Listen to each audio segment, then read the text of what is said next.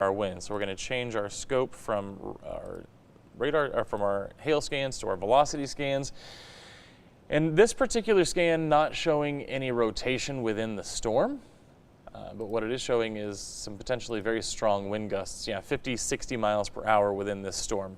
So very strong winds, large hail, as this storm continues to move off to the east right now.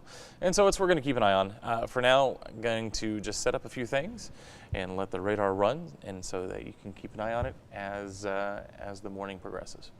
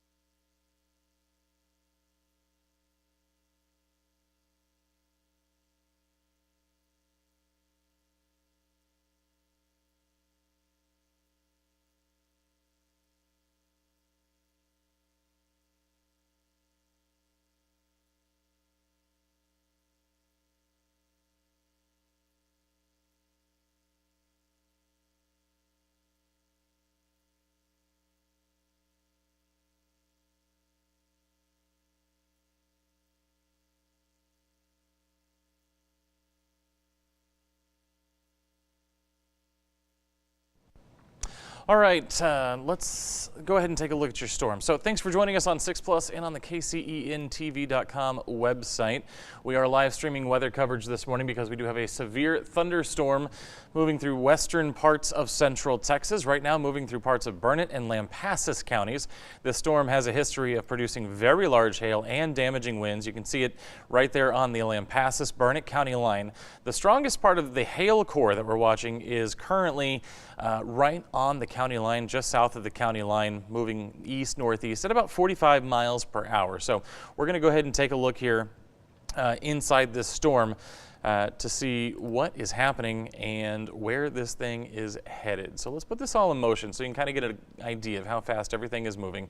Again, about 40 to 45 miles per hour. This storm was moving northeast, now moving in a more easterly direction, kind of skirting the county line between Lampasas and Burnett. So let's stop this there so you got an idea of the motion now. Let's take a look inside the storm. The first thing we're going to look at is wind speed. So again, Two things I look for on a velocity scan are rotation and wind speeds. I'm not seeing much in the way of rotation here. We're only seeing the red color, and you've heard me talk before, rotation would be signaled by reds meeting greens. We're only seeing the reds, but again, how fast are these winds blowing? So we're going to take a look down here near Lake Victor. Again, 53 miles per hour, and again, we've seen radar indicated wind speeds of up to 60 miles per hour within this storm in its history. So very powerful winds, damaging winds there. As far as the hail is concerned, let's change our products here from our velocity scan to our hail scan. Okay, so the good news is from our last scan to this scan, it looks like the hail size has gone down. Right now 1.3 inches, so just below ping pong ball sized hail with this storm. So very large hail, very strong winds, a damaging storm to be sure. So let's go ahead and put a track on this. And again, it's moving east at about 45 miles per hour. So we're going to track this for the next hour. Okay, so it looks like by 10:30, so 10:27, Challenger High School, Lampasas, Shortall, Kempner by 10:41, Copperas Cove by 10:49, KB Heights by 10:55, Vista College 11 o'clock, Killeen at 11:03, Harker Heights 11:08, and then into Nolanville by 11:12. So it looks like this storm, as it continues to move east, is going to want to skirt right along I-14. On that last scan, it does look like it took a little bit more of that northerly jog, so we're going to keep an eye on what direction the storm is moving through the morning as well. So as I put it back in motion, so we can just kind of get an idea, you can see this storm is moving towards Lampasas. So that is a problem. If you are listening to this stream right now and you are outside, definitely want to be indoors because the hail is very large within the storm. So what I'm going to do now is, if y'all can hear me in the back, our production room, let's go ahead, since we're in a commercial break, see if we can't do a quick cut in here before we come back to programming, if that's possible. Okay. Okay, no problem.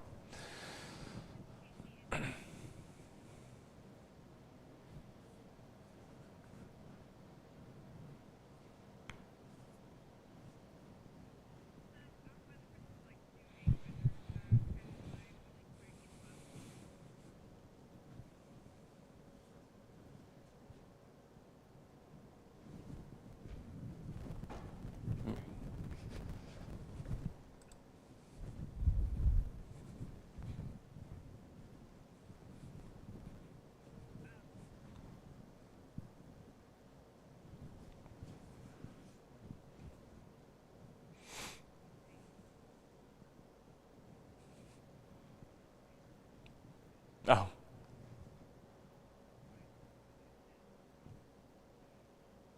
Oh gosh. Okay. So for those of us on the stream right now, so on our 6 Plus stream and our kcntv.com website, this is the storm we're still tracking right now. Again, severe thunderstorm warnings for Lampasas County until 10:45. And again, the reason for that is this storm has a history of producing 2-inch hail and winds in excess of 60 miles per hour at times. So again, a very strong storm moving east-northeast at about 45 miles per hour. It's moving very quickly. The problem is it is moving towards Lampasas. So if you are in Lampasas right now and you are not indoors, let's say you're listening to this stream on your cell phone, I would definitely suggest being inside because this is very large hail, 2-inch hail to 1.5-inch hail. This is all very damaging, so definitely want to be inside for that. And of course, those strong winds can blow you around too. If you're indoors and you are about to leave the house and you're in Lampasas, this is probably not the time to do so because that storm is bearing down on you right now. It's a very quick moving storm, so this wouldn't be an all-day thing. We just need for this storm to get through the populated areas before you take off. And if you're running, a little behind, another 5 to 10 minutes probably would be not too large of an ask because this storm, again, is producing very large hail, damaging winds. So we're still tracking it.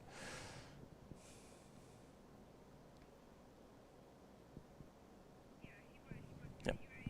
I am. Yep. Sounds good to me.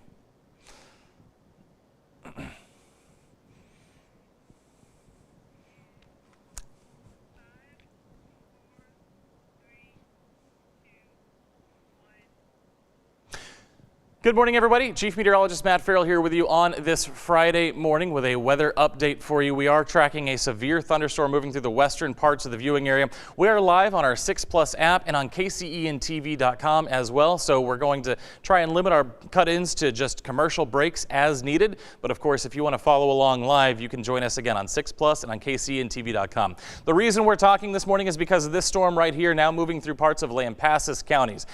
This storm is very strong. It has a history producing 2-inch hail, 60-mile-per-hour winds, and you can see it's moving very quickly towards the town of Lampasas, which of course is why I wanted to join you on air real quick, because this is moving into a populated area. And as it does so, again, very large hail, damaging winds are both possible with this storm. So what we're going to do is we're going to take a look inside the storm. And again, this severe thunderstorm warning lasts until 10:45. But for right now, our concerns would be Lampasas and Copperas Cove, because this storm is bearing down on you at the moment. Want to take a look inside the storm. Just to the west southwest of Lampasas, you can see that blue shading. That is the hail core that we've been tracking all morning long, and you can see hail of just over an inch right now. I think if we re-click, we can get larger hail, because it looks like it is larger than that. So we're going to go right along the county line there. And again, 1.2, 1.1, 1.2. Again, this storm is capable of 1.5-inch hail. That is ping pong ball sized hail. So again, that is something to be concerned with, of course. So the other thing that we've been looking at, so we've got the hail, we also have the damaging winds. So let's take a look at the wind speeds right now. We're going to take a look at our velocity scan and see how fast those winds are blowing out of the storm right now. And again, if you're in Lampasas, you're probably already feeling it. The strongest of the winds, the hail, is kind of between Lampasas and Lake Victor right now, but we'll be moving through the town of Lampasas here in the next few moments.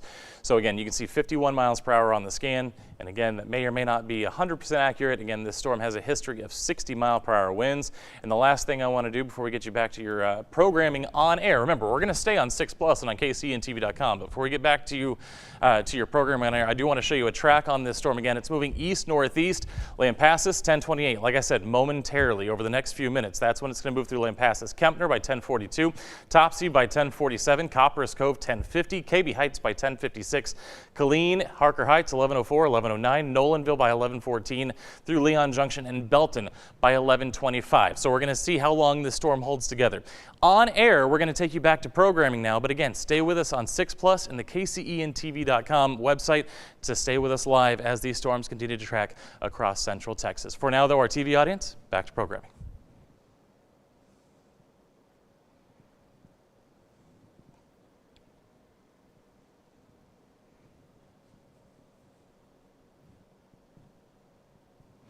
Okay, so again, staying with us on the 6 Plus app and KCENTV.com, we are still tracking this storm. This right now is the main concern for us. This is the strongest storm that we're watching. We are seeing other areas of rain showers, thunderstorms, possibly some pocket change-sized hail from Jonesboro down towards Topsy. But again, this storm right now is the one with a very large hail core, the damaging winds that we've seen in excess of 50 to 60 miles per hour. Very strong storm. So we're going to keep an eye on this. For now, though, I'm going to do just a couple of things. I'm going to mute my microphone, but I will be back momentarily.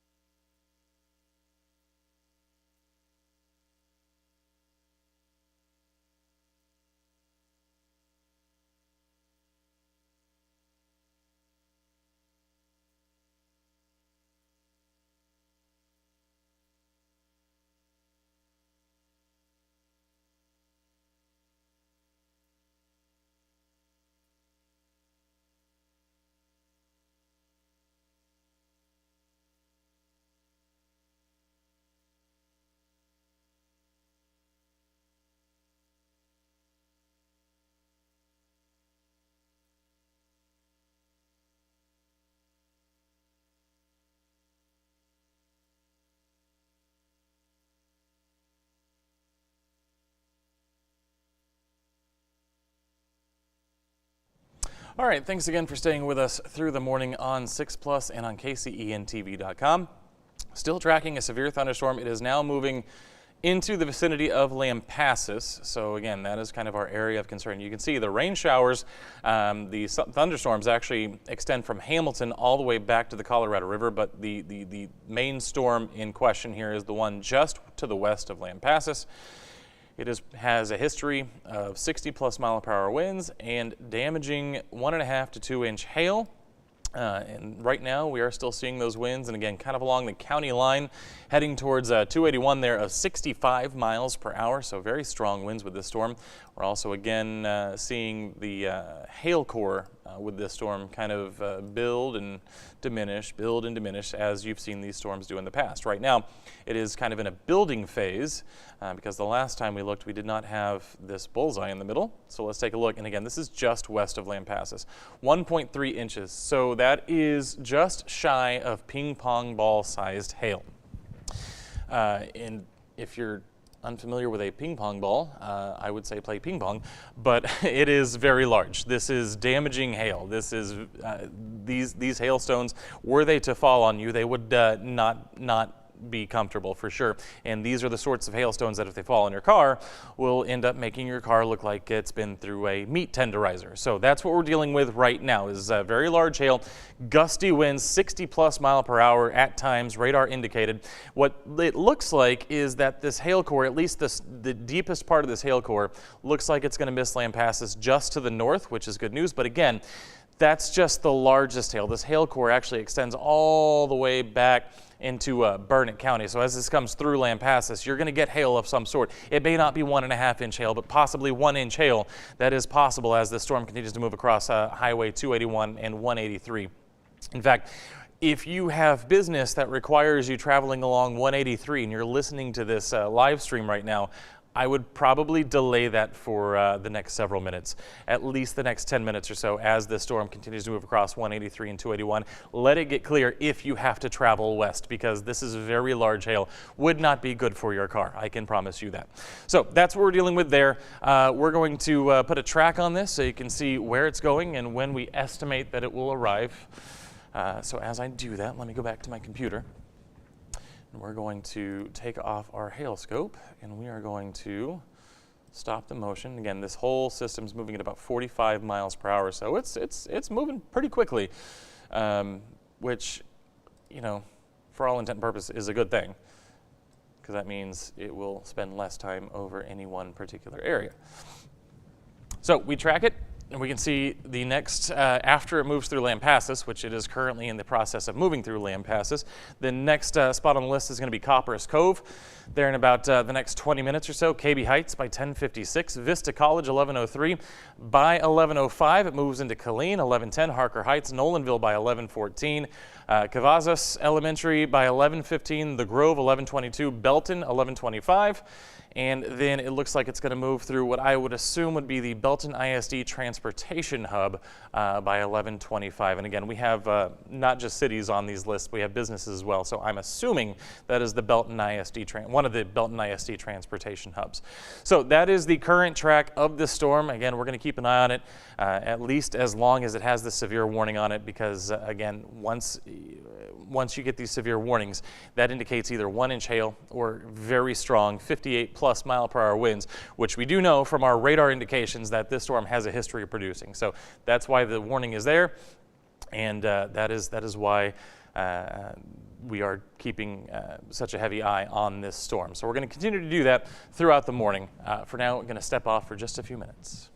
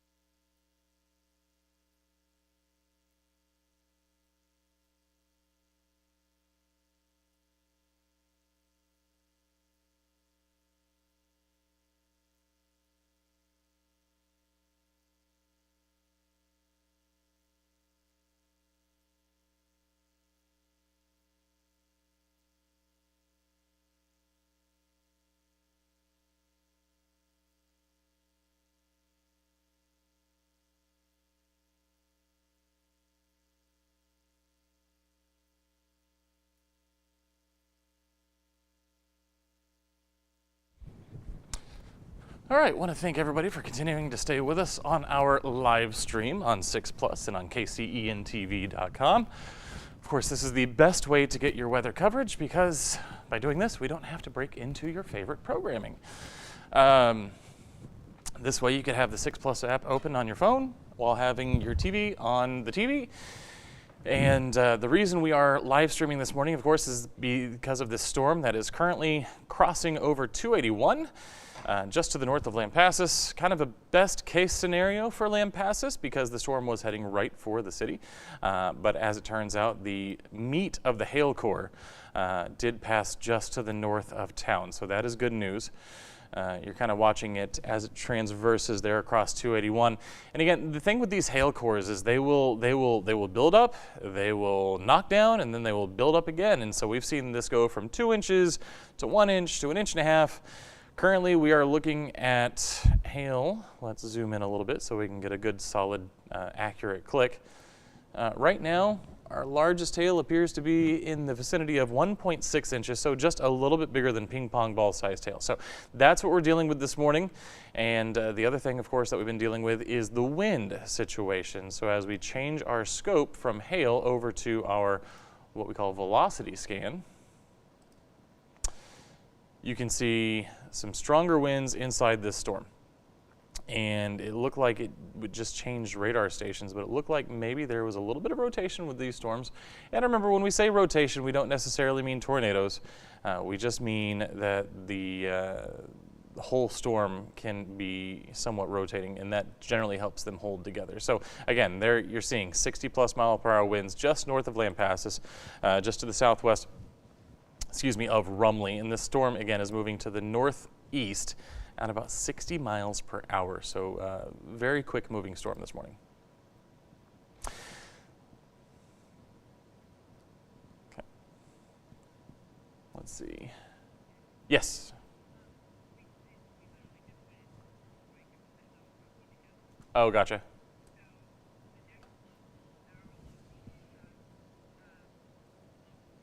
Uh-huh. Okay.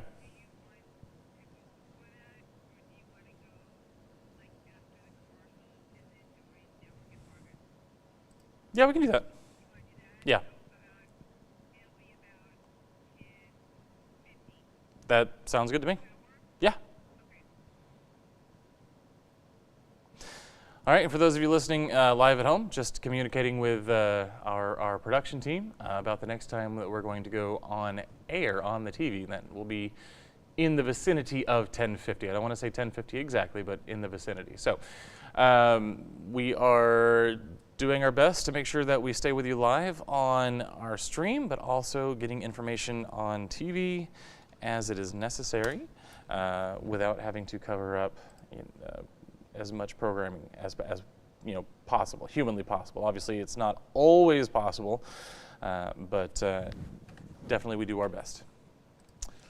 All right, so what you're seeing on the screen right now is a tornado watch. I'm actually in the process of updating this graphic in our system. And this day has kind of been evolving a little bit. We started off with the possibility of severe weather, and we have now entered into a tornado watch because some of the dynamics have increased and we have lost a little bit. You've heard us talk about that cap. We've lost a little bit of our cap this morning, and so because of that, things have intensified a little bit. And so I'm saving this graphic, and then I am going to make sure we get this up on our website.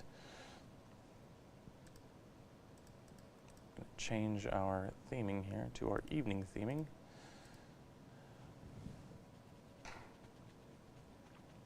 And there you have it. That's the process of building a graphic. So this is what we're dealing with. Tornado watch until 6 p.m. tonight for basically the entire viewing area.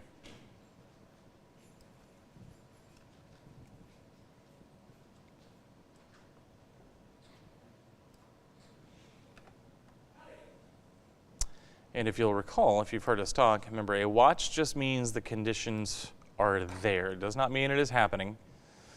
A tornado watch just means a tornado could happen if there was a tornado on the ground, or if we had a radar indicated tornado, that would be a tornado warning. So again, that is the difference.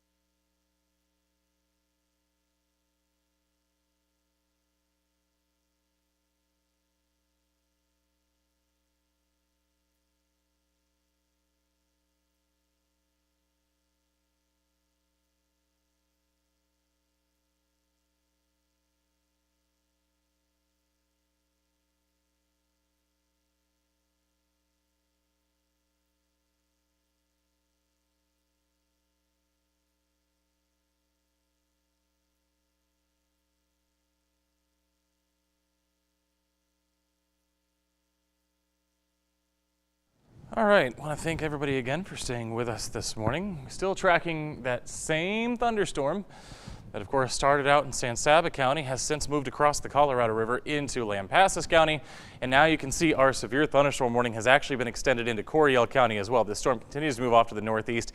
Hasn't weakened much. It's kind of gone through a cycling process. It cycles down, cycles back up. So we've seen the hail as small as 1 inch. We've seen it as large as 2 inches. Right now, somewhere in the middle. So we're going to zoom in on this storm here. And actually, we now have a tornado warning for this storm. So we are dealing with an evolving situation. A tornado warning now for parts of Lampasas into Coryell County. So that has actually been upgraded. So let's go ahead and take a look at the velocity scan, because that happened quickly, and I'm not seeing much in the velocity that has been showing me rotation. So I think what I need to do is I need to change radars real quick. Let me do that real quick.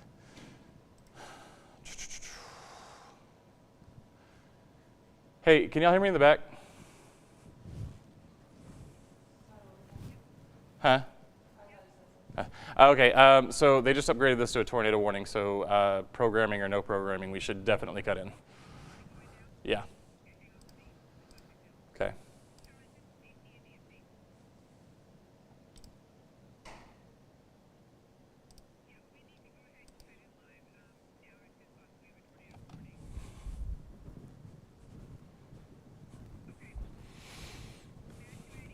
I am ready. Okay.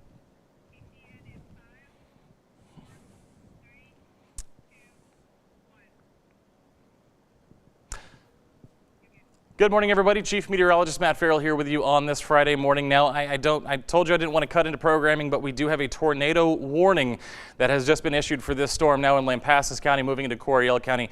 It's showing a couple of signs here that we could have some of that tornadic rotation. You see what we call a little inflow notch here, this drier region just to the southern parts of the storm. So if we were looking at rotation, it would be in this area right here.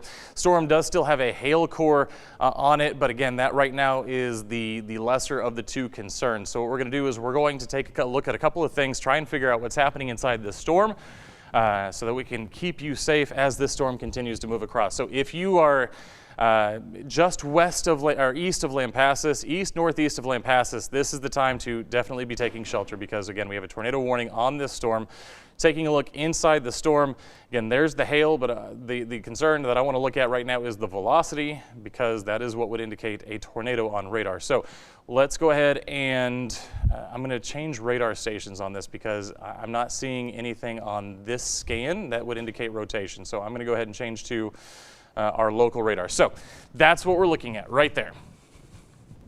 So this is right along the highway just east of Lampasas. This right here, where anytime you see these reds and these greens come together, this is a velocity scan. So this is showing winds that are going to and away from the radar. So obviously if we're using KGRK, which is over near Killeen, obviously the greens are going towards the radar, reds are going away. So as this continues to track east-northeast, we don't have a report of a confirmed tornado, but what we do have is this radar indication of some velocity or of some rotation within this storm at the lower levels. So this is definitely the area that we'd be concerned with. So if you are, again, east of Lampasas, if you're along 190 between Lampasas and Killeen, this is the area that we're watching for tornadic rotation. So this is the area of most concern. What I'm going to do now, I'm going to step off. I'm going to come over here. I'm going to put a scan on this so we can see where it's going and get an estimate of when it's going to arrive.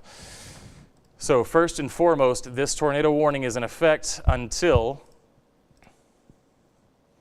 11:30, and it's again for Bell, Coryell, and Lampasas. The storm continues to move to the east, northeast, and again, we're looking at a few different things. One is that rotational scan. The other that we're looking at is again this kind of hook shape in the reflectivity returns, because if we were seeing tornadic rotation, again, it would be in this region right here, just to the south of what we call this little inflow notch. So again, this is the area that we would be concerned with.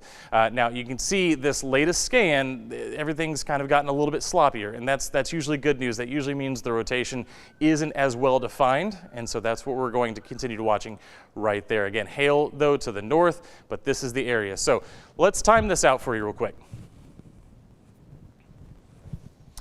See where this is heading and when we expect it to be there. And again, this whole storm system is moving off at about 45 miles per hour. So that's the area that we'd be concerned with there, kind of at the base of this storm. All right, Shortall by about 1050, Coppers Cove 1105, KB Heights by 1110, McNair Village 1116, Flat 1131, Leon Junction by 1135, Moffett by 1139, Oglesby 1144. So again, this storm continues to track off to the east-northeast right now. So again, we're keeping an eye on it because it has shown signs in our radar scans of some rotation. So let's go ahead and take a look inside the storm once again and see if that rotation still looks as tight as it did before.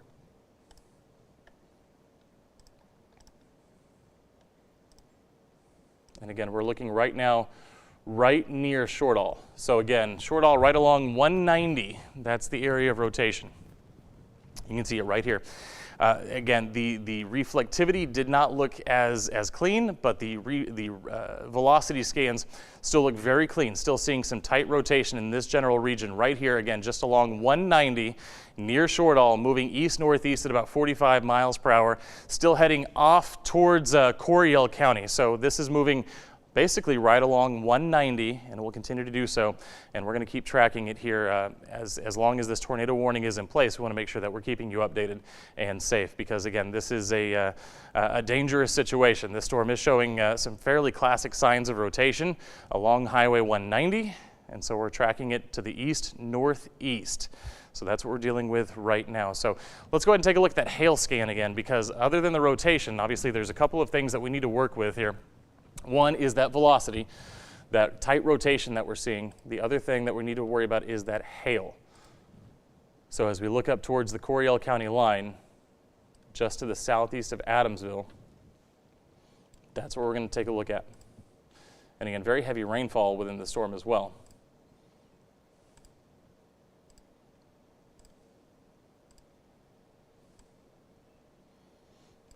Okay. So again, that's not the area of concern with velocity, but that is the area of concern with hail. So as we change our product, we are dealing again with that 1.5-inch hail. So ping pong ball sized hail is the other concern. That's the secondary concern, though. The main concern, of course, is that area of rotation that's moving right along Highway 190. And again, this isn't the tightest reflectivity, but again, the velocity scan looked very tight. And again, this is that area of concern right here, just along and just to the north of Highway 190. Continues to travel to the east-northeast at about 45 miles per hour. We showed you the towns, and again, it's looking like it's going to move just to the north of Killeen. So that's good news, of course. And then it will continue tracking off to the east-northeast. So we're continuing to watch it here. And again, I need to look, and I'm going to look in our chat and see if there's anything confirmed. Right now, this tornado warning is radar indicated. We have not seen any indications of a confirmed tornado, but that's why I do want to check our National Weather Service chat to see what's happening there. As I'm doing that, we're going to take another look at our velocity returns.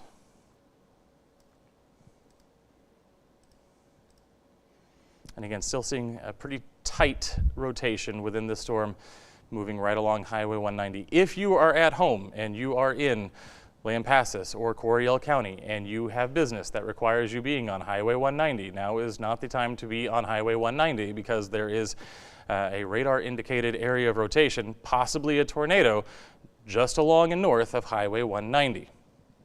So let me double check with our chat and see if there is anything. So I'm looking at our most recent information from the National Weather Service. Of course, in this chat, we also have emergency management, and we have spotters as well. Supercell continues to across eastern Lampasas, Coryell counties, with rotation expected to pass very near Copperas Cove in the next several minutes. Nothing confirmed, but the tornado warning does continue. And the reason the tornado warning continues, and if you're in Copperas Cove, now would be the time to be in your safe spot, because again, Copperas Cove, just inside Coryell County here, this storm is kind of heading that direction. This looks a little less textbook, not quite as tight as it did on the last scan, but we are still dealing with some pretty tight rotation right along Highway 190. This continues to move east-northeast. It is tracking right along the highway. So this is something that we definitely want to be aware of. And again, I would not suggest travel along 190 right now, because that is where this rotation is showing.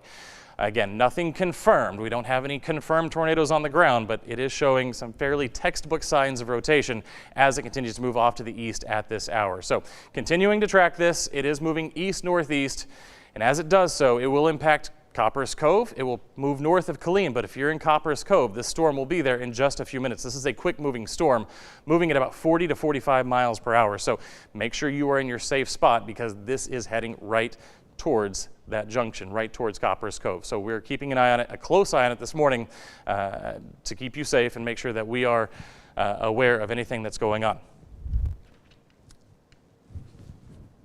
So again, just keeping an eye on this storm. As a recap, this tornado warning still in effect as this continues to move along Highway 190 towards Copperas Cove. So if you're in the Copperas Cove area, make sure that you are in your safe spot. If you have business along Highway 190, I would probably just delay it for a little while. The storm is moving very quickly, so we expect it to be through Copper's Cove and to the north of Killeen. We don't expect this to run through Killeen. It should move north of Killeen unless it makes a right turn, which sometimes these storms have a history of doing. Of course, we'll keep an eye on that, but at Copper's Cove, that is kind of the area that we're watching right now. As it continues to move, it's moving at 45 miles per hour, so it'll be through relatively quickly. We just need to make sure that we are staying safe for the next several minutes. So I just want to put this back in motion, and our velocity scans don't move. I have to be in reflectivity mode for it to move so I can show you what's happening. And again, if there was a tornado, again, we don't know, there is nothing confirmed at this time, but if there was, it would be in this base of the storm right here. And again, that is closest to Highway 190. That's why I want to stay with this storm, because this is a traveled highway. This is a U.S. highway, and there is a town, Copper's Cove, kind of in the path of this storm. So that's why we're staying with it, staying on air this morning, because this is a dangerous situation. We were tracking hail before, now we're tracking very tight rotation, a possible tornado. Nothing confirmed. We have nothing confirmed at this time. I want to reiterate that. This is a radar indicated tornadic situation. So if we get something confirmed, obviously we'll let you know, but we don't have that at this time. We just have the radar indications of the rotation. So as this continues to track north to the northeast, we've said it 100 times, but Copper's Cove, if you're in the Copper's Cove area, be in your safe space. Do not be out and about. Be lowest floor of your house, interior room, away from the windows. Put as many walls between you and the outside as you possibly can. That's what we always suggest. If you have a storm shelter, that's ideal, but we live in Texas, so I know most of you probably don't. I don't. So as it continues to track off to the east, we are continuing to watch it. So this particular product, our reflectivity that shows us the rainfall, the hail core, it's not showing me those classic signs anymore. It doesn't quite have that tornadic supercell look to it. But again, anytime I look inside at the velocity scans, I'm still seeing those signs of rotation. So that is something that we have to keep an eye on, because that's our indication right now. Without a spotter on the ground to tell us that there is a tornado on the ground, we have our Doppler radar, and that's what we have to rely on. So again, we're going to show you that velocity, but I keep coming back to this product so that you can see the actual motion of the storm. All right, so let's take a look inside again.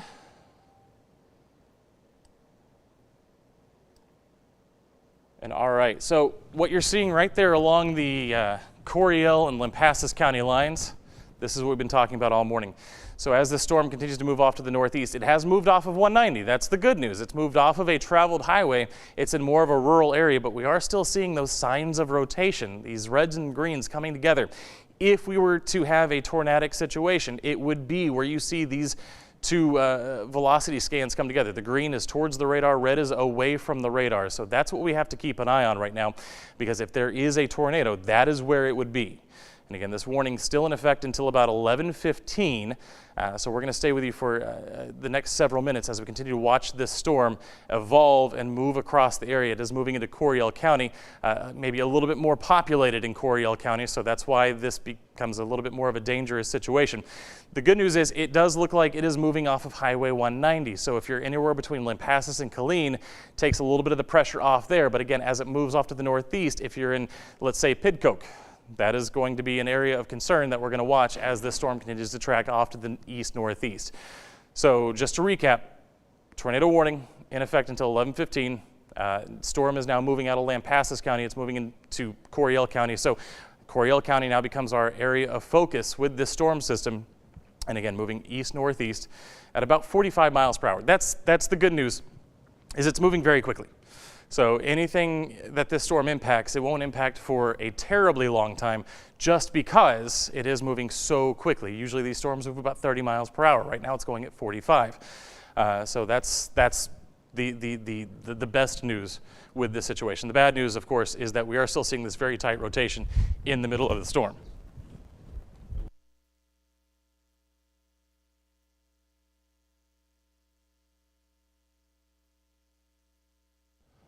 All right, so still watching our National Weather Service chat.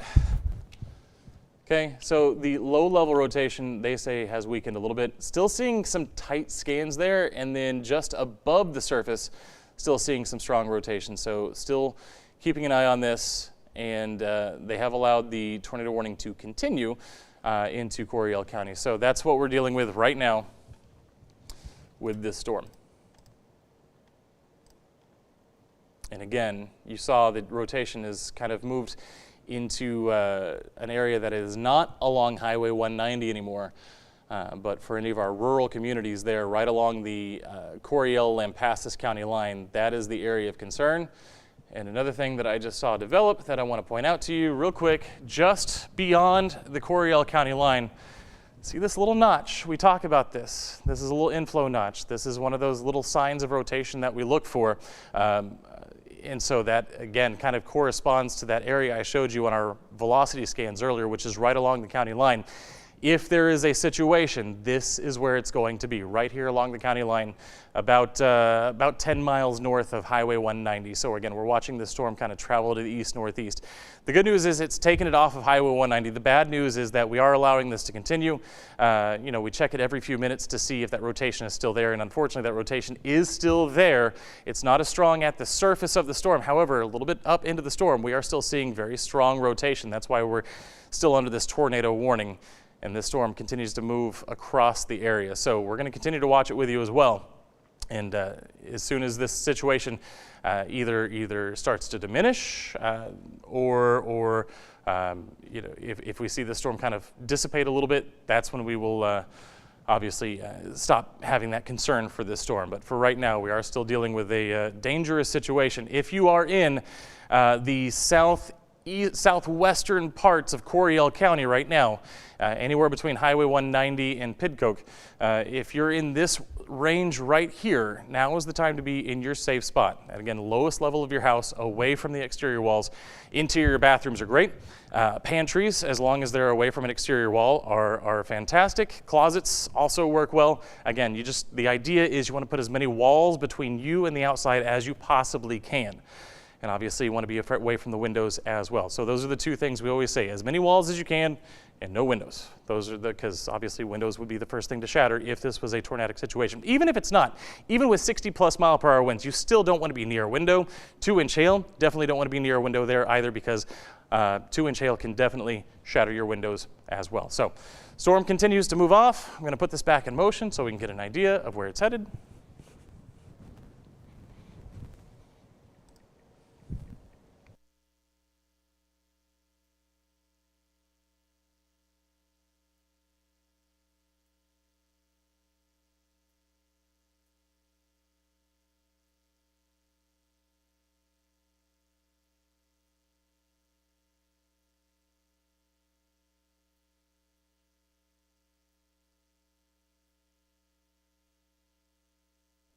All right, still with you here on this Friday morning, a little bit after 11 o'clock here, still watching a tornado-warned storm move through parts of Coryell County. I do want to put a track on this so you can see, and I'm going to go with where we believe the most dangerous part of the storm to be right here, and it's moving off to the northeast, and I'm going to take a look at the next hour. So Flat 1130, South Mountain 1133, 1134, Leon Junction School, Oglesby by 1143, McGregor 1151, Crawford Elementary School 1152, Lorena 1203. And so obviously these are all populated areas, and this storm continues to hold together. Will it hold together for the hour that we just tracked it out? Hard to say, but again, it is holding together this morning, so something to be concerned about if you are in southern Coryell County right now. So we're going to take the track off. Do want to take a look at that velocity scan one more time to see if this is holding together. And I'm going to tell you, based on what I'm seeing here and based on that last message in the National Weather Service chat, it doesn't look as clean as it did, okay? This looks like more upper level rotation, less at the surface. Remember, at the surface is what we're concerned about because that's your wall cloud, that's your funnel cloud, that's your tornado. The more up in the atmosphere you get, this more wide scale rotation. Most storms this time of year will rotate. Just because we say rotation does not mean tornado. However, when we see what we were seeing earlier with those very tight, what we call little couplets where the greens and the reds come together, that's what we look for as concern. This, we are seeing winds in multiple directions, but this looks a little more broad to me. So as we continue to watch this, maybe that rotation has dissipated a little bit, but it can always cycle back. We talked about hail cores, how they cycle down, cycle up. Well, rotation can do the exact same thing. You can see these storms kind of get real broad and then tighten up again in the next scan. So we're just waiting for that next scan to see what's happening here. But this is, again, our area of concern just to the south, southwest of Pidcoke. Continue to move off to the northeast at this hour. Again, it looks more broad to me now, but that is now. We will wait for our next scan here. They usually come about once every minute, and then once that updates, we will continue to watch this.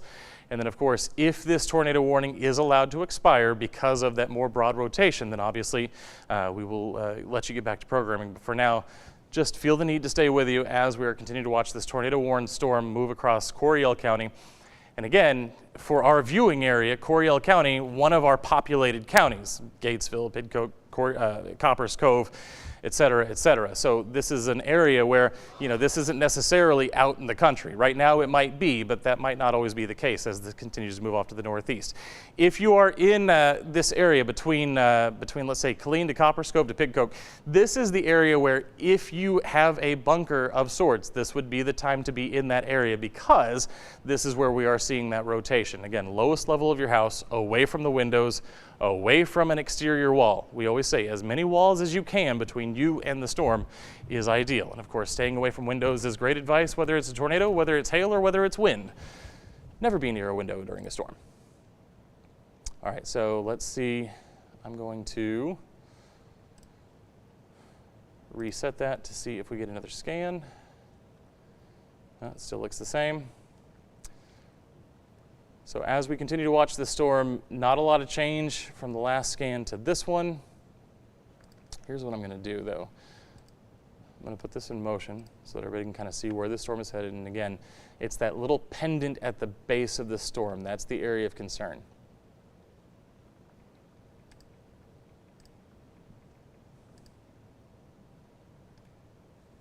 I want to see if I can...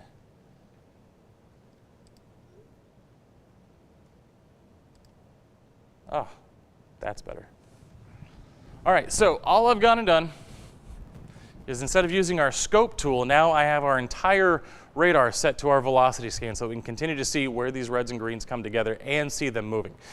So you've seen the storm move basically from just north of Lampasas now over the Coryell County line, still looking at this area, this region right here for concern. So again, if you're in the Pidcoke area, and if you are, and I'm saying the name of your town wrong, I do sincerely apologize. Send me an email. I will correct myself, I promise. I'm just pronouncing it like the letters show up. But if you're in this town, this is the time to be in your safe spot. Again, we talk about the lowest level of your house away from the windows. That is the best place that we can be. If you have a storm shelter, that would also be ideal. That would obviously be more ideal. I just know that most people don't have them. We're still watching this kind of wrap itself up. Anytime you see these reds and these greens coming together, that's where we see that area of rotation. So this particular tornado warning, again, I've mentioned it the last few scans, it doesn't look nice and clean like it did before. However, we are still seeing those signs of rotation. That's why we still have this in effect until 11:15. Once we get through 11:15, we'll see if this is allowed to expire. If it is, then we will obviously take you back to programming. But for now, I just want to continue to track this storm as it moves through, now kind of moving into central Coryell County. As it continues to move off at about 45 miles per hour. It looks like from its current direction, again, these storms have a tendency to turn on us sometimes, but from its current direction, it looks like it's going to travel through Pidcoke and then sort of between Gatesville and the Grove, but again, several highways there in the vicinity to cross. So if you're traveling through Coryell County right now, I would delay that travel as much as you possibly can so that we can avoid running into any of these storms, whether it's the area of rotation, the potential tornado, whether it's the hail, whether it's the wind. If you have travel, I would put it off for the time being, if at all possible.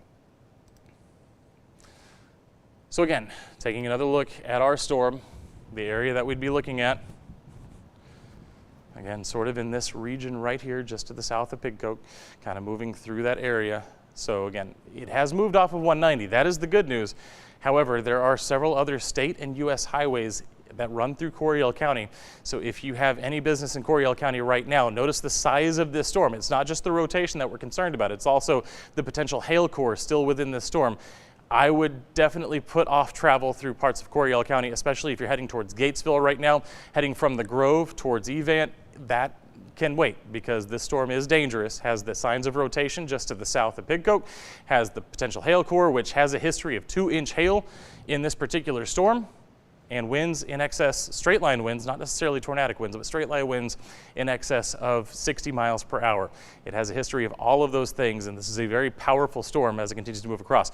This is not your typical line of storms that we typically get. This is an individual cell, and of course, as such, it has the potential to gather all of the energy around it, and we have quite a bit of energy in the atmosphere right now, and this storm is using all of that right now. So 11:10, so another 5 minutes on this tornado warning. And again, we're going to continue to watch to see if that warning gets extended or if it is allowed to expire. Let's take a look again. I'm going to change the product that we're using. I think this will be a little bit cleaner. Yeah, definitely cleaner.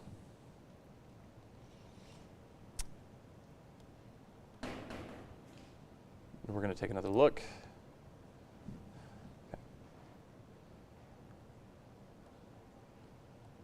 Okay. So here's the deal.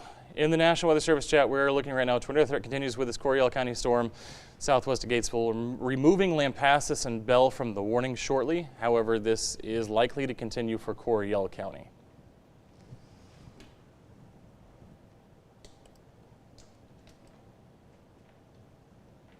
And again, I mentioned it before, there are times when these storms cycle up and cycle down. On the last scan, we were talking about how this was not looking quite as tight. This newest scan, it does look like it's tightening back up. These storms cycle up and cycle down. So again, something to keep an eye on.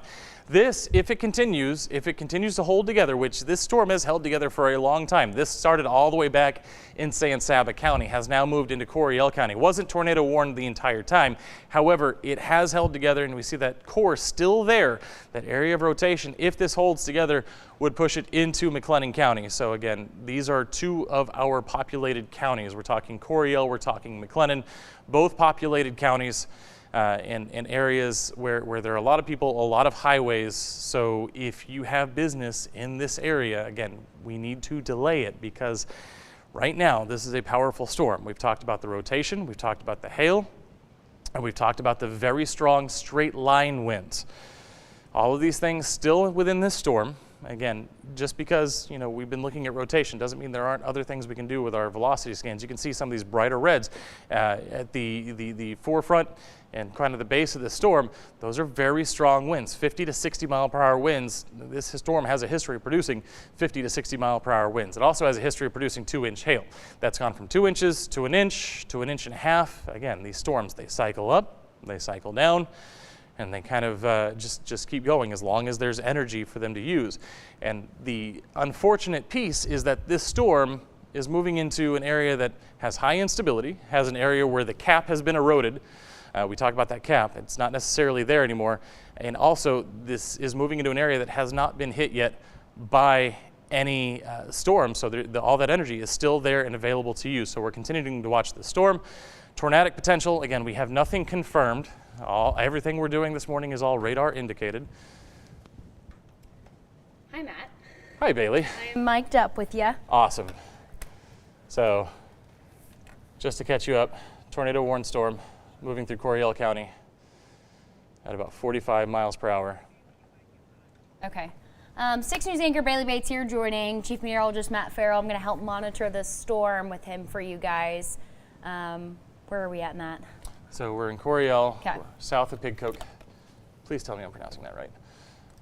And so the area that we're looking at when we do our velocity scans right here is, again, just south of Pidcoke. If you're in Pidcoke, I told you before, be in your safe spot. Now, it looks like the storm is traveling just to the south of Pidcoke, but again, this is an area of concern for us, because this, where you see the reds and the greens come together, that's the area that we're concerned with. So, just to recap, if you're just joining us, we have a tornado warned storm moving through Coryell County. It's moving to the north-northeast about 45 miles per hour. It is tornado warned for this area right here where you see these reds, these greens coming together. That's the area where we would expect that if there is tornadic rotation happening in the storm, this is where it would be, right here in this space. So if you're just southeast of Pidcoke, if you have business that takes you along a Coryell County highway, I would say delay it for right now. Again, this is a quick moving storm. It's moving at about 45 miles per hour, so it will not take long. It'll take about 30 minutes for it to get through most of Coryell County. So that's kind of the time frame that we're looking at. If you have business, if you have travel needs, just delay them for the next about half hour or so if you have to go through Coryell County. Current track on this storm looks like it will take it just to the south of Gatesville. That is good news. The bad news is, of course, it is going through Pidcoke right now, so that is a populated area. But again, should take it south of Gatesville, but it will take it right across Highway 36. Highway 36, if you're traveling from, let's say Temple up towards Coryell County, that'll take you right down 36. 36 is not the place to be right now because this storm will be crossing over it here in about the next 10 to 15, maybe 20 minutes. So again, if you have travel in Coryell County, delay it for right now. So it's 11:15. What I do want to check is if the storm still looks like it has some pretty tight rotation. So I want to see if they're going to allow this to continue, if they will extend it. At this point, they have not said okay. They are going to cancel this warning, tornado warning. Also want to point out there is also the severe thunderstorm warning that is capable up to 1.25 inches of hail size and winds up to 60 miles per hour. They're showing that for Coryell right now. Right. So let's go ahead and take off our velocity, put on our radar. And that's the area that Bailey was just talking about. Anywhere you see on our hail monitor right there, again, right around that area of rotation. So like she said, the National Weather Service is saying 1 inch hail. Yeah, so our radar is showing us 0.8. Again, that might not be 100% accurate, but again, that is the area of hail and then the area of rotation just to the south of that. So everything is kind of moving sort of together right through the heart of Coryell County right now, a little bit further to the south, but it will take it right across Highway 36. So something definitely to monitor at this time. So what I'm going to do is I'm going to take these products off. All right, and then you can kind of see our radar. It doesn't look quite as textbook. Bailey, if you would hit that blue play button at the top for me. Appreciate it. All right, so again, this is moving quickly. I've mentioned that a few times, and it bears noting because, again, these storms usually move at 20 to 30 miles per hour. This one's moving at about 45 miles per hour, so it's not going to stay in any one place terribly long. The things that we look for when we look at, this is called a reflectivity scan. Basically, the radar is shooting a beam into the storm, and if it hits something like a raindrop, it sends it back with that information. So that's where you see these purples. That's going to be your larger returns. That's where we would typically see a hail core, although our last hail scan showed it to be just a little bit further to the south. Our area of rotation was just south of Pidcoke, now moving to the east of Pidcoke, and then there is that, what we call a little inflow notch that we're seeing on this storm right here as it moves east of Pidcoke. So again, that area of rotation going to be in what we call this little pendant right here. So I would assume that they have allowed this to continue past 11:15. Bailey, you want to do me a favor? No update from them okay. as of now. Last update was a cell in Hamilton County, just south of Hamilton, 60 mile per hour winds and quarter-size hail possible with the storm. Gotcha, and I'm assuming that's going to be that guy up there. If you'll hit the little question mark for me in WSI, and then just click anywhere in the red tornado warning box, just in kind of a blank spot in the red box. All right, so yes, it has been extended to 11:30. That is kind of what I expected to happen because it is still showing that rotation. And then what we'll do is continue watching this through 11:30 and then see if that is allowed to continue. Again, the reflectivity isn't showing the super textbook supercell tornado signs, but it is still holding together very well. And whenever we do the velocity scan, it does show that tight rotation. So just a few things to take note of. What's up? New update on our weather chat from Storm Spotters. We say Coryell County supercell is looking better again with a locally high tornado threat south of Gatesville over Fort Cavazos. Gotcha. So yeah, so now we're moving towards Fort Cavazos, and just to do a little storm spotter interpretation, when they say looking better, That doesn't It's not looking good. typically, yeah, it doesn't. It means the opposite of what you think it means. It means the storm is probably tightening up a little bit on us. So let's go ahead. What I'm going to do is I'm going to remove that tornado warning box so we can see the storm in its entirety. They're looking closer at Fort Cavazos on the east side of Highway 36. In the next 15 minutes or so is the area that they're closely watching. Okay. So let's zoom in on that area. So that's going to be a little bit south of Gatesville, closer to Highway 36. And one thing that you can kind of see is the changing directions in our, we call these wind particles. You can see those changing directions because of storm relative motion. And whether that's rotation, whether that's just what we call outflow. So what happens is these storms, as that air gets cooled up in the upper atmosphere, of course, colder air will sink, and that comes out, hits the ground, and comes out as what we call outflow winds. So not only does this storm have signs of rotation, but it's also showing us very strong outflow winds up to 60 miles per hour. And that hail core has a history of producing 2-inch hail. So this is a powerful storm. Whether it has a tornado attached to it or not, the other applications, the wind and the hail, are both things to be definitely concerned with at this time as well. So south of Highway 84, east of Highway 36. So again, this is going to be the Fort Cavazos area. And right along and just south of Fort Cavazos, that's where we're kind of seeing this area of rotation that has us a little bit concerned. So yeah, still watching that. Bailey, if you want to do me another favor, go ahead, and there's a button on WSI. It kind of looks like a scope, kind of a circle with 4 little lines on it.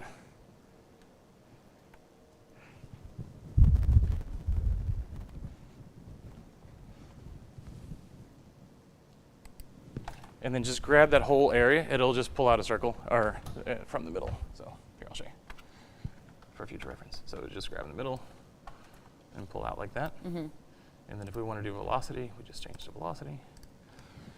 And there's that area still holding together right here, kind of on the bottom part of your screen. Again, moving towards Fort Cavazos. As the National Weather Service said, and this is now, that message is about 3 or 4 minutes old, they were looking at about 10 to 15 minutes moving through Fort Cavazos. That's still holding true. By about 11:30, 11:25, 11:30, we expect this to move towards Fort Cavazos and then towards Highway 36. So definitely an area of concern towards a highly populated area, of course. So this is an area of concern as it continues to move off to the northeast at about 40, 45 miles per hour. Still holding together, still holding strong. And just to recap for everybody at home, this area of rotation has us a little bit concerned. It is east now of Pigcoat, moving towards Highway 36. At this point, I've mentioned a few times, but if you have business along Highway 36, now is not the time. Give us about, I would say probably a half hour to 45 minutes. Let this storm get across Highway 36 before you have to travel along Highway 36. The last place that you want to be in the event that there is a tornado here in this area of rotation is on a road, okay? Cars will get tossed around like they're toys in a tornado situation. Even without a tornado, even with the 60+ mile per hour winds that are coming out of the storm, you still don't want to be on the road. That will move you around on the road. And of course, the 1 to 2 inch hail that this storm has a history of will damage your car. So again, if you have travel through Coryell County, delay it. Another update from the National Weather Service coming in right now. They are not expecting the storm to break up, just even slightly. New tornado warning coming for the rest of Coryell and McLennan counties. Low-level rotation has rapidly strengthened and will be approaching Oglesby and then enter into western McLennan in the next 30 minutes. So they're warning to Oglesby people in that area to pay close attention to what's going on out there. Yeah, for sure. Like I said, it's a fast-moving storm. You mentioned McLennan County in the next half hour or so. You can see it's still well south. It is moving that direction, though, and in the next half hour, it will be moving across Fort Cavazos, 36. It'll be moving towards Oglesby, towards the McLennan County line. This is a quickly moving storm, and as Bailey pointed out, they said it is not breaking down. We've seen it kind of cycle down and cycle back up, but for the last several scans, this is holding together. This has not changed for us. This area of rotation is still an area of concern for certain. We're watching this, as Bailey said, hold together quite tightly. It's not going anywhere. We have plenty of instability in the atmosphere. There's plenty of what we call wind shear to work with. There's plenty of heat. There's plenty of moisture to work with. You've seen the humidity returns. There is a ton of energy, a ton of fuel for these storms to work with. And so it doesn't appear that it's going to be going away anytime soon. Of course, we'll stay with you throughout the entirety of this event. either until its dissipation or until it moves out of our area, whichever comes first. We would hope that the storm would dissipate at some point as it moves through central Texas, but that may not be the case here this morning. So to recap, this area, bottom of your screen, east of Pidcoke, moving towards Highway 36. That is the area of rotation that we've been watching all morning. It continues to move off to the east-northeast at about 40 miles per hour. It will cross Highway 36 here in the next 10 to 15 minutes. It will cross the McLennan County line here in the next half hour or so. It will track south of Gatesville, but the area of concern, again, is as it moves towards the northern parts of Fort Cavazos, towards Highway 36. And again, there is that area of rotation. It just has not dissipated one bit. And this tornado warning has now been extended till 12:15. Okay. That is for southwestern McLennan County and eastern Coryell County. Okay. Last update, obviously radar indicated rotation, and also they're saying $half size hail, but up to 1 1/4 inch size hail is what people can expect out of this very severe storm. Yeah, and it has a history of 2-inch hail, so that's actually a little bit of an upgrade, but still very damaging. If 1 1/4 inch, if $half sized hail hits your car, it will do damage. If it hits you on the head, it will injure you. So again, do not be outside. In fact, if you are anywhere in this line of Coryell County up towards McLennan County, basically from Highway 36 to Highway 84 up to the county line, be in your safe space. Right now, that is the lowest level of your house. That is away from the windows. That is an interior room. We always say put as many walls between you and the outside as possible, as many walls between you and the storm as possible. If you have a storm shelter, some do, some don't, that would be the best place to be. So what we're going to do now is I'm going to put a track on this so we can see where it's headed and when it might arrive. That's what I was thinking. Oh, yes. That's fun. Either or, but let's go ahead and take the big red circle off so people can see what's happening. And so if you ever need to erase anything, it's 3 little dots and then just hit the one that gets rid of everything. And then I have a view saved.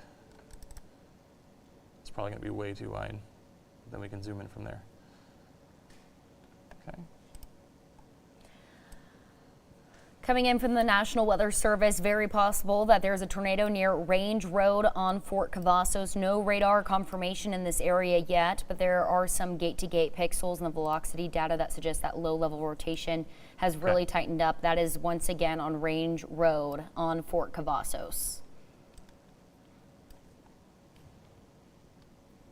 All right, so you can see Range Road on your screen right now. That is in that area of concern that we've been talking about all morning. We were going to put a track on this, but now I want to see where that rotation is in conjunction to Range Road.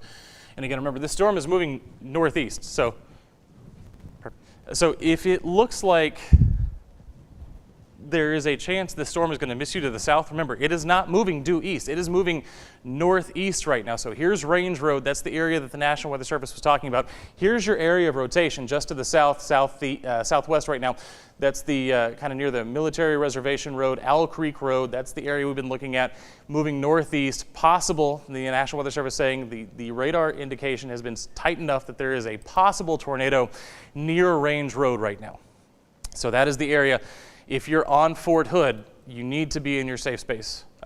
Fort Hood, unfortunately, I've left it out. It's not a town, but of course, obviously, if you're on the fort right now, I said Fort Hood, I meant Fort Cavazos. You need to be in a safe space, in a bunker, on the lowest floor of wherever you are, and definitely not outside at this time, because this storm is moving right through that area. And again, seeing a lot of higher returns on the velocity scan right there. Not saying that if there is a tornado here, but again, we are looking at this area where those reds and greens come together, and that is the area where I would have the most concern. And if you'll give me 1 second, I am just logging into a second computer here. Well, and also following up on the Fort Cavazos Facebook page, it looks like they have issued a shelter-in-place order because of this tornado warning. Obviously, lots of people living on post, possibly working on post. This is definitely something to take very seriously. Low-level rotation expected over Range Road on Fort Cavazos. That's not too far off Highway 36. You don't want to be on Highway 36. This is moving northeast. Yep.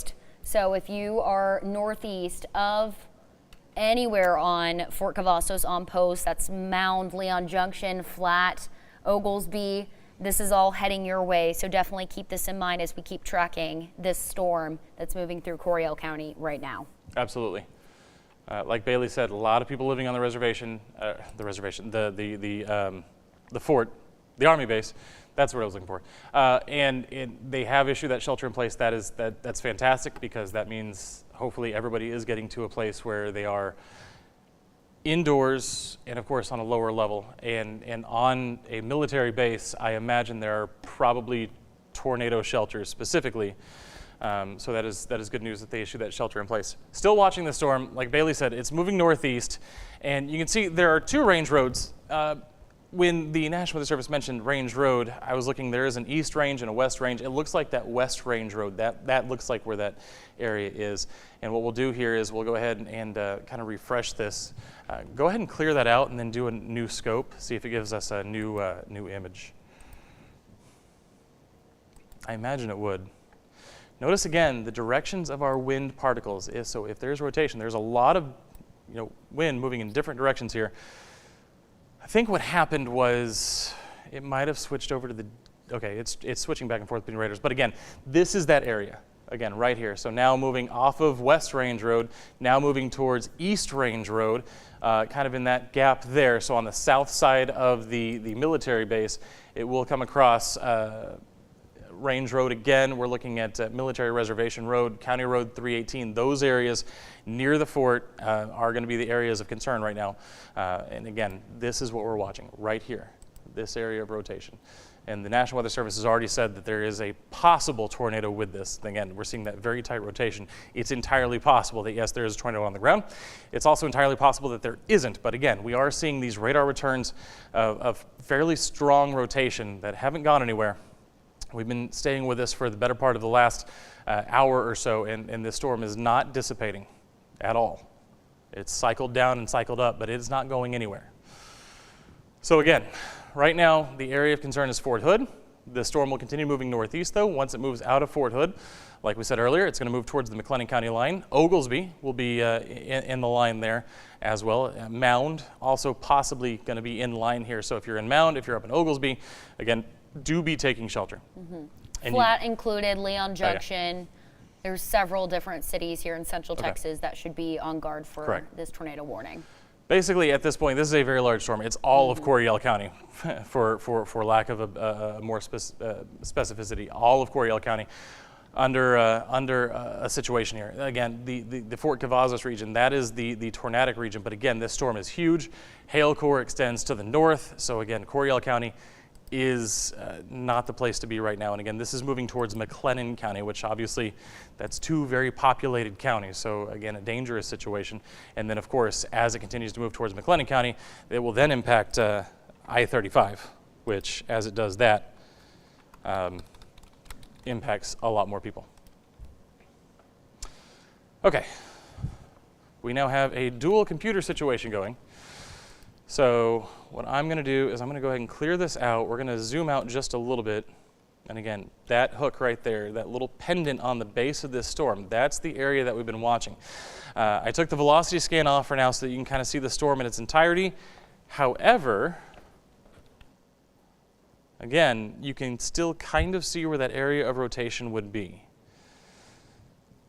So let's see. I want to go ahead and I'm going to set this entire radar to velocity so that we can kind of just take a wider look at everything that's happening.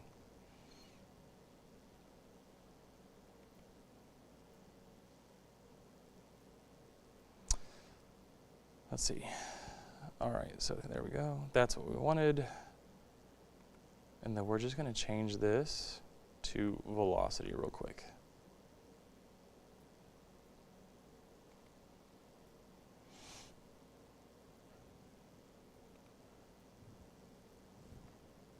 And what we want to do is we just want to see where that rotation is.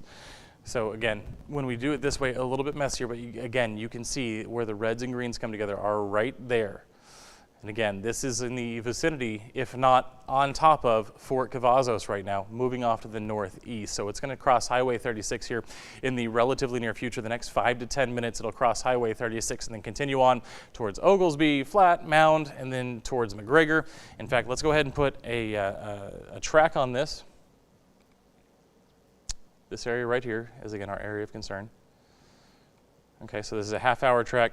Mound, 11:40. Leon Junction by 11:43. Cabot by 11:50. Oglesby, 11:52. By about noon, it moves through Isbell School, and then by noon, exactly, that's when we have it going through McGregor. So again, lots of populated areas in the path of this storm right now. If you're in any of the towns listed here on the side of the screen, or if you are in this area altogether and maybe our system just isn't picking up, you need to be in your shelter because, again, this is a very dangerous storm. Again, area of rotation very strong, has not dissipated, holding together, and it continues to move through Fort Cavazos right now towards Mound, Leon Junction, Cabot, Oglesby, Isbell School, and then eventually on to McGregor here in the next half hour or so. Coryell County, McLennan County, both under this situation right now, so definitely be taking shelter as this continues to move across. Okay, let's go ahead and go back to our reflectivity.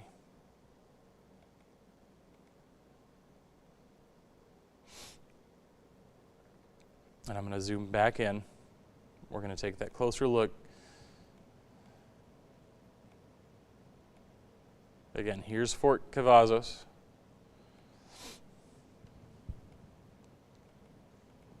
We're going to take a look.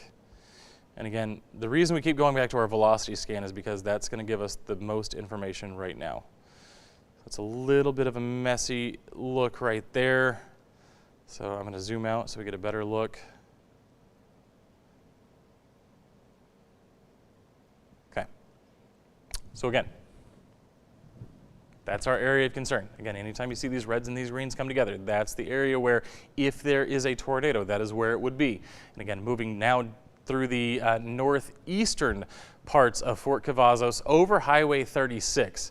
So as it continues to do that and move that direction, if you are in that path, we already talked about it, Mound, Oglesby, McGregor, Cabot, all those areas, make sure you're sheltering in place right now in your tornado safe spot. That is the lowest level of your house, of course, away from all of your exterior walls, away from all your windows.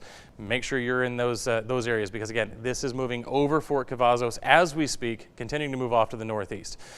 So that is, again, the area that we want to maintain this focus on until, again, either this is allowed to expire or it continues to move out of the area. So you can see now that area of rotation a little bit past Highway 36, north of Flat, south of Gatesville, on the east side of Fort Cavazos. Again, the concern has now moved east to the eastern part of Fort Cavazos. And again, we'll continue moving across over the next several minutes. So that shelter-in-place warning for Fort Cavazos, I imagine that will hold for at least the next 10 minutes to 15 minutes as the storm continues to move across that area.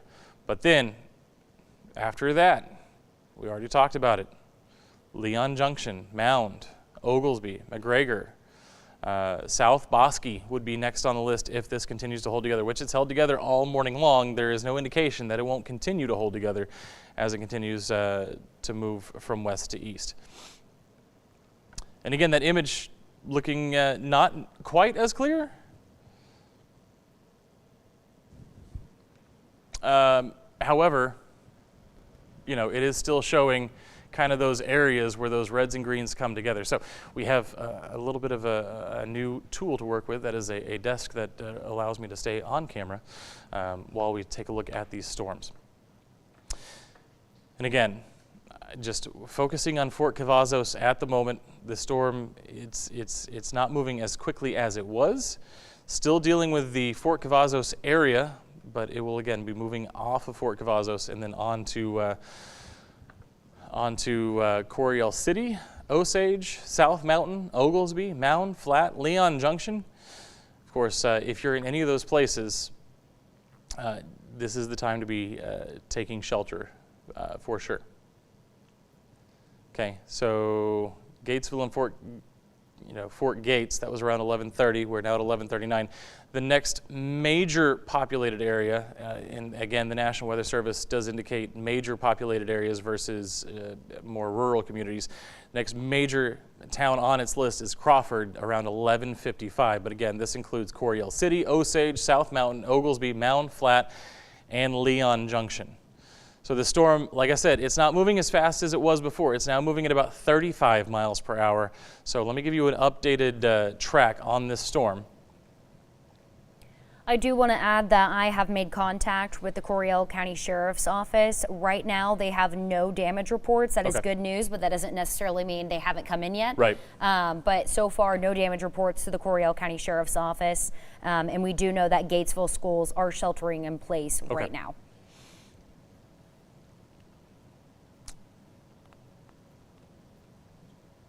All right, let's change that to 35. I want to give everybody an updated track as this storm is not moving as quickly as it was. All right, Oglesby, 11:58. Isabel School, 12:08. McGregor, 12:08. So remember, the last scan we were saying 12 o'clock because we still had the old information of 45 miles per hour, whereas it's 35 miles per hour. It has slowed down just a little bit. So again, a little bit of a cushion there. Now 12:08 is when it is expected to go through. McGregor. But again, Oglesby, next up on that list, 11:58. So, the National Weather Service told us at about 11:30 that it'll be crossing the McLennan County line at about a half an hour, and that's still tracking about 20 more minutes here as it moves towards Oglesby and that county line. Let's zoom in again on that area and see.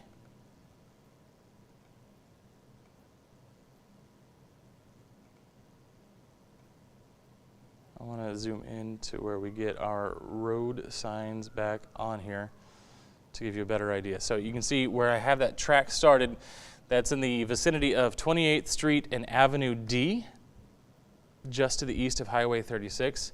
The Longhorn Auxiliary Landing Strip, Fort Hood Military Reservation Road, County Road 318.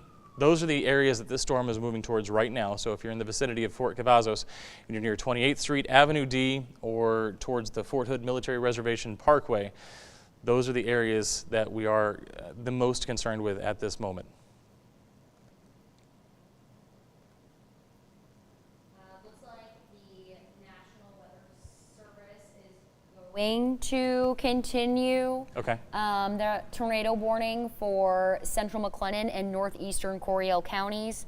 Once again, that is until 12:15. So still got more than 30 minutes on this warning. Once again, we did talk to the Coryell County Sheriff's Office. They said no reports in as of now. That doesn't mean there aren't any damage reports out there. We do know that Gatesville schools are sheltering in place. We actually just got word that Fort Cavazos game warden has advised structure damage near 116 in the Pidcoke area. I don't know if I'm pronouncing that correctly. I'm sorry if I'm mispronouncing that. And that was reported to Gatesville Police Department. So we're going to have to put in a call for them. This is coming from the Coryell County Sheriff's Office once again. So yeah, so that would be an indication. Again, we need to see that damage, see what it looks like. That does not necessarily mean there has been a tornado. Remember, this storm has also been producing 60+ mile per hour straight line winds. However, with the rotation scans that we've been seeing and some of the other evidence, there might have been at some point in the course of this storm's life a tornado associated with. Not saying there is right now, but again, we are seeing very tight rotation. So let me get that for you, and let me step out of the way. I just realized I've been standing in front of everything that everybody needs to be seen. So here we are. Again, now moving basically across Highway 84. So once again, a well-traveled U.S. highway, a U.S. route in Coryell County being impacted by this storm. So this has moved over Fort Cavazos, over Highway 36. We're now seeing it move towards Highway 84. So again, if you need to travel Highway 84, let's say you're in McGregor, you need to go to Gatesville, now is not the time to do that. Delay that. for a little while, because again, we have this very powerful storm moving across, and yes, it has been producing hail and winds, but obviously the concern for us would be in this area of rotation. If there is a tornado on the ground, that obviously would be the most destructive thing, so of course that's what we've been focusing on. However, I do want to go ahead and take a look and do another hail scan to see if we are still seeing those 1 to 2 inch hailstones that we were seeing before. So we're going to take out velocity again. It looks like, as far as the hail is concerned, it looks like that has diminished significantly. If that's the case, that would be obviously good news. It would also be, to me, an indication that maybe the updraft strength in the storm is weakening a little bit, but that obviously is not the case if we still have the rotation. So again, an interesting storm right now, not showing huge signs of hail, but still showing that rotation within the storm. And again, this is the area that I would be looking at right here. Again, right along Highway 84, kind of between, almost directly between McGregor and Gatesville, still in Coryell County, but along Highway 84 east of Gatesville right now. So this area right here is still that area that we're watching for those signs of rotation. You can see again the reds and the greens coming together. So still a very strong storm, not showing the indications of the hail that it was showing before, but still definitely showing that rotation. Yeah, and on the note about the hail, it looks like they have max hail size was 1.25 inches. Now they have dropped that to less than 3/4 of an inch. So you are right on that. The hail size is getting a lot smaller. Sometimes I do wonder about our radar, but that is a good, I like the confirmation there that what we're seeing is actually true. So yes, so hail, less of a concern, 3/4 of an inch. Yes, it would still hurt if it fell on you. Yes, it could still put a dent in your car, but it is not severe hail. It is not what we would consider damaging hail. But again, the concern right now continues to be this area of rotation right along Highway 84. So, and you can see on the eastern side of this area that we've been watching, very strong winds. In fact, as I click on that, and again, this is radar indicated. This is not necessarily at the surface. This could be in the storm. This is radar indicated, but possibly as high as 70-mile-per-hour winds blowing out of this as well. So if there were a tornado, this would be in that sort of EF0 range, radar indicated. Obviously, we can't say that until a damage survey is done. We don't actually know that there is a tornado on the ground right now. I do want to reiterate that. It is just a tornado. It is a tornado warning. You get a tornado warning one of two ways. Either one, a spotted tornado, or two, through radar indication. Right now, we are working off of radar indication. Bailey has been on the National Weather Service chat this whole time. She's been talking to emergency management. There have been, she did mention there have been some signs of damage, but we don't know that it's necessarily tornadic damage, and we don't have any confirmed reports of a tornado on the ground. No storm spotter reports of a tornado at this time. We are working off of radar indications right now. So, let's recap the entire area real quick. Obviously, that continues to be our area of concern, but I just want to see where the other storms are, if there are any other areas that we should be concerned with in terms of severe weather at this time. And it does look like there is one storm between Hamilton and Meridian at this hour that is displaying indications that it might be developing a little bit of a hail core as it moves just north of Cranfill's Gap, right along Highway 22. And as we take a look inside that storm, not showing any signs of rotation. That's good news. Let's take a look at our hail scan. Again, probably around a 1/2 inch there. So nothing horrendous in terms of the hail across the area. Again, it's the rotation that we've been dealing with all morning long with this storm along Highway 84 right now. And I do want to point out this tornado warning does continue until 12:15. So at this point, just under 30 minutes still left on this tornado warning. The National Weather Service is talking about if the rotation persists, then they will extend that box for that tornado warning to include more parts of McLennan County, including Waco. So to be on the lookout for that. This storm isn't showing any signs of weakening on the rotation side, but on the hail side, it has diminished quite a bit. That is good news. Right. No update in the last 5 minutes from the National Weather Service, though. Yeah, and of course with tornadoes and tornado warnings, obviously this is going to be a sort of isolated area. It's those hail cores, they can be a little bit wider spread damage, and so when you see those diminish, that is good news. It's not the best news in the world because we are still dealing with this rotation, this area of rotation. However, it is one threat minimized while another continues. And so obviously reducing risk is ideal in these situations. Now, at this point, storm's moving along Highway 84, that area of rotation, again, kind of moving along Highway 84. We do expect it to continue northeast. That's why we have Crawford kind of in our warning box. If you're in Oglesby, obviously the storm is knocking on your door as we speak. Now would be the time to be in your safe space. If you are in McGregor or Crawford, I know there's a lot of distance there, but either town, I would make sure that we are sheltering in place as well, because these storms do have a tendency sometimes when they strengthen to make a little bit of a right turn. So if you're from Crawford to McGregor, either or, I would make sure that you're in your safe space here for the next several minutes for the foreseeable future. Again, this is in effect until 12:15, so not done yet. Just got another update from the Coryell County Sheriff's Office, a spokeswoman for that department. Gatesville ISD has decided to lift their shelter in place, but they're going to continue monitoring the weather. So they obviously are seeing the threat towards them leaving the inner Gatesville ISD district. Right. And that was something I was thinking, but I don't know how far the Gatesville ISD boundaries go, but again, it could be along Highway 84, so that's why they probably allowed it to shelter in place for as long as they did. But now, like I said, it's moving right towards Oglesby at this time, so let's go ahead and zoom in so we can get Oglesby on the map. See if it'll show up for us. Okay, so it looks like, and again, these storms can change directions on us. It looks like it's going to miss Oglesby to the north. That would obviously be ideal if it continues moving through rural areas rather than through populated areas. And again, the area that we're looking at, as we zoom out, you can see the whole storm. We are watching kind of this pendant-shaped part of the storm. That is where we would be expecting that rotation to live.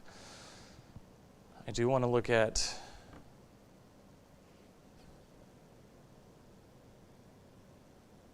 I'll go ahead and change this to, okay, again, there's your hail.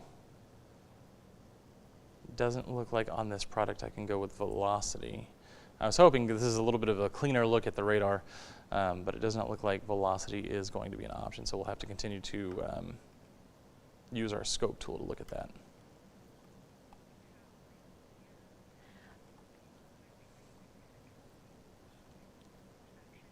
Okay. So I believe that was producer Samantha Cruz in my ear.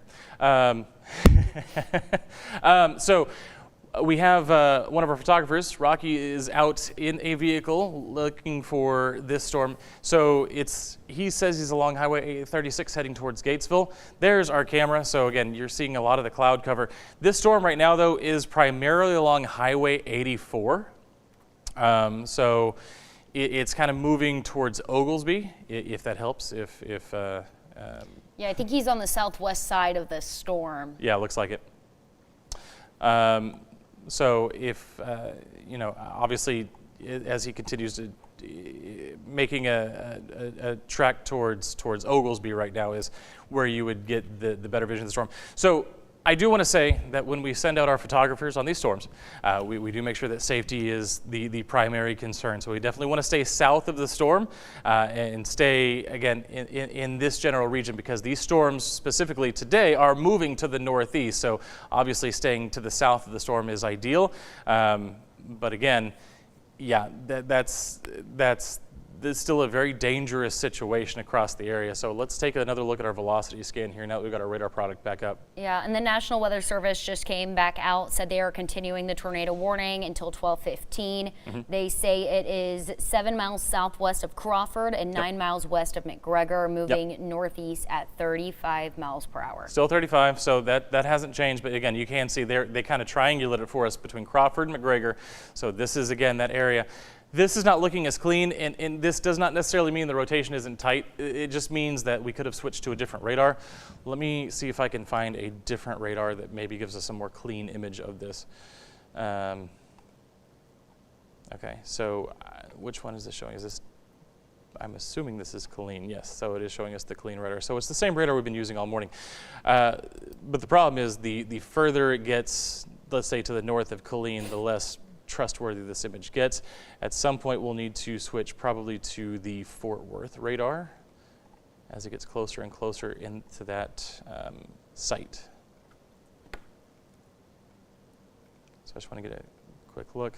All right, so that is the Fort Worth radar. So still a little too far out, so we're going to go ahead and continue with our Killeen radar. And it still gives you the idea of where this rotation would be. And it's right here along the county line. Now it's right along the Coryell-McLennan County line. So this storm has been moving across the area from San Saba County, now all the way into basically into McLennan County at this hour. So this is a long-lived storm. It is not going anywhere. We've seen this rotation basically continue all morning long. Not only rotation, but strong straight line winds as well, upwards of, one of our radar scans before showed a 70 miles per hour. Has a history of 2-inch hail. Right now that hail has diminished to less than half of an inch according to our radar, but it has a history of 2-inch hail. That was well back when it was still in San Saba County and crossing the Colorado River. However, we are still now dealing with this this hail core. Thankfully, or not the hail core, thankfully the hail core diminished. We're still dealing with the rotation, however, as this storm continues to exhibit signs that it might be producing a tornado. So still something to keep an eye on, obviously, this morning as we continue to watch this storm move across parts of central Texas, now into McLennan County. Kind of a sort of an isosceles triangle here between McGregor, our storm, and Crawford, with 317 being sort of the base of that triangle. So if you're north of Highway 84, that's where this area of rotation is. So if we were seeing a tornado, that's where we would be. Right along the county line, north of 84, and again, kind of between McGregor and Crawford. So if you're in McGregor or Crawford, again, either place, I would be sheltering in place at this point, because these storms do have a tendency at times to change direction on us. And if that happens, I don't want anybody in McGregor to be caught off guard if that were to happen. Otherwise, it should continue to move kind of between McGregor and Crawford, crossing Highway 317. So if you're going from, let's say, Belton up towards Crawford at this hour, again, kind of delay that for the next half hour. Yes, it would take you a second to get there from Belton, but I don't want you driving into the storm. It'll probably be crossing 317 here in the next 10 minutes or so. And again, it should do it right between Crawford and McGregor, but if you're in McGregor or Crawford, I would be in that safe space at this time, just in case this storm does change direction on us at all.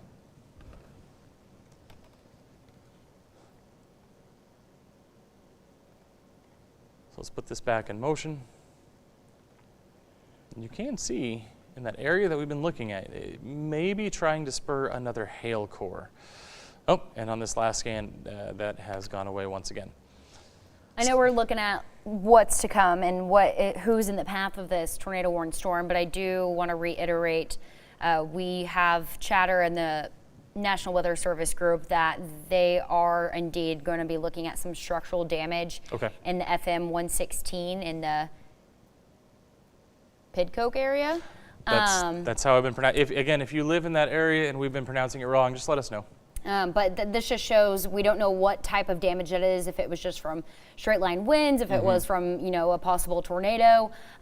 We are still waiting to hear from confirmation on that, but just know that this storm is capable of producing damage, and that's why we're breaking in to what's going on and letting you know to take cover and be safe and be aware of what's going on in the area, because this has been going on for a while and is still moving into McLennan County now, about to cross that line officially.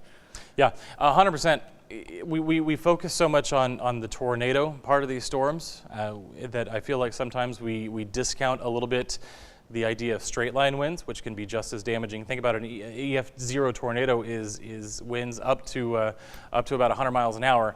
Well, 70 mile per hour straight line winds can also do quite a bit of damage. So, and this storm does have a history of 60 to 70 mile per hour straight line winds, in addition to that area of rotation. So what we haven't done in a minute is take a look at where we are currently seeing that rotation. Obviously we have a wide view, but I want to take a tighter view just to show the general area that we are looking at. So this is going to be north of Oglesby, still just north of Highway 84, west of McGregor, southwest of Crawford, moving towards Highway 317. But I want to zoom in a little bit further, see if we can get roads. So the area of concern, and it just moved on us, So you can see this is happening in real time. The area of concern that we've been looking at has been, right now, Pleasant Run Road, Farmview Parkway, Plainview Road, Old Spring Road, County Road 271, just past County Road 271. But the area of concern is near Turkey Run, Pleasant Run, and it's moving, like I said, towards the south side of Crawford. We talked earlier about how it might go between Crawford and McGregor. Crawford being the more likely of the two, and it looks like it is going to pass the area of most concern, which of course is right here, is again near Pleasant Run, near Turkey Run. It's going to pass just to the south of Crawford. Looks like it might impact the southern half of the town of Crawford. So again, when we're seeing this type of rotation getting near a populated area, you need to be in your safe space. You need to be in your shelter in place. You need to be in the lowest floor of your house, and definitely away from windows in the interior parts of your house. I said it before, I'll say it again for anybody who has joined us since, is we want to put as many walls between us and the storm as possible. That's why I always suggest an interior bathroom. Obviously a bathtub can offer you a little bit of protection too. That's why we suggest bathrooms. Pantries though, that's another good one. If your kitchen is inside in the interior parts of your house, in the center of your house, a pantry, a closet, an interior bedroom, things like that. Those are the areas that you want to be. You just not want to be near an outdoor wall. You don't want to be near any windows. If you have a storm shelter, obviously that's the place to be, but I know not everybody has those storm shelters. But again, this is the area that we're watching right here, and we're going to continue to watch this area. Okay, so let's go ahead and take that camera real quick. So our photographer, Rocky, is on 317 heading towards Moody. We have a traffic cam set up right now. You can see what road is, there we go. So you can see the darker areas in the back of the screen. So what we're looking at probably is going to be what we call a rain curtain. So this is going to be the area where we're seeing the rain. And what's going to be less than ideal is if there's a lot of rain falling with this storm, it's going to make the potential tornadic part of the storm a little bit harder to see, so you're not necessarily going to see this coming. So when we say be in your shelter in place spot, if you are in the vicinity of Pleasant Run and Old McGregor Crawford Road, definitely be in that area in your safe space, because again, you may not be able to see this coming as this continues to track off to the northeast. So that's what we're dealing with right now. Just to recap, let's go back to radar real quick. And we'll show everybody, again, this is the area that we're looking at, again, where you see these reds and greens coming together. If you're near Turkey Run, Pleasant Run, again, this is just inside the McLennan County line, heading towards the south side of Crawford, should pass to the south of Crawford. That's what we're looking at right now. If it continues on its current path, it should take it just to the south of Crawford, but it will go across Highway 317. So if you are about to get in your car because you have to go somewhere on 317, if you're in Crawford, if you're in McGregor, don't do that. Stay in your safe place for now, because this storm is heading towards 317 and it's moving at about 35 miles per hour. Not moving as fast as it was earlier this morning. However, it's still moving plenty quickly, so you can delay whatever plans it is you have for the next 10 minutes or so, because this could still be a dangerous situation. This tornado warning is still until 12:15. They Okay. haven't shown any indication that they're going to continue or they're going to cancel it. Okay. So I would just expect at this time for it to keep persisting. Right. And so, yeah, that's what they'll do every few minutes or so, kind of take a look and see, do we want to let it expire? And obviously, they're kind of thinking right along what I'm thinking, and that is that this area is still showing enough signs of rotation that we need to continue to be concerned about it. So let's take the velocity off. We know we have the rotation, and I'll be able to point that area out to you. Again, you can kind of see this pendant, this little hook-shaped area, again, near Pleasant Run and Turkey Run. We have it well zoomed in so you can get an idea of where the tornadic rotation is. But I do want to show more of a wide view to kind of let everybody know what's going on across the area and just kind of reset and recap real quick.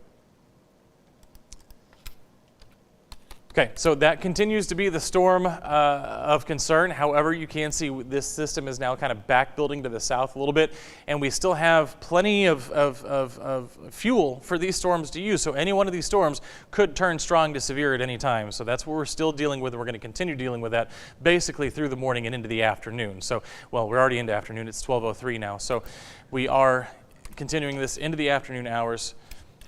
If this storm does show enough weakening that the tornado warning is removed, obviously we will return you to your programming, but we can't do that as long as there is a tornado. I do have an update for you, Matt. Okay. National Weather Service says they will be extending the tornado warning, and it will include Waco. Okay. Strong low-level rotation persists with this storm. Okay, so you just heard it from Bailey. The National Weather Service will be continuing this tornado warning to include Waco at this point. So this very powerful storm has been moving through populated areas all morning. Now it is moving towards one of our most populated areas in the viewing area. So obviously this is still a dangerous situation. So of course we're going to continue to stay with you. Let's put a track on this. It's still moving did they say it's still moving at about 35 miles per hour? Or we haven't gotten an update Okay. on how fast it's moving or Okay. exactly where they're thinking it's located. They are just saying that extended warning is coming, and they Okay. just note that this has been trying to produce a tornado for a while now, which is, we know that to be very true. Yep. And so again, the area that it would appear that is in would be just to the south of Crawford right now, and you can see the extension there. So let's go ahead, and this should be everything that Bailey was just saying. Yep, for Bosque Hill parts, and when we say Bosque Hill and McLennan, for Bosque and Hill, it's really just the very, very, very, very, very southern parts of the county. In fact, the storm will likely stay in McLennan County, but we have to make sure that we have that kind of sort of what we call a cone of uncertainty in case it does decide to change direction on us. And again, this is the area that we're watching right here, and as it continues to move off to the northeast, it looks, again, and we have to be very careful with the things that we say because these storms can change direction on us a little bit, but it looks like the current path would take it to the north of Waco, but we know Waco has suburbs on the north side. For instance, in this area would be west. So those are the areas that we're kind of watching right now. And again, this is in effect until 12:45. So we're going to stay with you likely until 12:45 or until this resolves itself, which as we've said, as Bailey's mentioned, as I've mentioned, as the National Weather Service chat has mentioned, this storm is not showing any signs of really wanting to deteriorate. So yeah, you asked how fast this is moving. They're still looking at 35 miles per hour. So that hasn't changed. So let's put a track on that then. And then again, we're just south of Crawford, moving to the northeast, kind of east-northeast or thereabouts. Okay, and so we're looking at Crawford, 1205. And again, I apologize if I butcher the name of your town. I do apologize. OC at 1214, Willow Grove at 1220, Spiegelville at 1224, Bannis Junction at 1231, and there's Waco, 1235. So another half hour, this storm could be in the area of Waco. And again, we know Waco is a larger town. It has suburbs on the south, suburbs on the north. If you are in Waco or one of its suburbs, this is going to be the time to take precautions. If you're in Crawford, I know we said it's going through the south side of Crawford, but anywhere in Crawford, take your precautions, be in your safe spot. Belmead, 1239, Elmont, 1243, Leroy by 1254. So that's kind of a list of towns and when we would generally expect this storm to be there. But again, remember, our tracks have a cone of uncertainty. So you might say, well, I'm in Elmont. I'm on the north side of where this storm is going. Maybe. Again, these things can move on us. They can change directions. Mm-hmm. And so that's why we have this sort of cone that we say, hey, take precautions. Are we able to look at the velocity a little bit tighter on Crawford? It looks like they're looking at the strongest rotation over Crawford right now. Sure can. Let's zoom in first.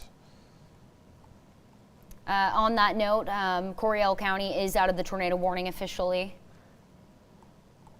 as the storm continues to track northeast.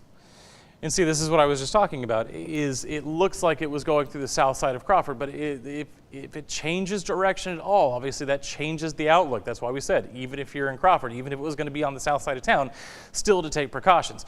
Because again, you can kind of see it's jogged just a little bit to the north, and that is taking it, like I said, right through the southern streets of Crawford. So let's zoom in tighter so I can get some of those street names for you.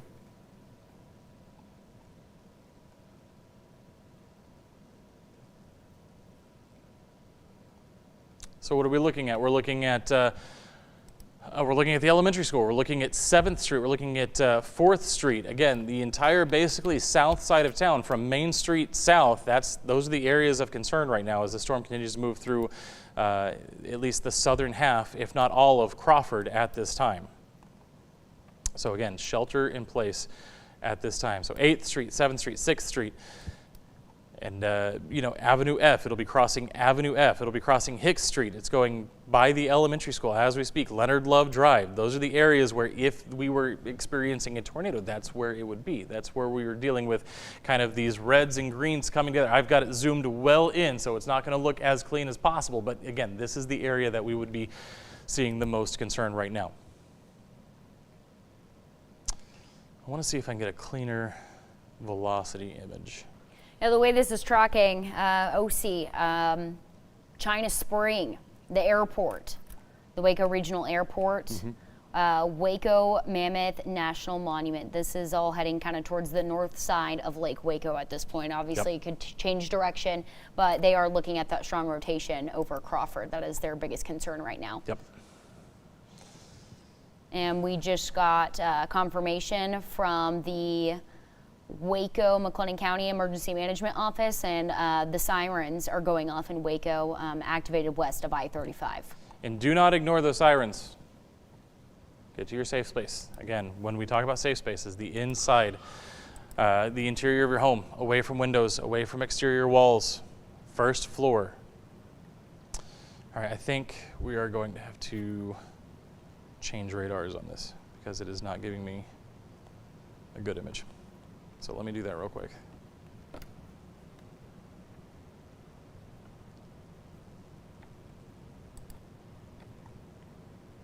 That's not really better.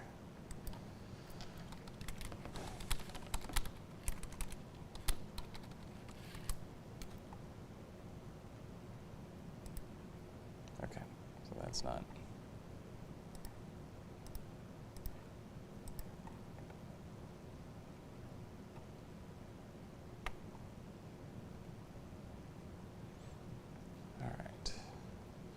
So again, even though we're not necessarily getting the cleanest radar image, it's sort of between radars at this time. You can see that if this is still the area that we would be most concerned with, moving out of Crawford, kind of through Crawford, the next area it's going to move through is going to be Highway 6. It looks like it's going to move basically through Willow Grove, maybe just to the north of Willow Grove towards Bannis Junction. Eichelberger Crossing would be an area that we'd be looking at as well. Again, Highway 6, this is now moving towards 6. And again, these are well-traveled roadways. These are not rural roads. So again, if you have business, if you have travel, delay that until the storm can get through your area for sure. I do want to see if I can get a better image. This is not...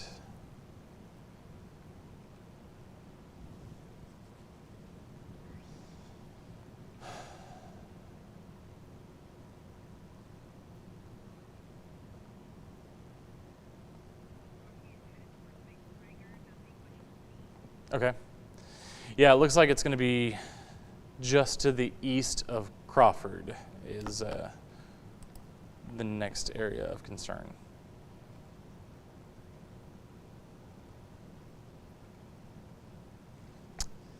Yeah, unfortunately, I can't get a better velocity image right now. But again, you can see this is kind of the front half of that area of concern. So now moving past 317 towards Highway 6.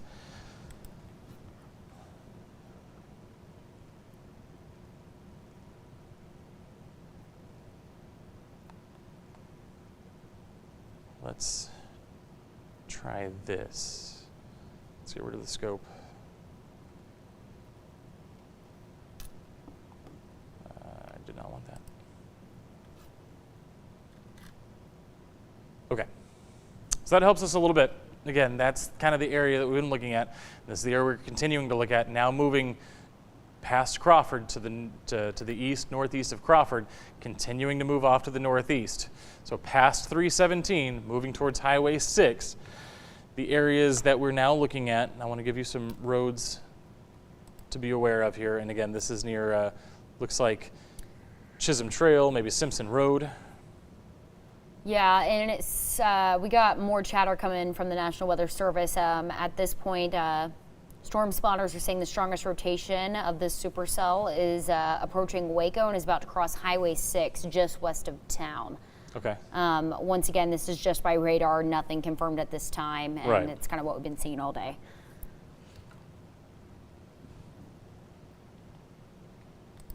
Are we behind?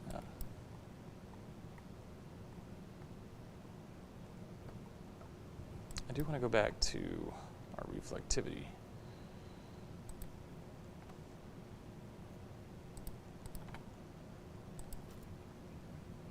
Yeah, let's go ahead and take a look at Rocky's camera, see what we got going on here.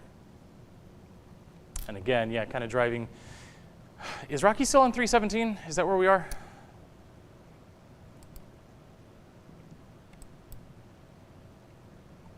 Rocky is either on 84 or 37. Yeah, 317. He's on 317. McGregor. Okay, so yeah, so we're kind of looking north towards. 317. I believe he's going through McGregor as we speak, looking north towards Crawford. So again, you can see that is where the storm is. Rocky, Samantha says your mic is hot. What are you seeing right now? Yeah. Right now it's clear here in McGregor. I'm coming up on the intersection of 84 and 317 north. All right, so 317 and 84. Ahead of me, and you guys might be able to see this on the camera. Yeah, you might be able to see this on the camera. I see quite a bit of lowering in front of me. I can see the rain behind that. I don't see anything that looks like rotation or anything on the ground, but it does look like I'm getting ready to get pounded with some rain here in a little while.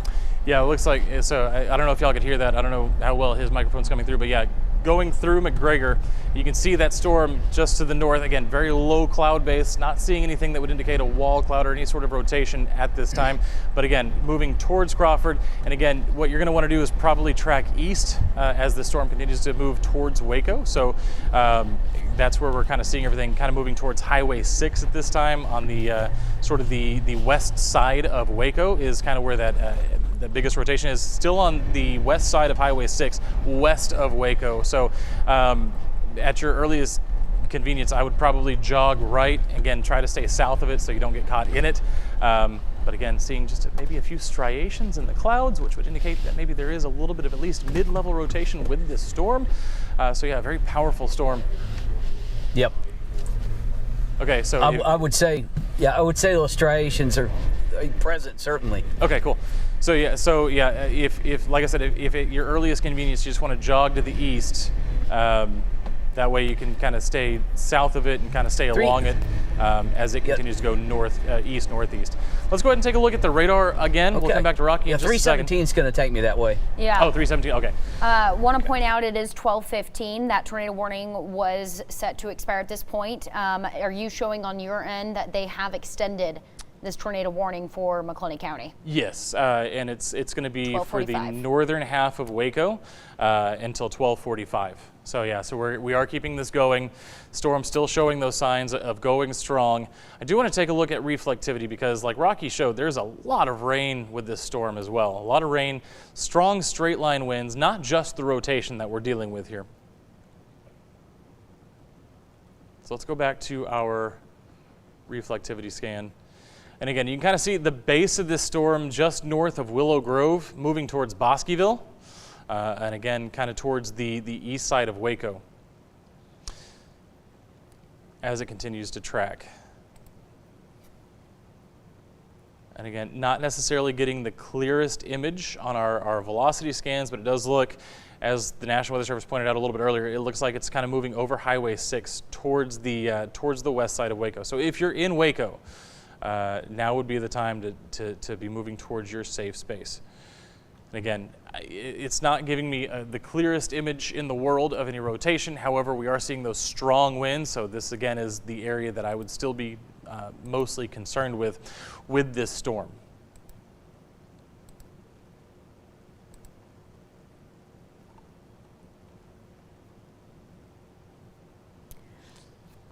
Also want to add, we were talking about some potential structural damage by Fort Cavazos on FM 116 in Pidcoke. Apparently, that structural damage was unfounded and that has been cleared, so that's good news there. Okay. The Coryell County Sheriff's Office is checking into the flat area for other reports, so stay tuned for that. Okay, so a little bit of a maybe something that was looked damaged, but maybe wasn't. I don't want to. I would never want to blame anybody of giving a false report, but that is good news that the Fort Cavazos damage was not necessarily the case. That is good news. So again, this is, I just want to kind of recap for everybody who may be just joining us, maybe tuning in, looking for their programming. We do have a tornado warning in effect for McLennan County. It started back in Lampasas County, has moved through Coryell County, and now into McLennan County, making its way towards the east, northeast parts of Waco. This is the storm in question.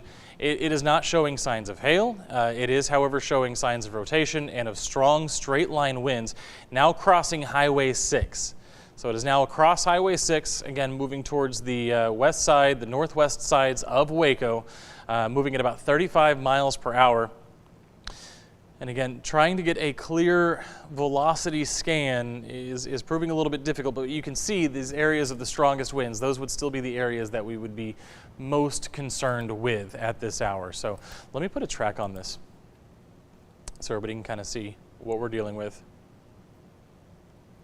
All right, so Bayones Junction 12:30, Waco 12:35. So here the next 15 minutes or so, the Allison Indoor Football Practice Facility. I'm assuming that's at the university campus, Baylor there. Okay, let's go ahead and take Rocky's camera again real quick. Okay, so you can see he's driving into the rain, and he is continuing to travel kind of alongside the storm. And again, a low cloud base, lots of moisture, lots of humidity, so of course a low cloud base, and again, still showing those signs of rotation. Still dealing with strong straight line winds. Okay, Rocky, have you seen any, have you driven through any strong winds at this point, just outflow from this storm? No, I haven't. I'm coming into Crawford right now, and I'm going to make a right up here at 185 because there's a large rain core just to the east of me. Okay. If there is anything in that core, I'm not going to be able to see it. It'd be wrapped in it. Right. But it's very impressive looking, and you've been talking about it. I think that's the stuff that's crossing Highway 6, and if I move down 185 toward China Spring, I'm going to run smack dab into it, I think. I'm still on the backside of it, so I feel pretty comfortable here. Okay, perfect. All right, so yeah, I appreciate you out there, man, for sure. But again, you see a lot of low cloud bases here, lots of moisture with this storm, lots of energy, lots of fuel to work with. That's what's kept it going all morning long. And so like Rocky said, he's going up towards Crawford, going to turn off towards China Spring there, and that is kind of where we're seeing the area of rotation with this storm right now. As we take a look inside the storm, yeah, just south of China Springs, that's kind of where we're looking for that rotation. Again, it has been difficult this morning since this storm has kind of moved into what we call sort of radar no man's land. It's been hard for me to get a clean velocity image, but I can show you if we take radar again. This is kind of the area just past Highway 6 now, moving towards Bosqueville. That would be the next area that I would have some concern for, would be Bosqueville as this storm continues to track. So keep in mind, if you're in this area, this is the area that we're concerned with in terms of that rotation. So make sure you are taking shelter at this time.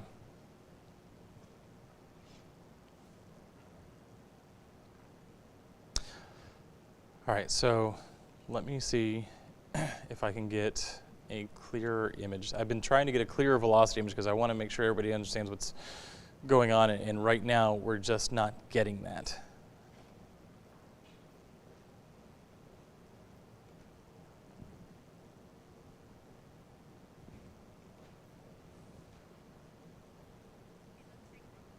Okay. And again, as we pull up Rocky's camera here, we are still seeing a lot, impressively low cloud cover here. Again, lots of moisture with these storms, so that's why we're getting such low cloud bases. I just want to change. Okay. And for reference, he's about to turn on to 185 out of Crawford. That'll take him up towards China Springs, still being on the backside of the storm.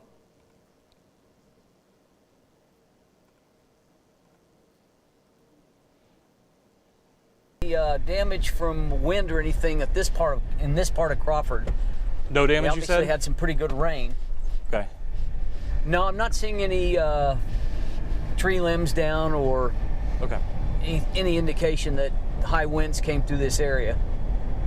And to kind of give everybody an idea, so we know you're turning on to 185. Is that going to be the north half of Crawford, or would you say it's the south half of Crawford? Did you ask me something? I'm sorry, the line's cutting in and out. Oh, okay. Well, I was just asking if you were in the when you turned off. Were you in the northern half of Crawford, or were you kind of in the middle of town? Middle of town, so Okay. I'm west of town now, leaving. Okay, And so 185 will take me straight to Crawford. okay. I mean, I'm sorry, China Springs. Right. So again, that was the area that we were looking at too, was the southern half of Crawford, and we saw that's where the rotation went through. But Rocky, and you can see on his image here, hasn't seen any tree limb damage, and so that is definitely good news as this storm continues to track off to the northeast. Again, And, Matt, hi. Chris Radcliffe here. Want to jump in and say good morning to all of you and hope our viewers are all staying safe. As soon as Rocky crosses and heads on that side towards China Spring, he'll cross over Highway 6. One of the first places he's going to come to is the China Spring School District. Okay. It's going to be right there on the west, and it sounds like that storm is heading right over that. We were told that there was some sheltering going on in the Midway schools. Mm-hmm. Well, there's not real concern for the campuses that are on the eastern side, closer to I-35. Right. But of course, that includes Spiegelville Elementary. And, as Rocky's live right now, he is heading up towards Highway 6. Right. And right when he gets there, he could go west out to Valley Mills, or he could continue north. We'll see which way he goes, but it looks like that storm is tracking right over the Waco airport, Yep. and then right there at China Spring High School and the football field and all that complex where we've covered so many games on Friday night. So I know you're on top of this, but we're really hoping these rotations peter out. But look how dark that cloud is straight ahead of him. Yeah. There you're seeing some disturbance that's going all the way to the ground. Explain that for us, Matt. definitely right there is going to be kind of a what we call a rain core. So it's a rain curtain as the very strong rain kind of comes down to the core of this storm. So again, this, if we were to look maybe just to the south, that's where again we'd expect any rotation. It's also entirely possible that if there was tornadic rotation with this storm, that it would be rain wrapped and make it very difficult to see. So that would be another concern that we'd be dealing with. Again, we have not had a confirmation of a tornado. We've had a few damage reports, one of which turned out to be not 100% accurate, but we have had a couple of reports there. And again, it could be straight line winds, could be tornadic damage, but again, we have not had a spotter confirmed tornado on the ground at this point through the morning. We've just had very tight rotation of the storm that has persisted throughout the morning hours. And that is good news, but they are saying that you could anticipate hail, even though you said there hasn't been much in our area, anywhere from an inch to 1.75 inches. So you get into the 1 inch and 2 inch hails, Yep. You're talking about some serious damage that would be done to a car or a roof as well, Matt. Exactly. And let's go ahead and take a look at that part of the storm too. Right now, our radar not showing much in the way of that hail, but again, it is entirely possible that it is occurring, maybe just not being picked up on radar. And as Rocky heads north, Bosque County's next on the T. I mean, Right. that's going to continue right up that north side. You were talking about Hillsborough. As you can see that whole squall line that you've got drawn up there right now. It's just like a diagonal going right through the bigger cities of our viewing area, all the way from west up north to Hillsborough, and then it's actually leaking over almost all the way over to Corsicana. Yeah, and a lot of this is going to be kind of that heavy rain, maybe some straight line winds. Again, thankfully, the only area of rotation we've had to deal with has been this one right here throughout the morning. And as I put the warning back on, still in effect. Again, that warning does cover the northern half of Waco, Elmont West. And again, these storms, they have a tendency at times to potentially change directions. That's why we have to make such large warning boxes. But again, for right now, it looks like it is going to skirt right across the northern half of the Waco area. And again, I want to take a look at our velocity scan. Again, it's not the best tool right now, but again, if we're seeing rotation, it's going to be on that northwest side. You know, Chris mentioned earlier, up near the airport, up near the lake, and then kind of towards the north, up towards Elmont. That's going to be kind of next, the area that we're looking at next. In fact,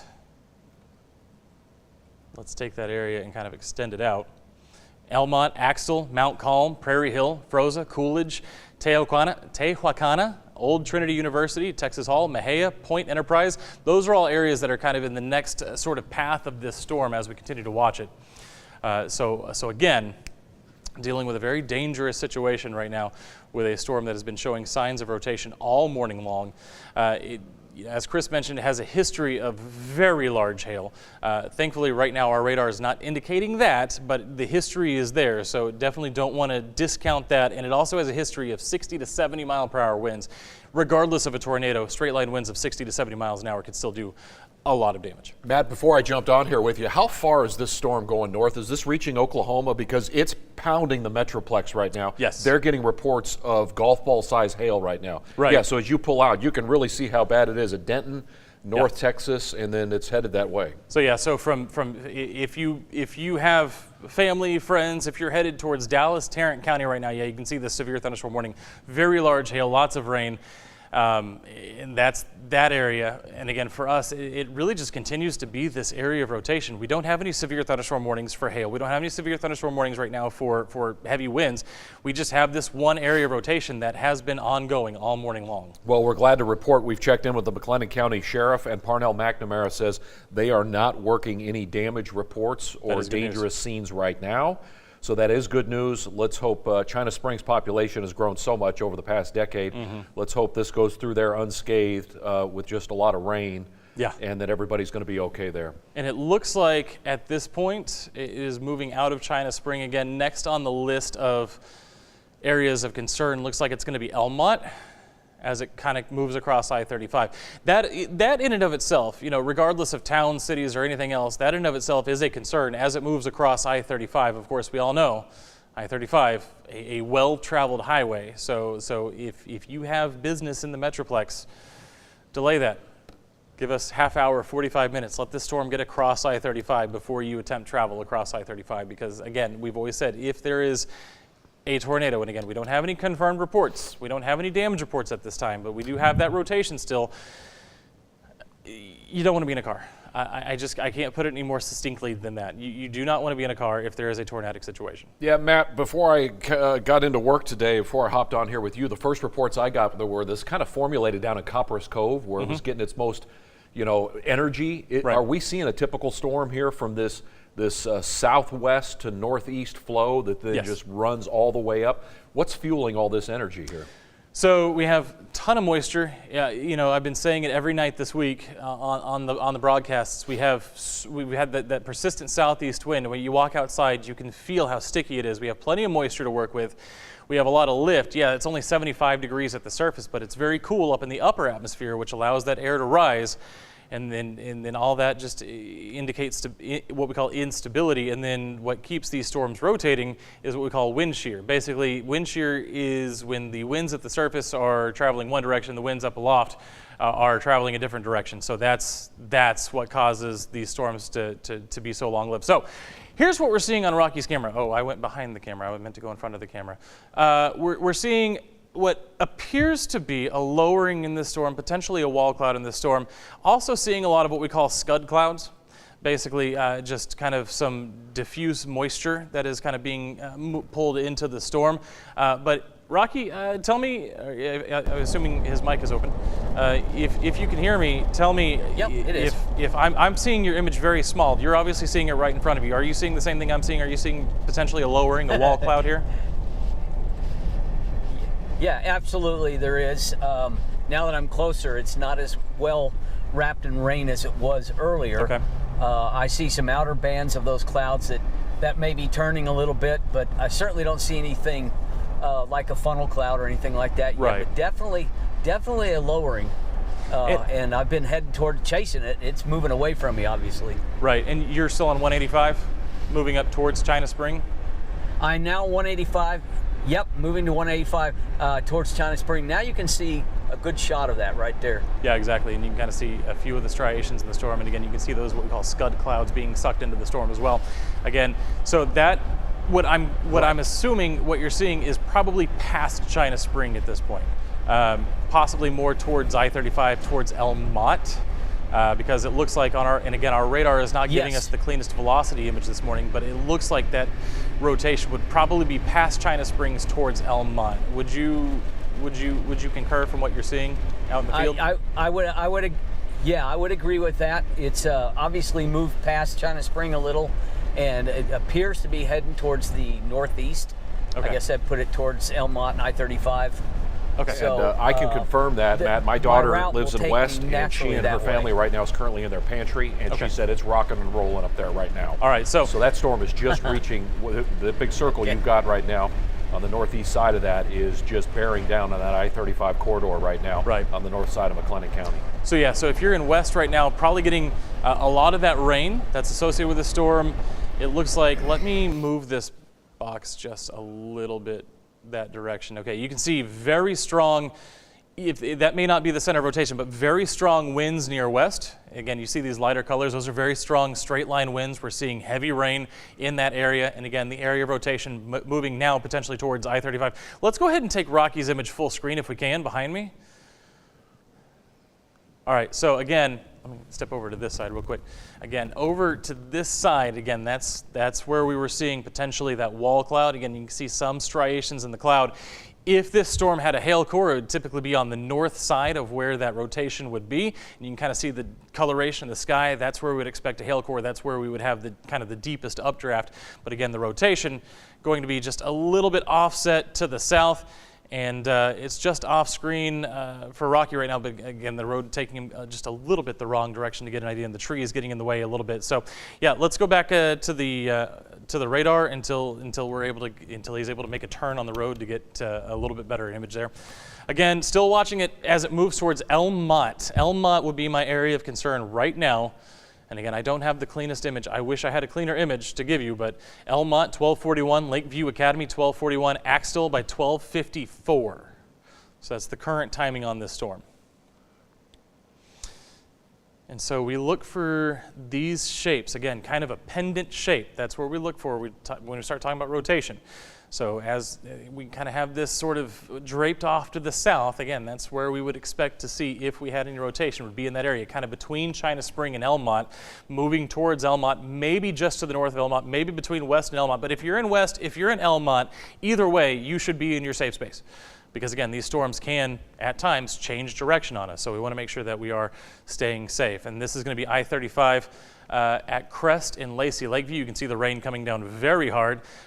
Likely strong straight line winds. I don't see any indications of those straight line winds. I don't see signs moving trees or anything else, but we know this storm has a history of 60+ mile/per-hour winds, very strong rains as well. So, Matt?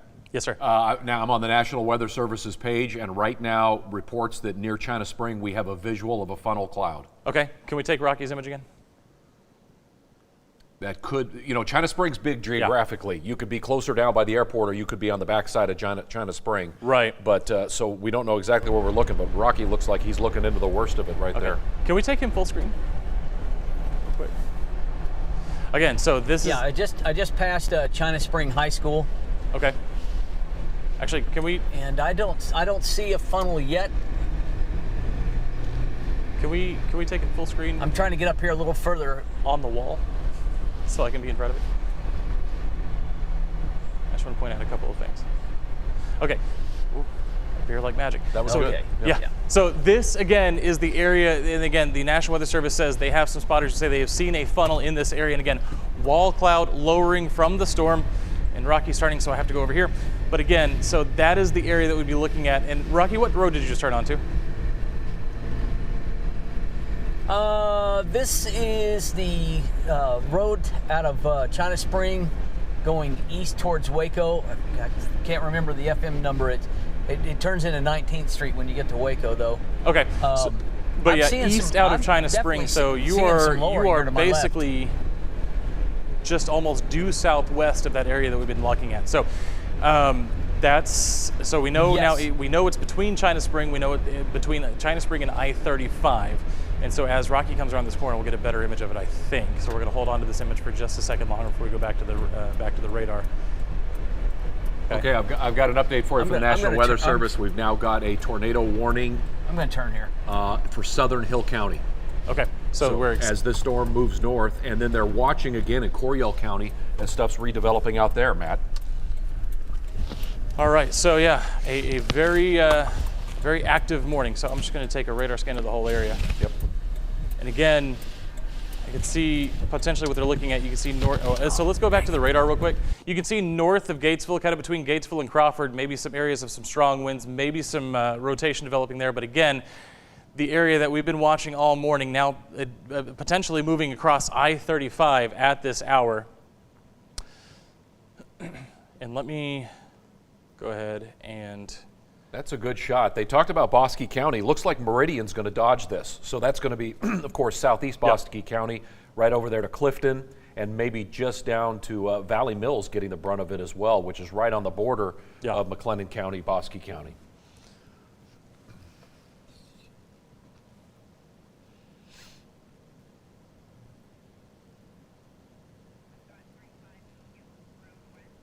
Okay. Okay. Again, very heavy rainfall. So this is Tokyo Road. So this is just, so Tokyo Road, if I'm remembering correctly, is just north of Waco.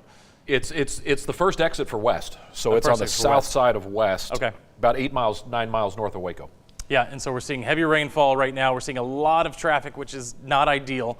And again, this is where kind of we're expecting that rotation kind of moving over I-35 right now. So yeah, if you can avoid I-35, please do avoid that if you can. Extending the tornado warning for both McLennan and Hill County now, National Weather Service. Okay.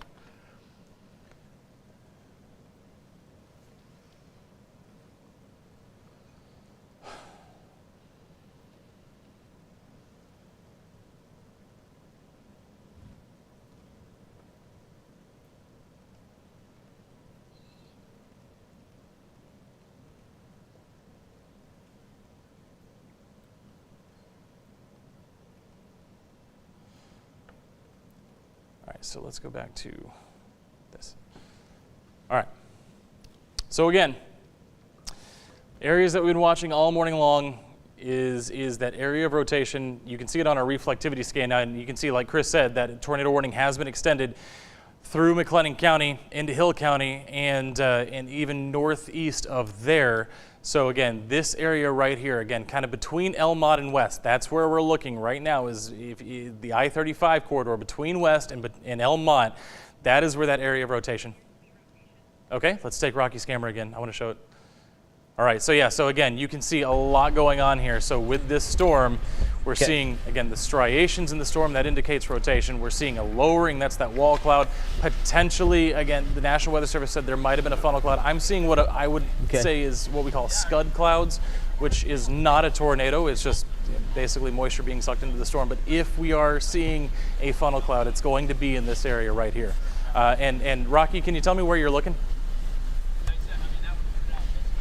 Yeah, I'm looking east. I just turned off the road, but I'm here in far east China Spring, and there was a gentleman out here following. He said it came over his head and kind of scared him a little bit, but no lowering. There's no damage around where I'm at. Okay. I'm fixing to get back on the road and try to chase a little further east. So. Okay, perfect. So Rocky is kind of east of China Spring, looking east again towards I-35.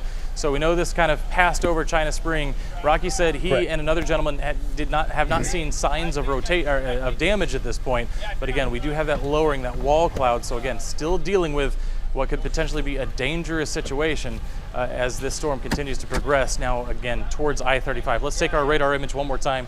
You can see exactly where he's looking at as we look right here, just to the north of Elmont, just to the east, to the west of I-35, going to cross I-35 here in just the next couple of minutes. So if there is a tornado in the system, which we haven't seen we have seen, according to the National Weather Service, a funnel cloud. We have seen on Rocky's image a definite wall cloud. We definitely have a lowering, at least. We don't necessarily have a funnel cloud that we could see, but we have reports from the National Weather Service that a funnel cloud has been spotted in this storm about to move across I-35. That's correct, and they're saying it's that area is right in the Ross area.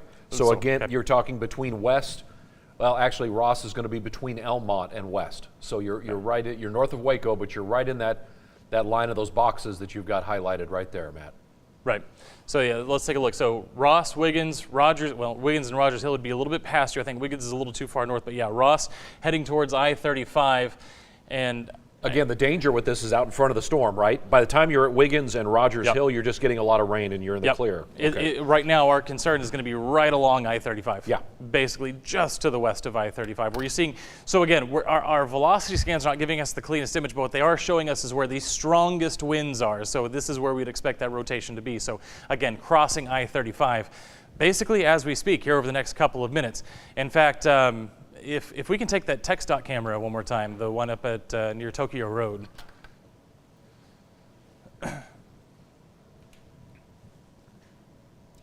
I do want to invite people to send us videos of where they're at. Oh, okay. As long as you're in a safe location, Yeah. please send us pictures and videos of what you're seeing from this area along I-35. Yeah, I know we have lots of spotters who are probably out on this right now. Hopefully we're all staying safe. All right, so is this looking south along I-35? My assumption is that it is. So again, this is Tokyo Road, so this is just south of west. If we're looking south, which again, I think we are, I'm afraid maybe the TxDOT logo is in the way of letting us know which way we're looking. But again, looking south, this is where we'd expect that system, that rotation to be crossing the highway. That would be the area of concern. So let's go back to radar again. You can see again, just to the north of Ross. That's where we're seeing maybe some of that rotation. And again, it's going to cross I-35 momentarily. So where would it be? It would be kind of on the leading edge as we look at our reflectivity scans, right on the leading edge of where you see these rain returns. So again, sort of basically just to the west of I-35, right along Four Corners Road there as it meets I-35, just north of Ross. That's the area of concern right now. So like I said, earlier when we were talking about west versus El Mott, it looks like it's going to split them a little bit, might catch the southern half of west, but it looks like, again, that area of rotation is going to cross I-35 between those two towns, but that does not mean you should be out of your safe space. You should still be in your safe space until this storm is well past, of course. And Matt, you're kind of dealing with two storms here, right? Because as you pulled up your bigger radar, they were breaking off. So you're really, yeah, you could see here that, again, what you're seeing to the southwest, is this mostly rain that we're concerned about? I know the National Weather Service still is watching the tornado activity for Coryell County. Yeah, it looks like a lot of rain. It looks like maybe there's a little bit of rotation there near Crawford. Okay. But again, it might just be straight line, very strong winds. But again, an area to definitely keep an eye on there. The good news about that storm is this, is if it continues to track behind the original storm, it's not going to have nearly as much energy to work with. Great. So we might still get a tornado warning, we might still get a severe thunderstorm warning or something of that effect out of that. But as long as it kind of follows in the wake of this storm, this will definitely turn the atmosphere over, for sure. So it's out in front of the storm we're most concerned. Hubbard, it's going to head to Mount Calm. Right. And then it goes up to Frost and on its way to Corsicana, or may even turn further north and head to the Metroplex. In fact, let's go ahead and put a track on it real quick. National Weather Service is very active with everything happening in Fort Worth and Dallas right now. They are getting all kinds of reports. A lot of hail, a lot of funnel cloud activity. And so we're hoping this loses its energy and runs out on us. But it just seems so many people living north of us in that area of the country. Right. And it is very active. They tend to get much colder in the winter, and these spring storms really tend to bear down on Dallas. Absolutely, yeah. I can definitely confirm.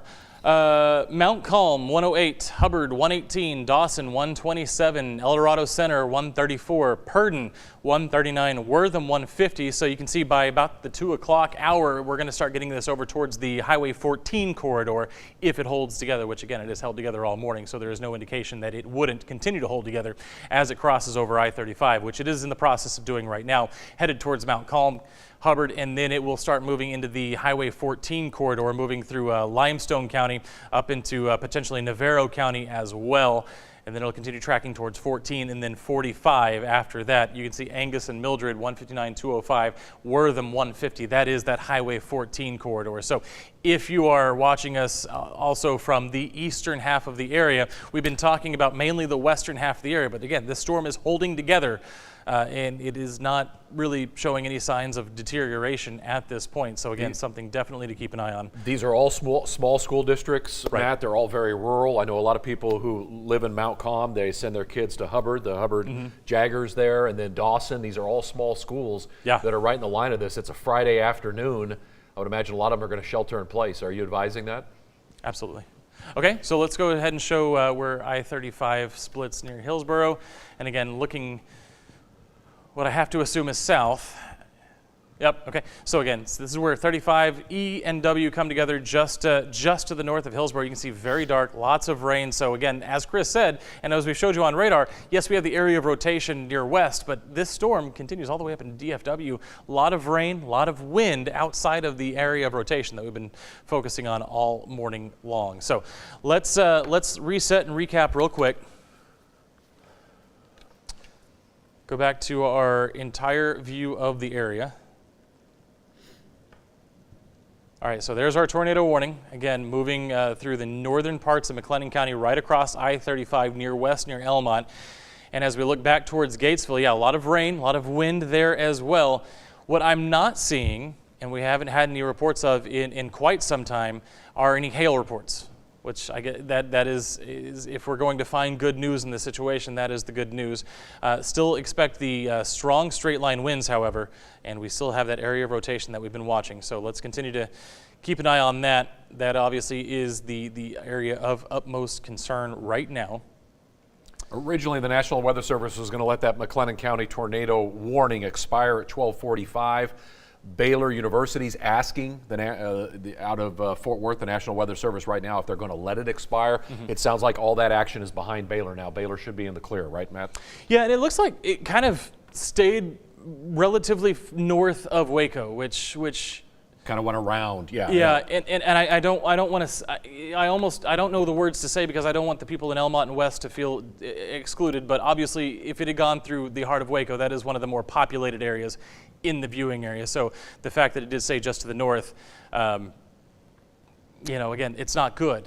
But if you're in Elmont or West, obviously you definitely have stakes in this storm. So definitely keep an eye on that. National Weather Service has answered Baylor's question and says no, all concerns are now north of you, Baylor. Right. So yep. Right along I-35. So I'm going to step off the screen real quick because I can hear my microphone going in and out. I need to grab a new microphone. So let me do that real quick. And then, Chris, if you just want to read some of the National Weather Service chatter or something. But I definitely need a new microphone. Yeah, absolutely. And I'm asking any of our viewers out there, we want to use this in our 5 and 6 o'clock newscast, if you can send us pictures or video safely of anything you might have captured, and then so there's no rush on this. Once you've got it and you can send it in safely, please text it to us to 254-777-6000. So again, that's a very easy phone number to use, 254-777-6000. You could go to our app, the 6 News app, and then send us through the Near Me and explain where you are as well. We've tried to make that as convenient as possible.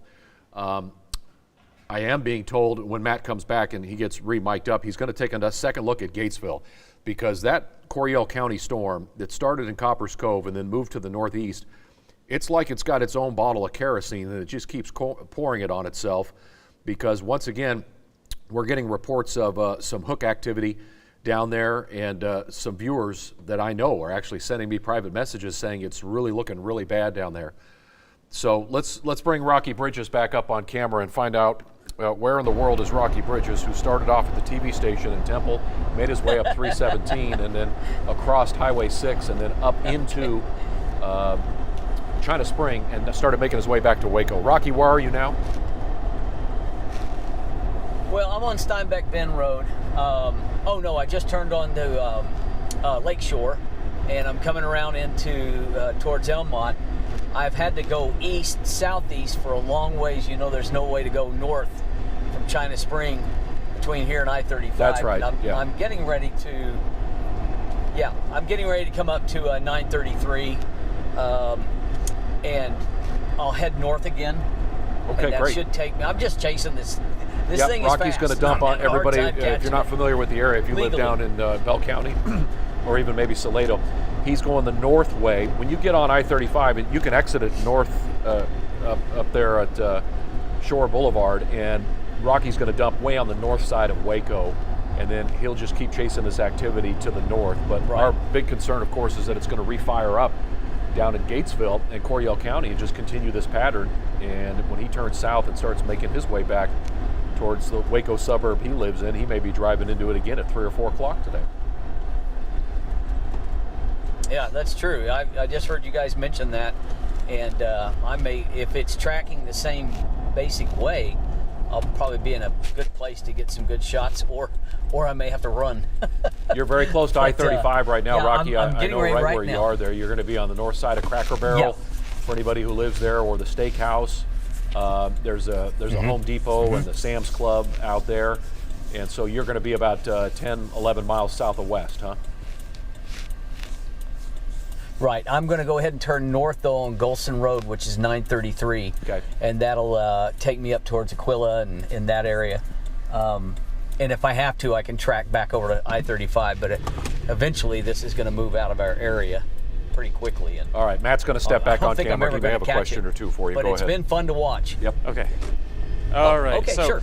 Yeah, so you, just to recap, sorry. Okay, I got to break in. I got to break in right now. McLennan County Sheriff reporting that there is a tornado on the ground right now at Tours. Tours is just south of west. Okay.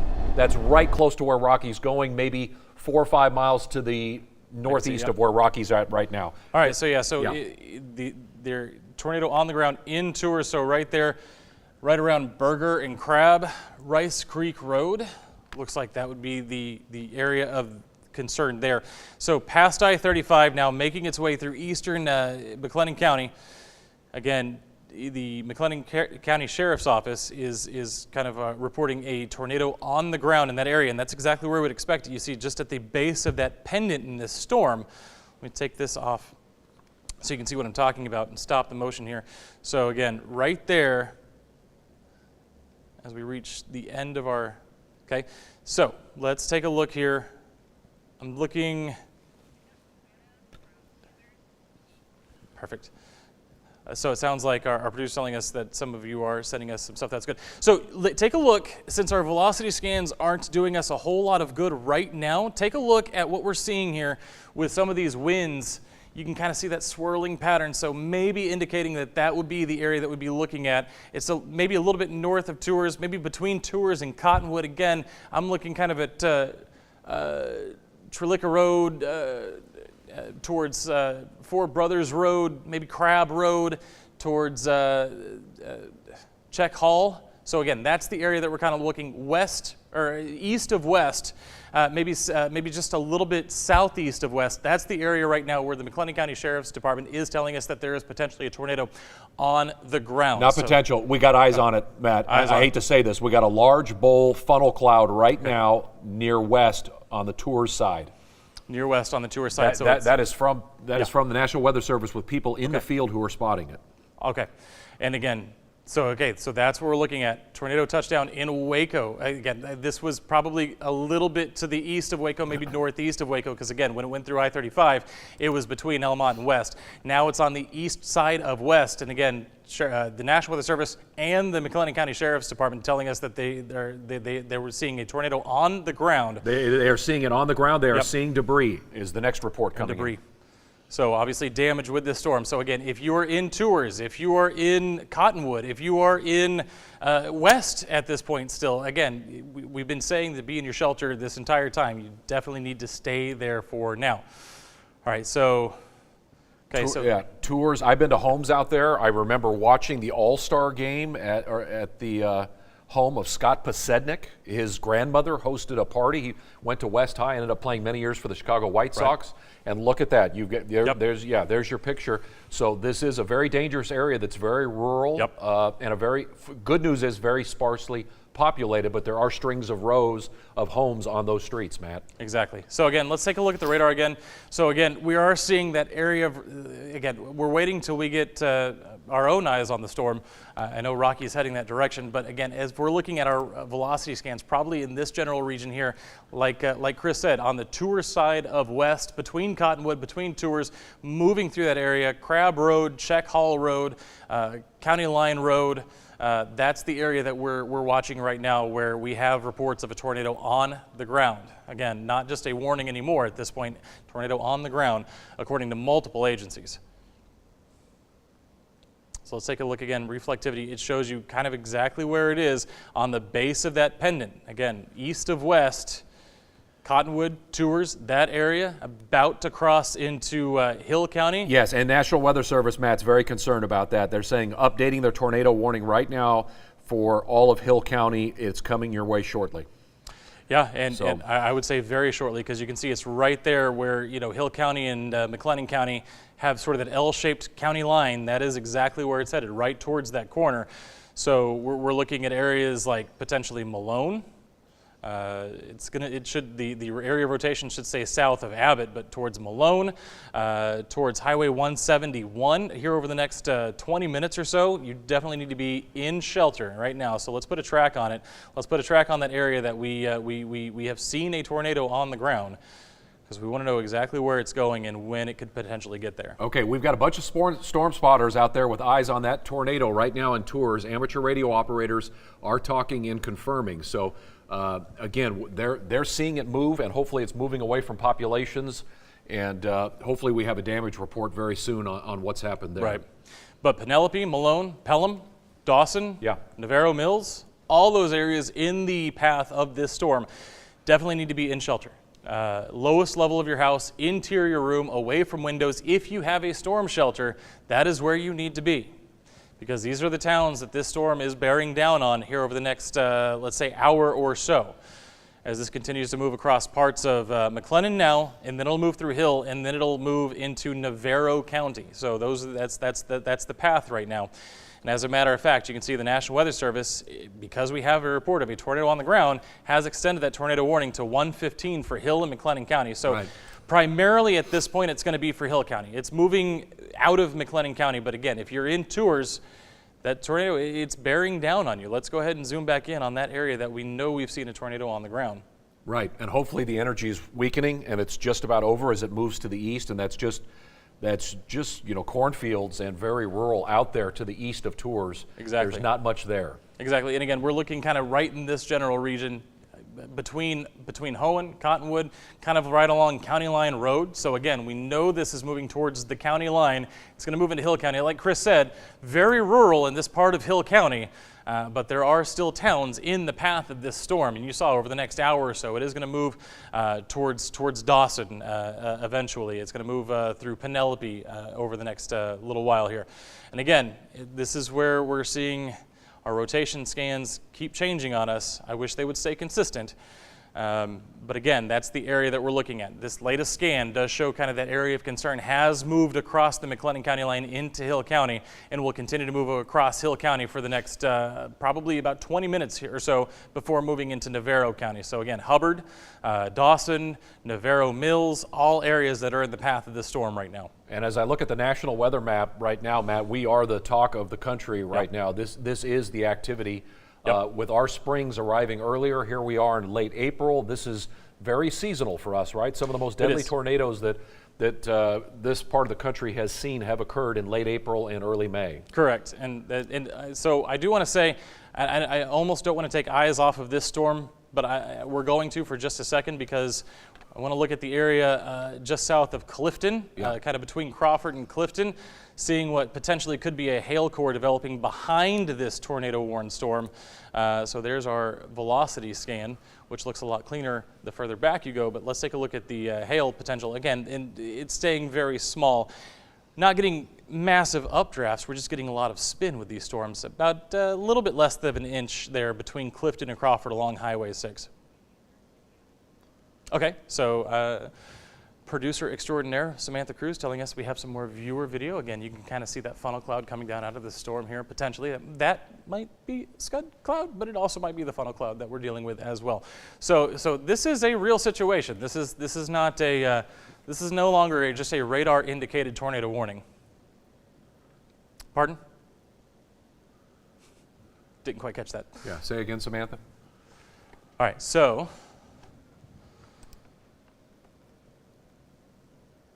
again, so we have the hail core back near Valley Mills, but again, we have our rotation center near Helican. Now that is definitely a funnel cloud there. 1 minute ago, Check Hall Road, a storm spotter had eyes on that funnel cloud moving across that location. Yep. And if you remember, Check Hall Road is exactly what we were looking at a couple of minutes ago. That's just what you were just talking about, Matt. So Check Hall Road towards County Line Road. Active as of 1 minute ago. Yep. And my apologies, but Barome would be just to the south of this situation. And again, okay. So Samantha says we have video ready. So let's go ahead and take a look and see what we got coming in from our viewers. Again, this funnel cloud, you can obviously see it. It is not radar indicated. This is something that is occurring as we speak. Here, and then you can see it kind of snaking towards the ground there in that video as well. So that actually might have been Rocky's video. And then again, this funnel cloud, again, just to the north of Tours. Again, this is something that we are now seeing is on the ground. We've been seeing it's on the ground for the past, I want to say, about 10 minutes or so. So again, this is an active situation. Now heading towards likely Penelope would be next on the list. So if you're in Penelope, if you're near Penelope, you need to be taking your shelter. We can tell you one house was hit from McLennan County Sheriff Parnell McNamara, damage to a house on Wortham Bend Road and Pioneer Parkway. Okay. So that's going to be up a little to the further to the west there.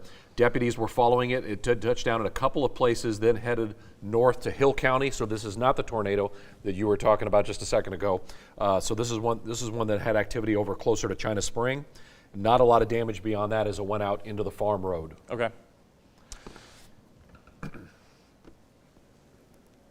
Oh, Rocky's on tours. Can we take Got there Rocky's quick. number? Yeah, I'm telling you, Rocky was not far from the activity here. So, Rocky, is your mic open? Well, okay. Well, yes. I hope. I'm trying to obey the speed limits here. So, if you're watching at home, don't worry about me. I just know how to get around here pretty quick. And I'm on Tours Road, heading northeast right now. Don't see any damage in this area just yet. Okay. See substantial lowering up here to my, I don't know, about my 10 o'clock position. Right, that kind of area right there. Yeah. I know it's not going to be easy to see on this this wide camera, but it looks pretty. It looks pretty gnarly up there. Yeah. National Weather Service now says we have another tornado headed to Penelope. It's on the ground now. If it remains on the ground over the next few minutes, it has broadened and is heading right towards Penelope. Yep. So it's just Rocky's just behind this thing chasing it. Yep. So like we're talking about Penelope just a couple of minutes ago, and now we can definitely see it is heading right towards Penelope. So if you are in Penelope, again, we've already said it. We're going to say it again. If you're not already seeking shelter, you need to be there because this is a real situation. We have spotted confirmed tornado. This is that same core I've been chasing all along. I've got family that lives to the northeast side of West, and I'm going to try to get this in real quick. They've got a picture of from their front porch looking out across their pasture of a tornado on the ground. Okay. So they can see that as well. So that, again, this is, if you're in downtown West, you're fine. The events move past you. Yes. So this is now the northeast and the east side out in that rural countryside. Yeah, up up near Penelope and Hill County is where we're moving to next. And you said they're northeast of where, Chris? They are just northeast of West. Of West, okay. So yeah, that's the area that we've been focusing on. So Yep, toward Penelope. That's the one that's headed that way. So you be careful, Rocky, because if something circles back on you or develops, you could be right in the middle of it. Unfortunately, and this is the problem we're going to run into. Absolutely. With 3G networks, obviously, as the roads Rocky's traveling down get a little more rural, some of that feed might cut in and out on us. But again, obviously, we're going to keep it there because we want to be able to see it. Let's go back to the radar real quick. I want to show everybody right now. Again, that area of rotation, those highest winds, again, our velocity scans are not necessarily clean this morning, but you can see, again, some of those highest winds, and that would be indicative of where that rotation would be, are moving into Penelope right now. So again, if you're in Penelope, you need to be in that shelter. So let's go ahead and take a look at the reflect image because, again, I think we're going to get a better idea. If we have something that's still on the ground, we did before, it would be in this region right here. Are you pointing to the Hill and McLennan County line? Because that's what storm spotters are saying. They're seeing funnel clouds. They're seeing it right now? Hill County and McLennan County line, yes. So yeah, so anywhere along this pendant shape where it comes down. So yeah, here's the county line. And so that's the area that we're looking at. With any luck, this stays somewhat south of Penelope, kind of bypasses the town. But again, we've already seen it go through a couple of towns already, and obviously it could continue to do so here. Let's go ahead and put it back in motion. I'm going to zoom out just a little bit, put it in motion so you can see what's going on. I do want to slow that down a little bit. This seems like a pretty fast-moving storm, Matt. Yeah, about 35. It was going 45 before. 35 is a little more common. When it was booking along at 45, that was a little quick. But yeah, no, any given spot on the map, the storm is going to be there for just a few minutes. But of course, we know that's all it takes. Right. Unfortunately. So again, it looks like that area of rotation just past the Hill McLennan County line.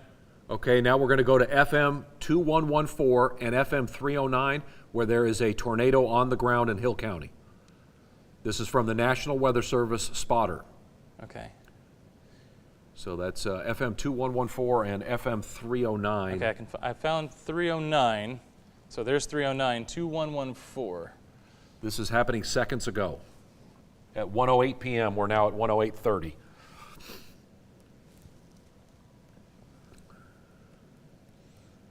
So I'm having trouble finding 2114, but I can tell you right now that this is 309 right here. So literally just along the county line, that's where the storm spotter who is saying there's a tornado on the ground is stationed, I'm assuming.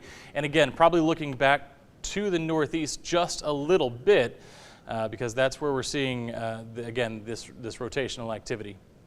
So we are getting reports now of multiple, 5, 10 spots of funnel clouds that have touched down to the ground. So we're thankful this is very rural areas. Yeah. But this storm has really turned out to be active with a lot of energy. It has. So likely what we're experiencing is probably that same area of rotation, just going down, coming back up, going down, coming back up, which they do tend to do. And you can see now the tornado warning has been extended. It now includes Navarro County. Yep. And this is in effect until 2 o'clock. Remember, we first went on air with this tornado warning about 10:30. So this is a very long-lived storm. But no McLennan, you're done now. They've extended it for Hill and then into Navarro. So this is just flat out following the path of this storm. Yep. So you can see the newest active tornado warning is going to go from that area of rotation we've been talking about basically up through Navarro County. And it's basically, obviously in this area, our counties are situated slightly diagonally. So again, it is kind of moving basically perpendicular to Hill County. It's going to move into Navarro County right over the line. And it probably will be in Hill County for the next 20 to 30 minutes or so. If you're in Penelope, if you're in Malone, this is the time to be in your safe areas. I want to put a track on it for you. I want to double check. This is still moving along at 35, at about 30. So again, the storm moving down just a little bit. So we're going to do a track on it. We're going to take that area just to the west or right along the town of Penelope here. We're going to drag it out and kind of figure out where this storm is heading and the time estimate we have for it to arrive. So again, over the next hour or so, Penelope 113. That's basically right now. We got 110 on the clock, but again, it's going to move through Penelope here over the next couple of minutes. Malone 121, Pelham 132, Emmett 136, Navarro Mills 145, Dresden 150, Blooming Grove at 153, and then it'll move through Barry by 2 o'clock. So again, what we're looking at is it'll basically be in Hill County for the next 20 minutes or so. So for the next 20 minutes or so, if you're in Penelope or Malone, those are the only two Hill County towns that are showing up here on our map, on our track. And we know, again, this kind of arm of Hill County is very, very rural, so that is good news. But again, if you're in Penelope or Malone, definitely need to be seeking shelter here and staying that way for about the next 20 minutes or so as this storm continues to move through. And you can kind of see this could be a hail core developing. It also could theoretically be any sort of damage associated with this tornado. Any sort of debris that we have could be showing up on our radar as well there with those larger returns. So again, a couple of things in play here. But again, this kind of south end of this pendant shape, that's the area that we're looking at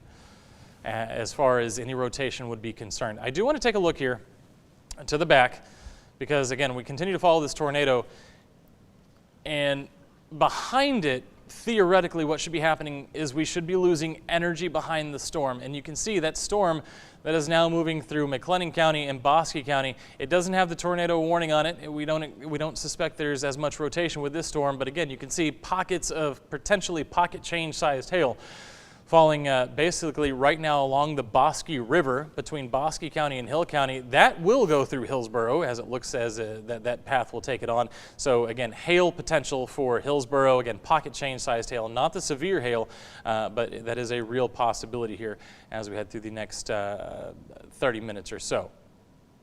But again, our area of concern that we've been wanting to stay focused on all morning long is this tornado warning, is this area of rotation that we've seen inside this particular thunderstorm, this supercell as it moves across the area. Again, notice it has that L shape to it. Again, it's not a textbook, what we would call supercell, but we are seeing what we call a pendant, and off that pendant, again, kind of that tail end rotation, again, as it moves through Penelope, probably through Penelope at this point, now on its way towards Malone, and then on its way towards Navarro Mills. So those areas are under the under our area of concern right now. And again, just it's a little bit messy on our velocity image. Let me change to the Fort Worth radar station, see if that cleans this up for us a little bit.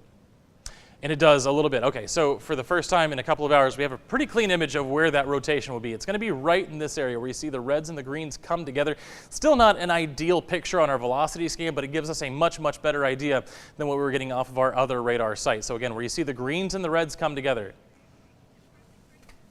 All right, let's go ahead and let's do that. And that'll give us something a little bit different to talk about. So basically, what we've been talking about all morning is if you are in the path of this tornado, that you need to be taking shelter. So what are those tornado safety tips that we've been talking about? Well, as we all know, you definitely want to be in the... Oh, they're not animating. I'll just tell you, lowest room of your house, lowest floor of your house in an interior room, away from exterior walls. My advice is always this. It was explained to me once this way, and I explain this now to everybody. Put as many walls between you and the storm as you possibly can. So if your kitchen is, say, in the middle of your house, as some people's are, go to the pantry, an interior bathroom with a bathtub. That offers some protection. So, like I said, basement or smallest center room. Why did I ignore the basement? Because I know we're in Texas. Most of us don't have basements because of the shifting clay. But if you have a basement, obviously that's ideal. Storm shelter, same idea. But smallest center room, stay away from all windows, cover yourself. That is the part that I haven't mentioned. If you are going to an interior bathroom, if you're going to be in that bathtub, some people say a mattress. I will say pillows because they're easier to move. You want to cover yourself with something. All right, and then if you're at an office or a building or a school, lowest floor possible, interior stairwells. Why do we say that? Because stairwells are usually reinforced with concrete. Elevator shafts are too, but you definitely don't want to be in an elevator in a tornadic situation. But those stairwells, usually in an office building, are reinforced with concrete. So the lowest level of a stairway possible. And again, a lot of businesses, a lot of offices do have boiler rooms. So if you can go downstairs and be underground, that obviously is ideal. So there are your safety tips. Again, let's go back to where we're talking about right here. And again, it's going to be right here. Now moving past Penelope, now moving towards 171. Let me give you an update as you swing out to the west. Right now, Matt, the cluster of storms in Bosque County is strengthening. The National Weather Service is watching that core very closely. East of Meridian, so you're right at that Clifton area, and then just west of Clifton, they may need to issue a severe warning shortly as well. They're watching very carefully. Okay. So if they're considering a severe thunderstorm warning, probably not seeing the same rotation, but could be seeing those strong winds and any of these hail cores. So severe criteria is as follows: 58-mile-an-hour winds or higher, or 1-inch hail, or both. So those are your criteria for a severe thunderstorm. So if they're considering a severe thunderstorm warning, my guess is these hail cores are starting to intensify, and they suspect that over the next several minutes, these could grow to 1-inch hail. And then on that last scan, I do see them kind of dissipate a little bit. But as we've seen in the past, these storms, they can cycle up and they can cycle down. So let's take a look inside the storm here, see what's going on as the National Weather Service continues to consider a severe thunderstorm warning. So as far as the hail goes, you can see along 6, I believe that's Highway 6 that runs, no it's not. It's going to run through Meridian, yeah, all the way up, that's Highway 6 right there.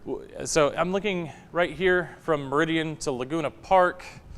Whatever, I see what you're saying. Yes, yeah, whatever the highway is that runs from Meridian to Laguna Park, that's where we're seeing maybe some of the biggest hail, and that is where, again, the National Weather Service might be a little concerned that these could grow to 1 inch or greater. And again, all this is moving off to the northeast. So again, we're looking at Lake Whitney, we're looking at Whitney, we're looking at hail cores as well to the south of Laguna Park, but again, not seeing as large a hail. This is the largest hail we're seeing right here with that storm, and really across the entire area today. Again, even though we have this tornado-warned storm, the tornado has been the story on that storm. It has not been a hail situation for a couple of hours. A couple of hours ago, it definitely was. If you were with us at 10:30. Okay, so and I want to tell you, we'll see what Rocky has to say, but we're getting reports that a wall cloud is still evident in Penelope, but no tornadoes on the ground right now. Yeah, we are seeing that lowering. We're not seeing a funnel cloud, but we are seeing a lowering that we look for with that wall cloud. So again, still a storm that will not stop. Oh, and it's rain. Look at all the water on the highway.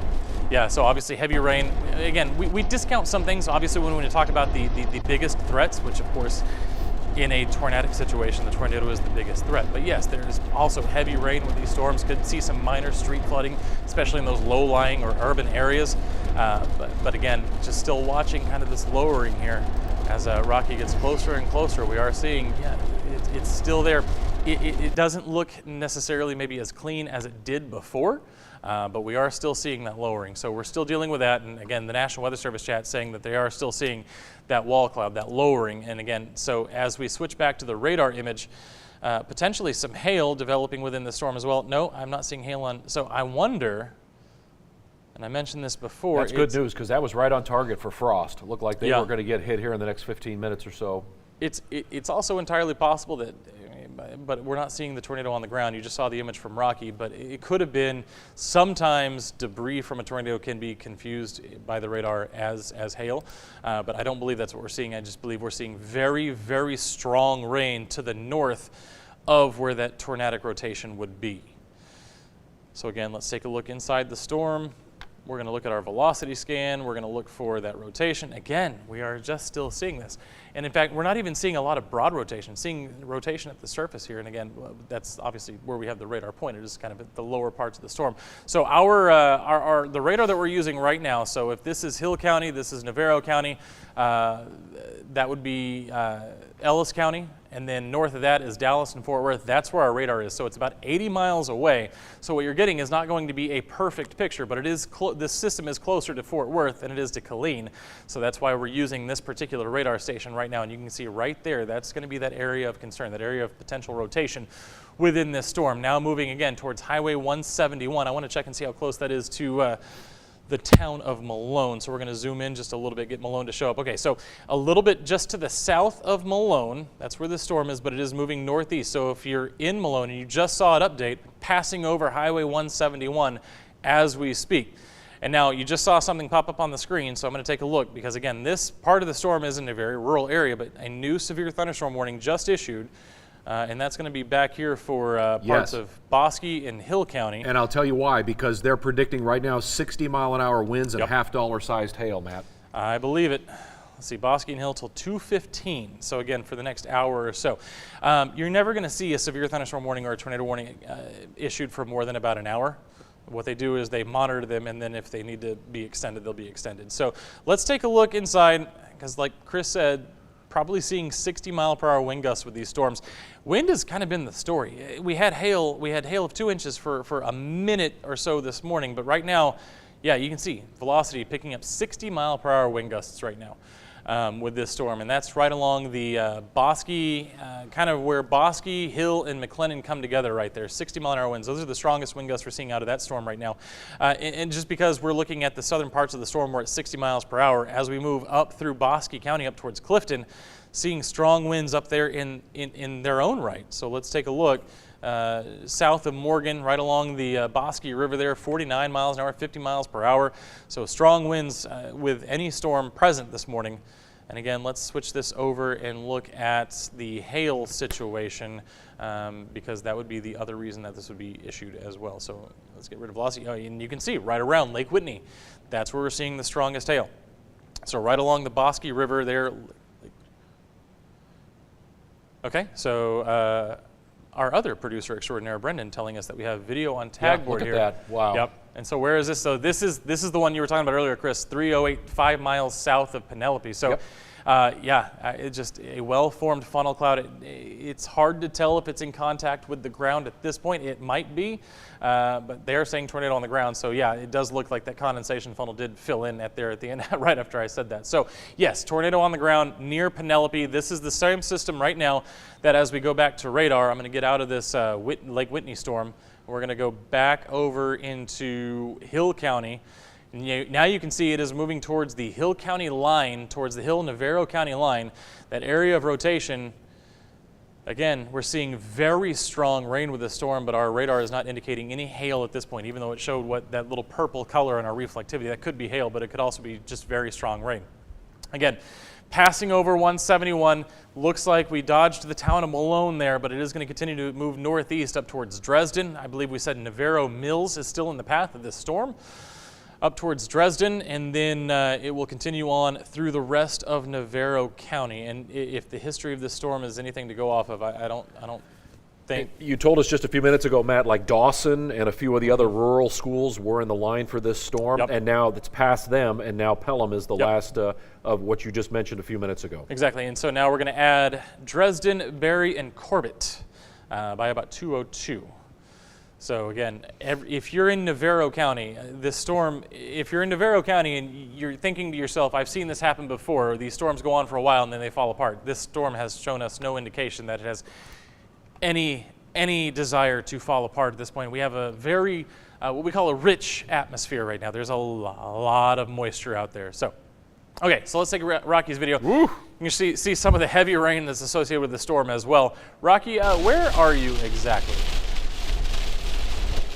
I'm just coming into Malone on 308. Just coming into Malone on rain. Okay, so he is about caught up to the storm. Yes.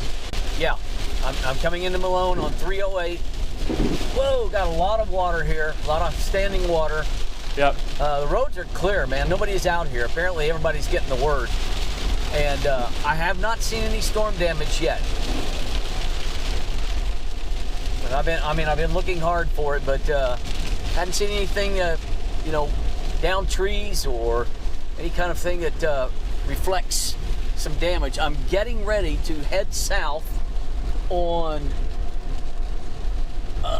let's see, towards, well, actually I can head wherever you guys want me to. I'm at a crossroads here. It looks like so you can I jump go on up towards Pelham, or I can go. Let's have you. Let me check 171. I can go before I give you any way. instructions. Let me just double check. Okay. I think it looks if you're coming really into nasty Malone, south of me here down 171. Yeah, you should be able to turn onto 171 Yep. because I believe the storm will be off the highway by the time you get there. And that'll Okay, I'm give you a getting ready chance to go get that south of way. it again. That is, in my whole journeys today, that is the most wicked looking thing I've seen. Yeah. It is really Oh yeah, that's bad. dark, and there's some definite lowering around there. Yeah, there is. I don't know. It's not going to the ground, but I'm turning at it right now. Rocky, Hopefully you're the you only guys one can driving see my into shot. it. Everyone else is driving away from it. No, there's a few people going this way, but a lot of people are pulling off to the side of the road, taking it easy. A lot of that's probably because of the rain. It's very, very heavy. Yeah, I'm wondering that maybe the wall But I've got the four-wheel drive going, and but yeah, it's definitely going to be past the highway now, so I'm not going to be any risk why don't you here. just jump on the shoulder for a couple of minutes just hopefully you guys to can be see some good absolutely shots. sure. No, I feel pretty comfortable with this. All right, as long as what I'm driving as at right now is 171 open. doesn't jog It is to the open east. sky. You're watching this in real no, time it with us, doesn't. folks. It keeps going southeast directly. Okay. What's that? I was just telling the folks at home that Okay. they're doing this with us real time. Yeah, definitely rain curtain that direction. Yeah, this is. Rocky, you don't have any hail hitting we've your had car, do you? Had a lot of rain right where I'm at. I've So- not seen any hail, and I've still not seen any damage. So, but I've definitely got to slow down because the water is really thick here. Seeing multiple areas in the storm. And there's just a wondering. taking a look here. Just an emergency vehicle here on that side of the highway? Okay. Yeah, it's a Hubbard fire chief. Gotcha. Yeah, I'm thinking Just hanging out here, keeping an eye on things. potentially this area over here. But Not thinking that what I saw there was that lowering. So yeah, it looks like in this general region, that's where we're going to be seeing. National Weather Service says they're about to take Hill County off of the warning, and Navarro now becomes the real concern. They're saying the rotation looks good in Hill County, and they're about to give us the all clear. Yeah, go ahead and take radar. Well, and you can see. Thank you, Rocky. You can see the reason why is going to be because, as I can get the right tool here, that's not what I wanted. Yes, heavy rain. Yeah. Heavy rain. May not have been the tool that I wanted, but it was something I needed to show you for sure. So yeah, so you can see that area of rotation is right along the Hill, Navarro County line. So if you're in Hill County, yeah, we're now moving out of the area of concern there. And so you can see we had Rocky on 171, and he was looking towards the storm as he was coming down 171. He was coming down the back side of the storm, again, to get kind of south of it. Not something I would ever really suggest.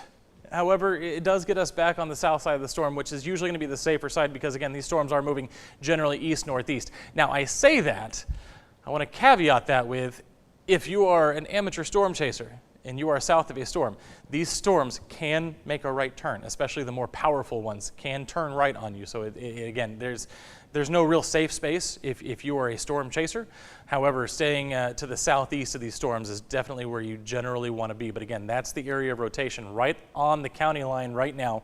And again, thankfully, we're using the better radar site now that gives us a really clear image of where that rotation would be. And again, just holding together now for the past 2 to 3 hours, this storm has. So again, still a dangerous situation right now. And again, this storm kind of exhausted itself of a hail core a little while ago, but hail now, again, redeveloping in parts of Bosque and Hill County, moving up towards Hillsborough. And in fact, you're seeing a little bit of development now starting to move into the same area where all this started, San Saba, Lampasas counties. That will continue to train behind these storms. And again, the good news there is that will mean a little bit less energy. But for people that have already seen the hail and the wind and the potential tornadoes, it just means more storms kind of on the back side here as this continues to track southwest to northeast throughout the early parts of the afternoon here. So what are we expecting to happen? That is the one thing that we haven't talked about all morning, and we do need to talk about that, is as we look at our forecast model, I do want to do that real quick. And we're not going to take away from the tornado coverage. We're going to go right back to the tornado warning here in just a second. But I do want to see kind of what our models are showing here. And so this model is not showing me really anything that is based in reality right now. So I'm going to change to a different model real quick. And as we change this, I just want to get an idea of where we're headed. It's the one thing that we really haven't talked about all morning at this point. So let's take a look at our forecast model and see kind of what the computers are thinking is going to happen with this storm. And again, we encourage people now that it's safer for those of you behind the storm that have had the activity come through, whether you're in China Spring or North Waco, 254-777-6000. Send us a picture or video of what you shot, 254-777-6000. We've been sharing examples all morning here on the air. Yeah, and what we've been sent so far is fantastic. All right, so this is a little more based in reality. You can see the storms at 12:30, kind of where they were. So now here we are, 1:30. So what this model shows, and again, this one's based a little bit more in reality, I think, than the other one we showed you.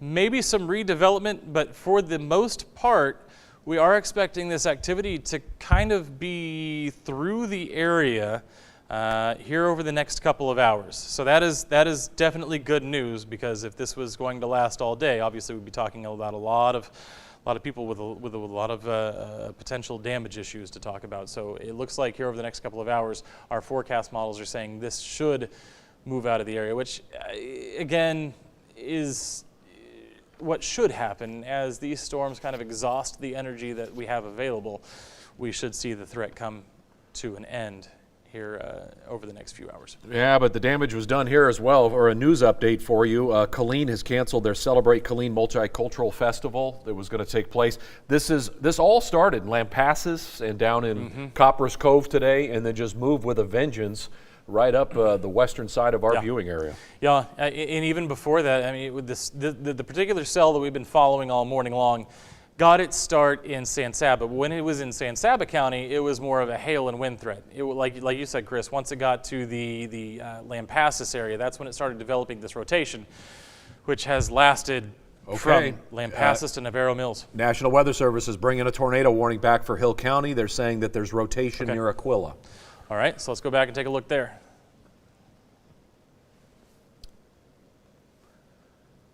1 1/4 inch hail also expected on the north and northwest side of Hill County. All right, so there's the tornado warning. You can see the red box in front of you. So let's take a look in, and yeah, that's what they're seeing right there.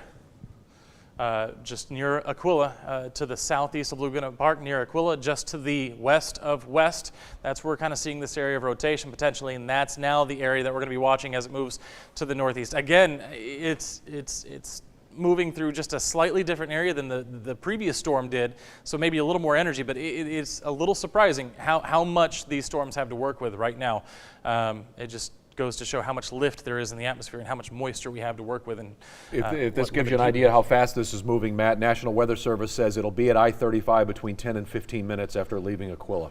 Okay, so that looks like probably in the neighborhood of about 30-ish miles per hour.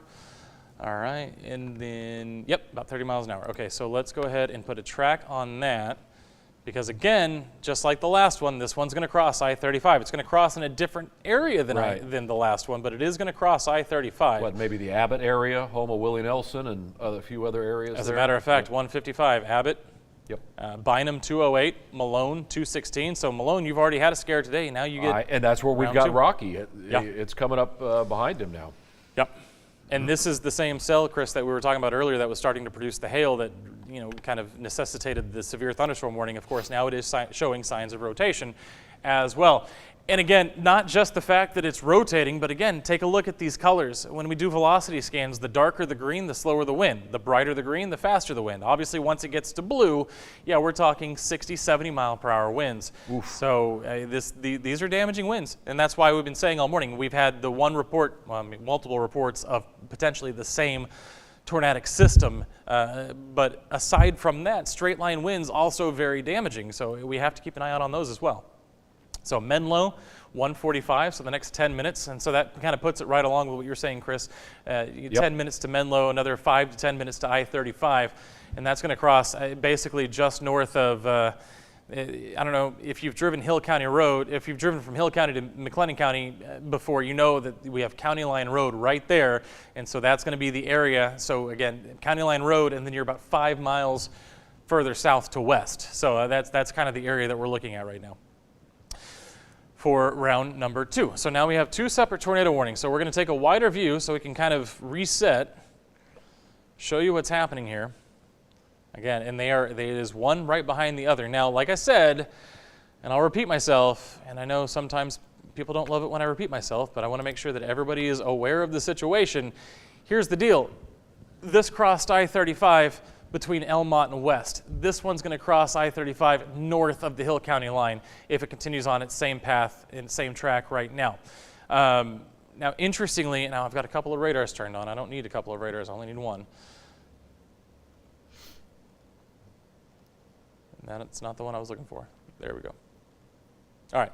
So that's what we're dealing with. If we're seeing hail, it's likely going to be up closer to Itasca, Copperell, north of Hillsboro. But again, the rotation. And again, you're seeing just a little bit of an inlet there, not much, but it is there. And again, the same system we've been tracking all morning, still moving basically a little bit north, but along the same route as Highway 31. What was that? Nothing. Oh. My apologies. Oh, sorry. I thought maybe it was Brendan telling us we had more video. I'm looking at some videos, so. So here's the thing, if we look south of, it was kind of between Frost and Hubbard in Navarro County, that's storm number 1, still chugging right along, still seeing that area of potential rotation right there, again, right between Frost and Hubbard, moving through Navarro County. Looks like it'll veer just slightly north of Corsicana, but if you're in Corsicana, there's no reason not to be taking shelter at this time, because in about 20 minutes, that's where it's going to be.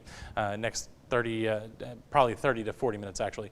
So the most recent scan does show us a little bit better idea of what's happening here. Again, what are we looking for? When we talk about rotation, we're talking about where those reds and those greens meet. Where that happens, again, that's red is away from the radar, green is towards the radar.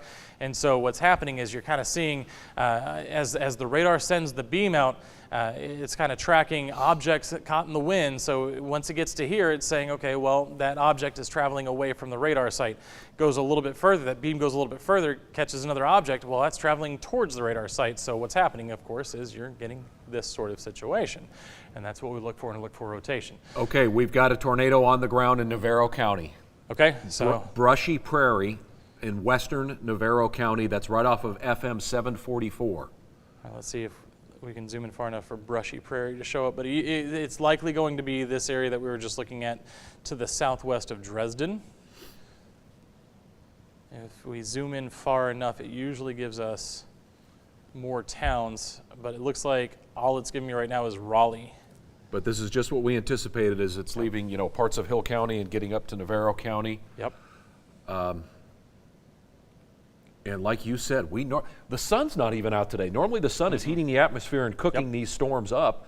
It's not even requiring that, Matt. There is so much energy from what we've seen today.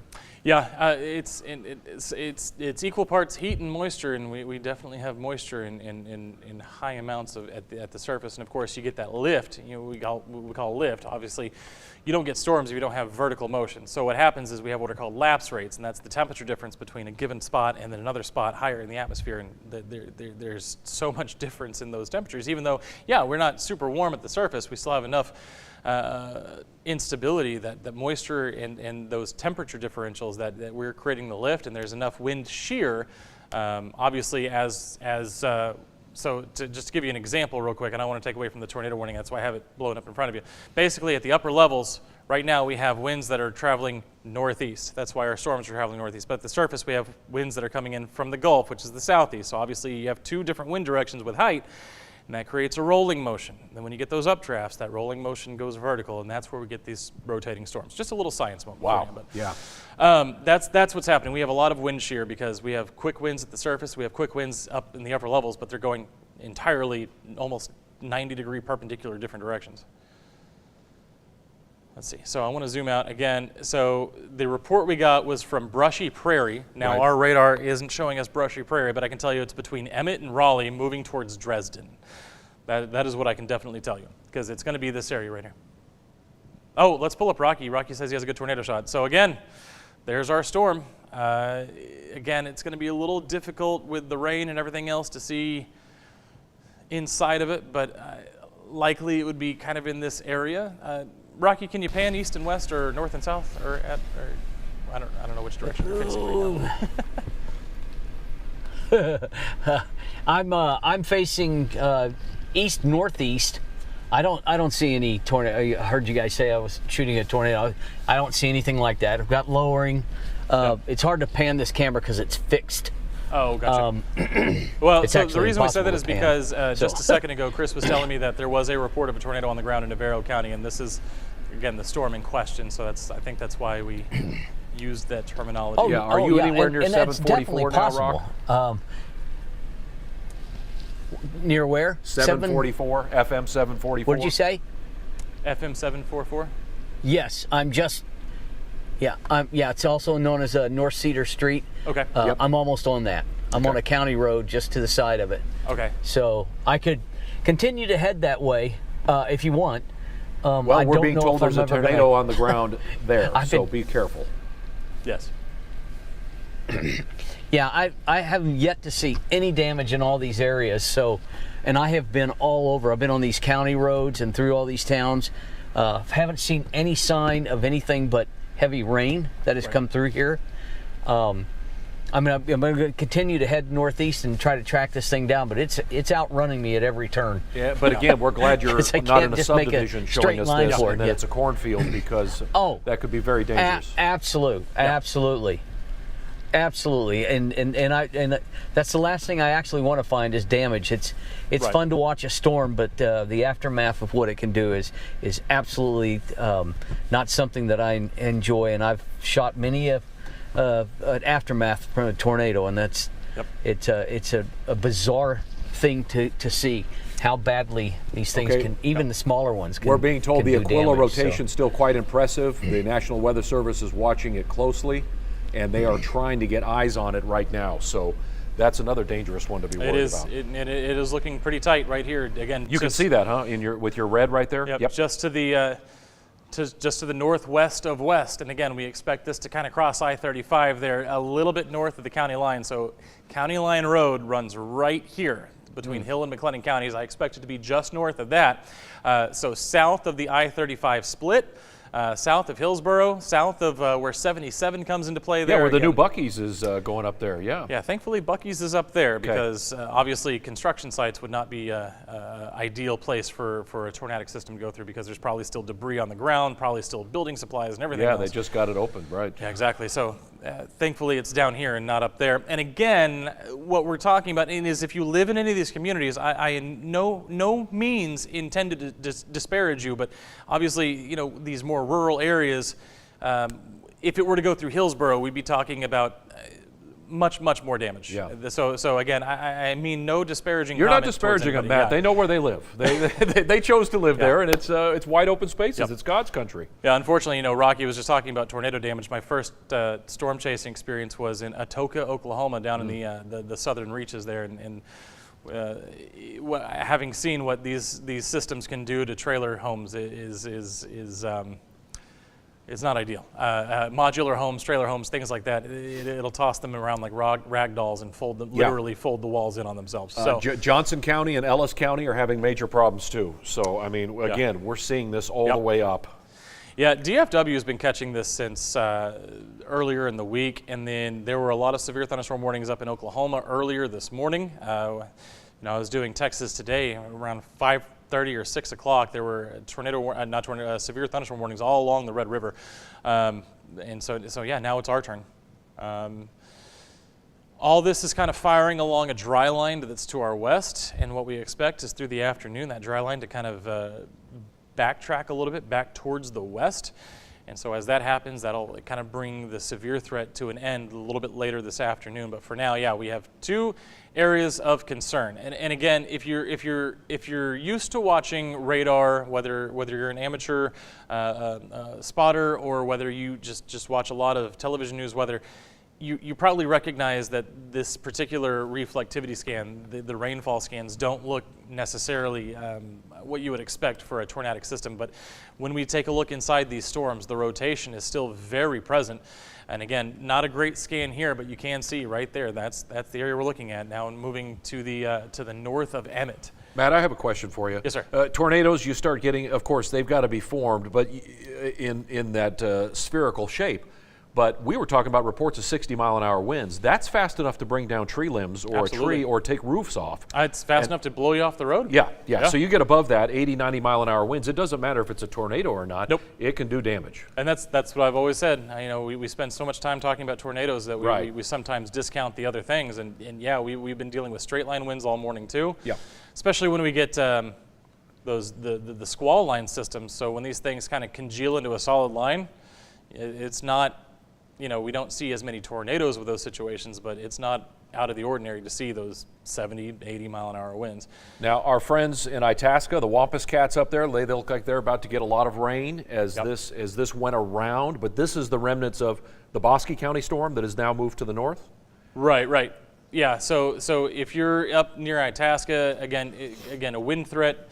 The hail threat looks to have dissipated. Yep. Again, for right now, the two situations that we're dealing with are going to be these two storms. These up here near Itasca and northern Bosque County don't look necessarily nearly as impressive. Could still be seeing some straight line winds.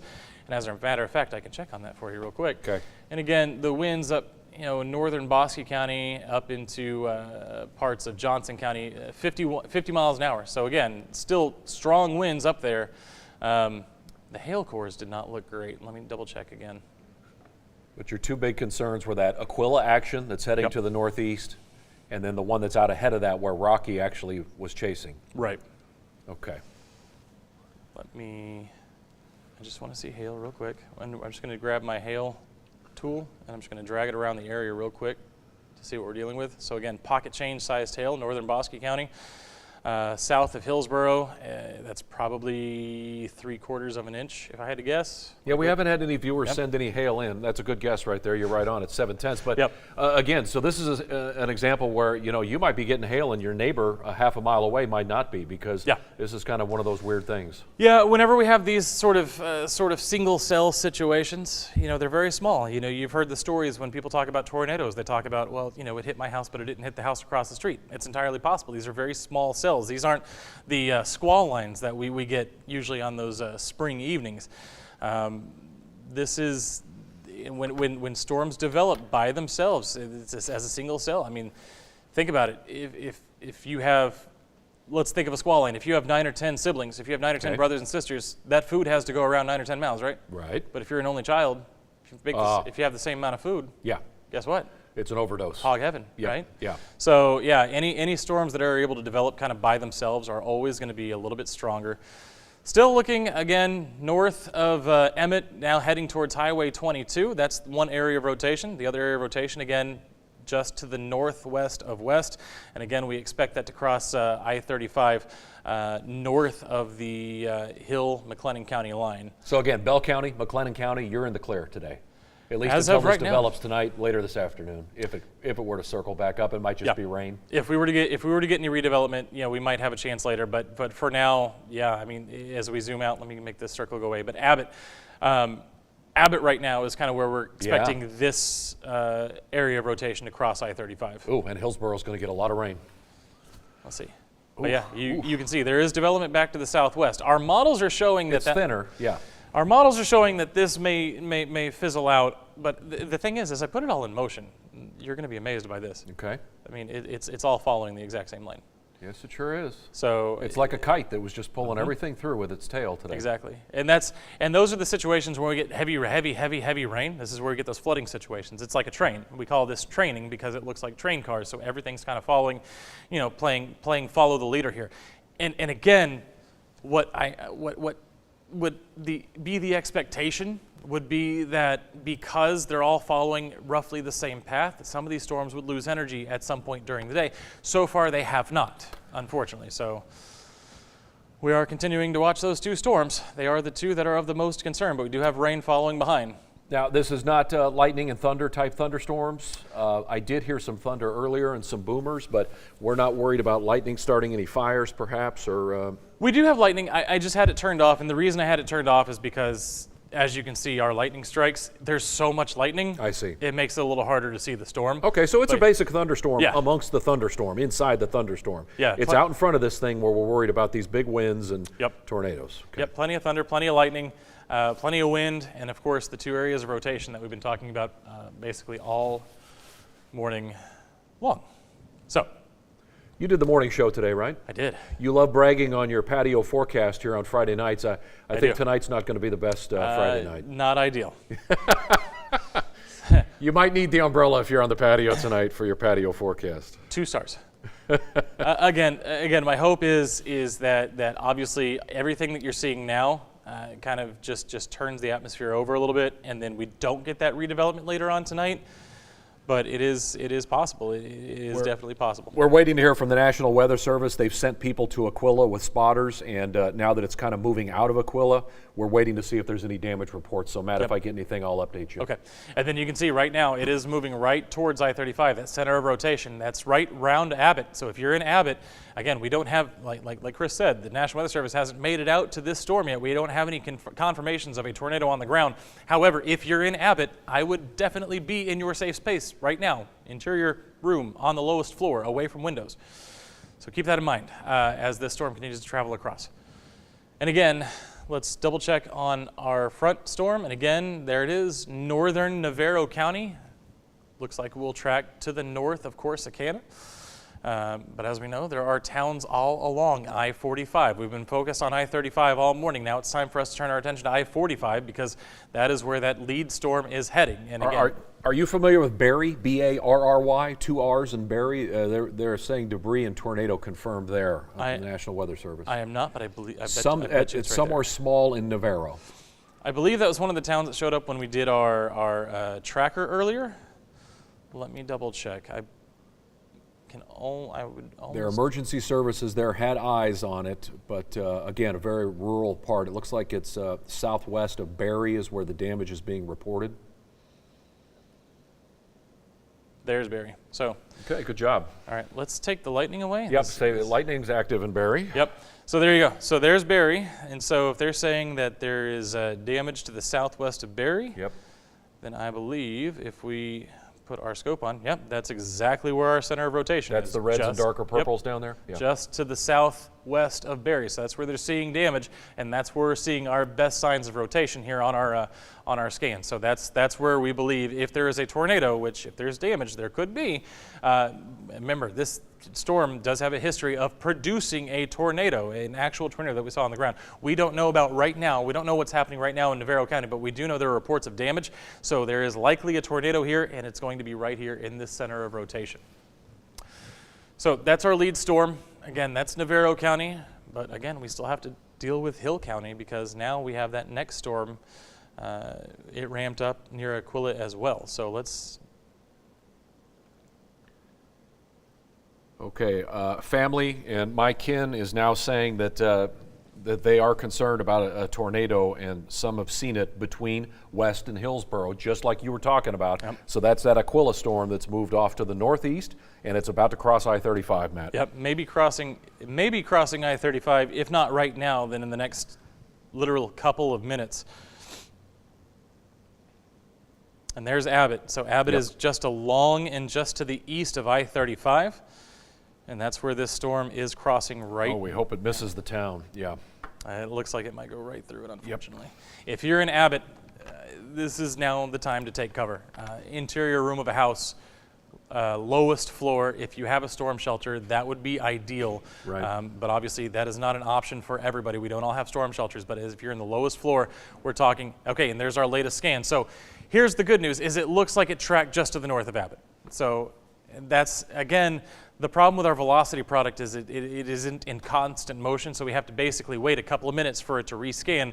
So it rescanned from here, may have just clipped the west side of Abbott there as it came across I-35. So now again, we're looking here at that area of rotation just to the north of Abbott, but again, heading off now towards 171, just like the last storm did. However, here's the good news, is it is tracking northeast, which that's the direction they've been going all morning, but that should take it north of Malone. Might bring it close to Bynum, but it should be north of Malone, who already had a concern of their own this morning as that lead storm came through the area of 171 there. Okay, leaving Navarro County and heading to Ellis, the town of Alma. Alma. A-L-M-A, Yep. yeah. I'm familiar with Alma. Many times I've had to go down I-45. Yep. I'm wondering where Rocky's at. We don't need to necessarily bring him up right now, but it's been about 10 or 15 minutes. We're coming up on 2 o'clock, and he's been on the road for us for about 2.5, 3 all morning hours, long, giving us live updates. What time did you take to your live coverage here, Matt? Around noon, just before? About 10:30. Oh, even longer. Okay. Yeah, so let's take a look. So we're seeing a lot of stopped traffic. Thanks, Brendan, for pointing this out. A lot of stopped traffic here on I-35 in Hillsborough. This is I-35 where it hits State Highway 81. A lot of traffic backing up. Brendan, correct me if I'm wrong. This is looking southbound, correct? Okay, so likely what's happening is there is something causing this, well, obviously something's causing this backup, but it could either be high water, because again, we know these storms have had heavy rain. Also could be that area of rotation as it crossed I-35. There could be some damage on the highway. There could be some debris on the highway. Yeah, So people again, just could be slowing down and stopping because of what they see. people could be slowing down because obviously the best advice I can ever give you is not to drive into a tornado.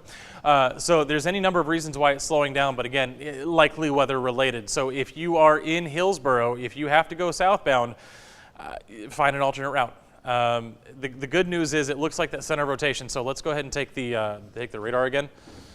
It looks like the center of rotation has passed over I-35. So if you need to travel on I-35, it looks like at this point it would be past the highway to the east. However, obviously you're seeing weather-related backups, and likely from as far south as Abbott, probably all the way back up into Hillsborough.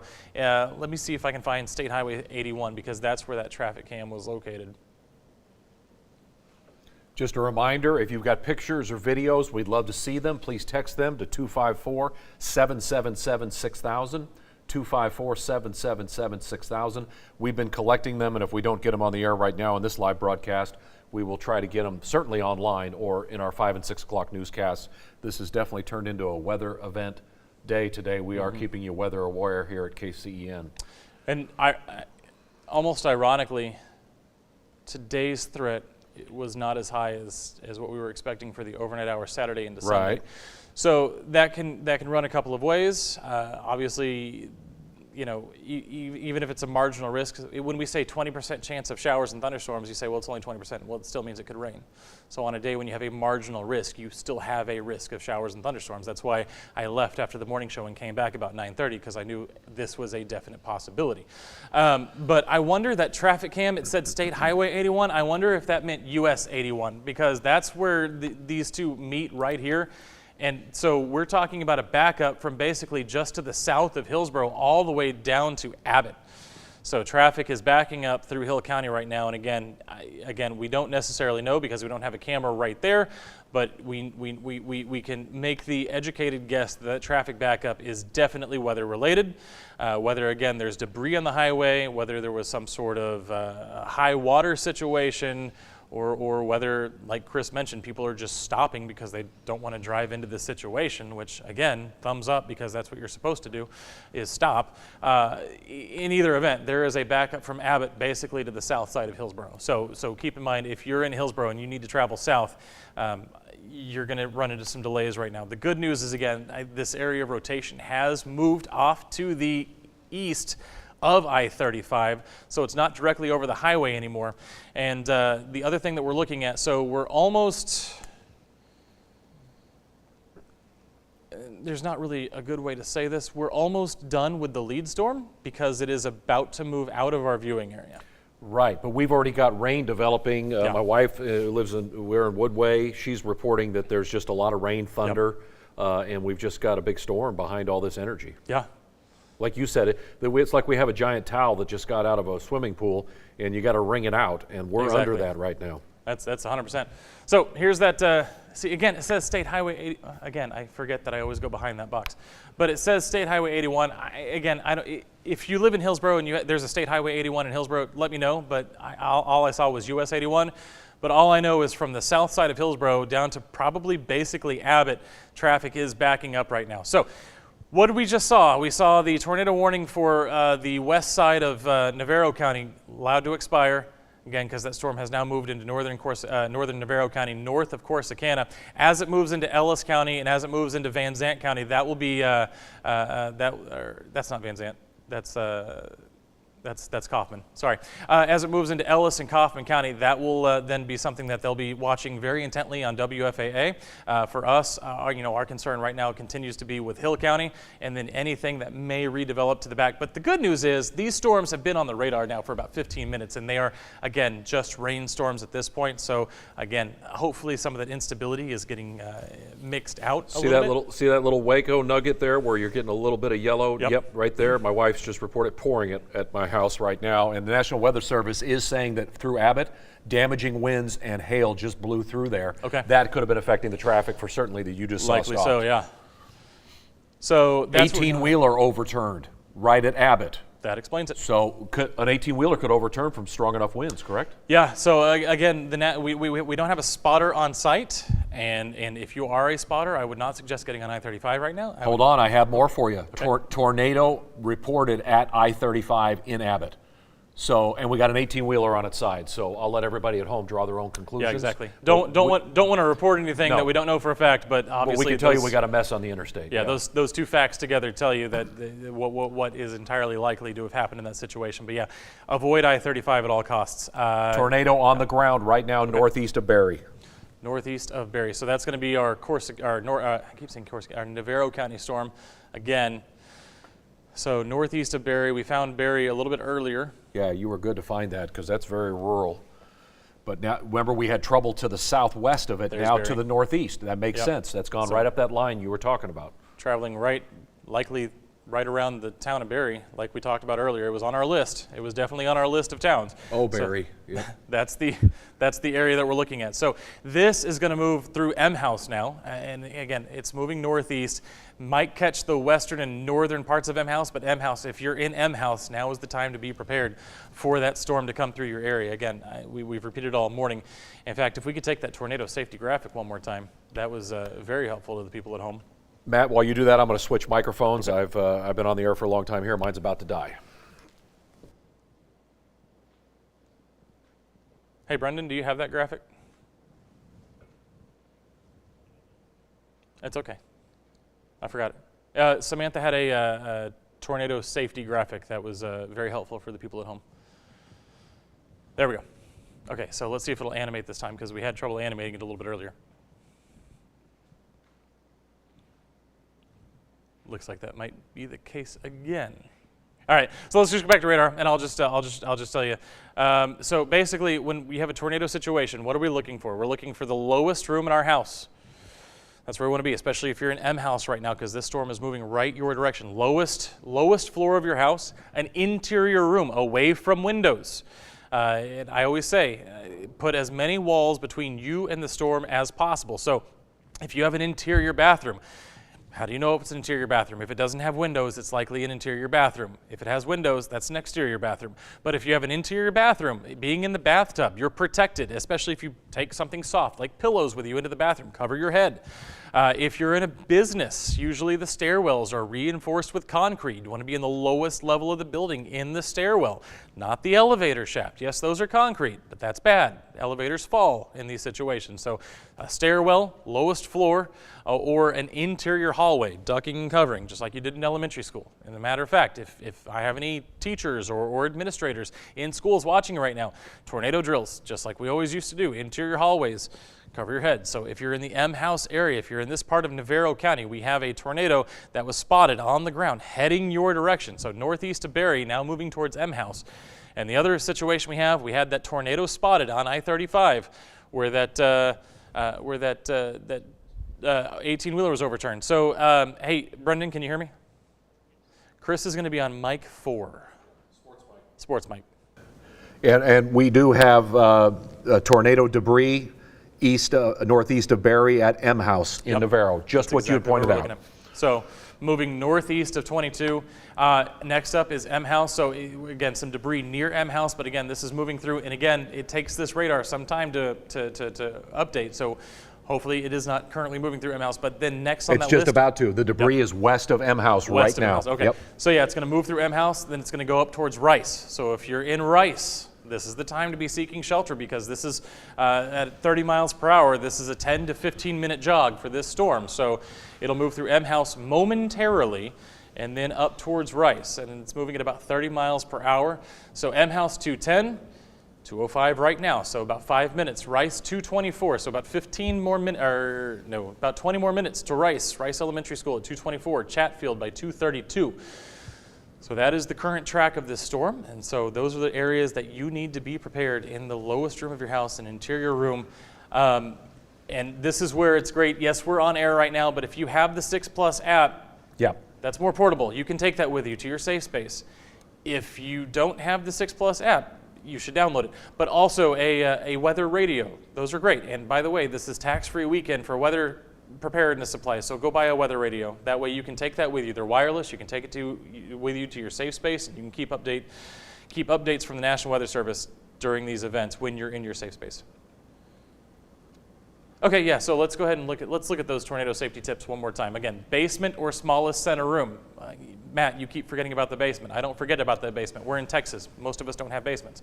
Stay away from all windows. They will be the first thing to shatter, obviously. Cover yourself. Like I said, if you're going to go to that interior room, if you're going to go to that interior bathroom, you're going to be in the bathtub, you're going to be huddling, you need something over your head.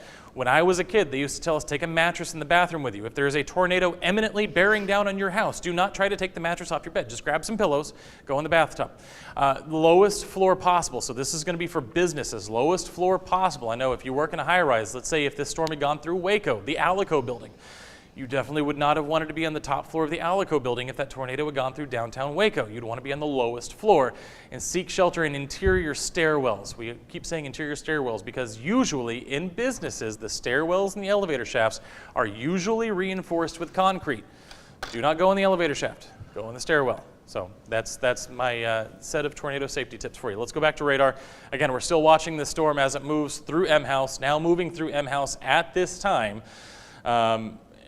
Kind of on the northwestern side, but you can see on our scans here, very tight rotation signature showing up just to the northwest of M House. And Chris said, tornado spotted, so I'm not surprised at all. And damage, yeah, and debris. Damage. Right.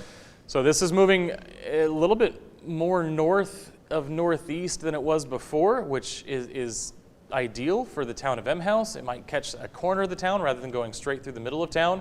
It looks like on its current trajectory, it might miss Rice to the north. That would also be ideal. It might also go right through Rice. So that's why I'm saying if you're in Rice, you have about 10 minutes. I would be in my safe space now.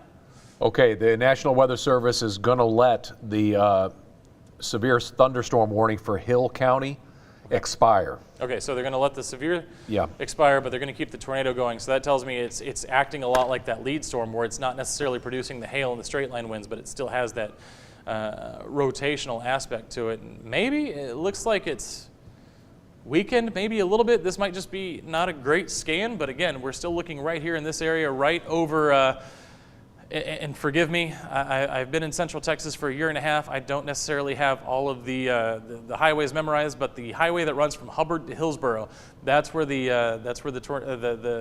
area of rotation is moving over right now, moving towards Irene, towards Frost. That's going to be next on the list. So if you're in Irene or Frost, you need to be in your safe space because again, this storm does have a history of producing a tornado that potentially, we cannot confirm, but potentially caused a series of situations on I-35 just a few minutes ago. So again, moving over this highway right here, if I zoom in, it should tell me what highway that is.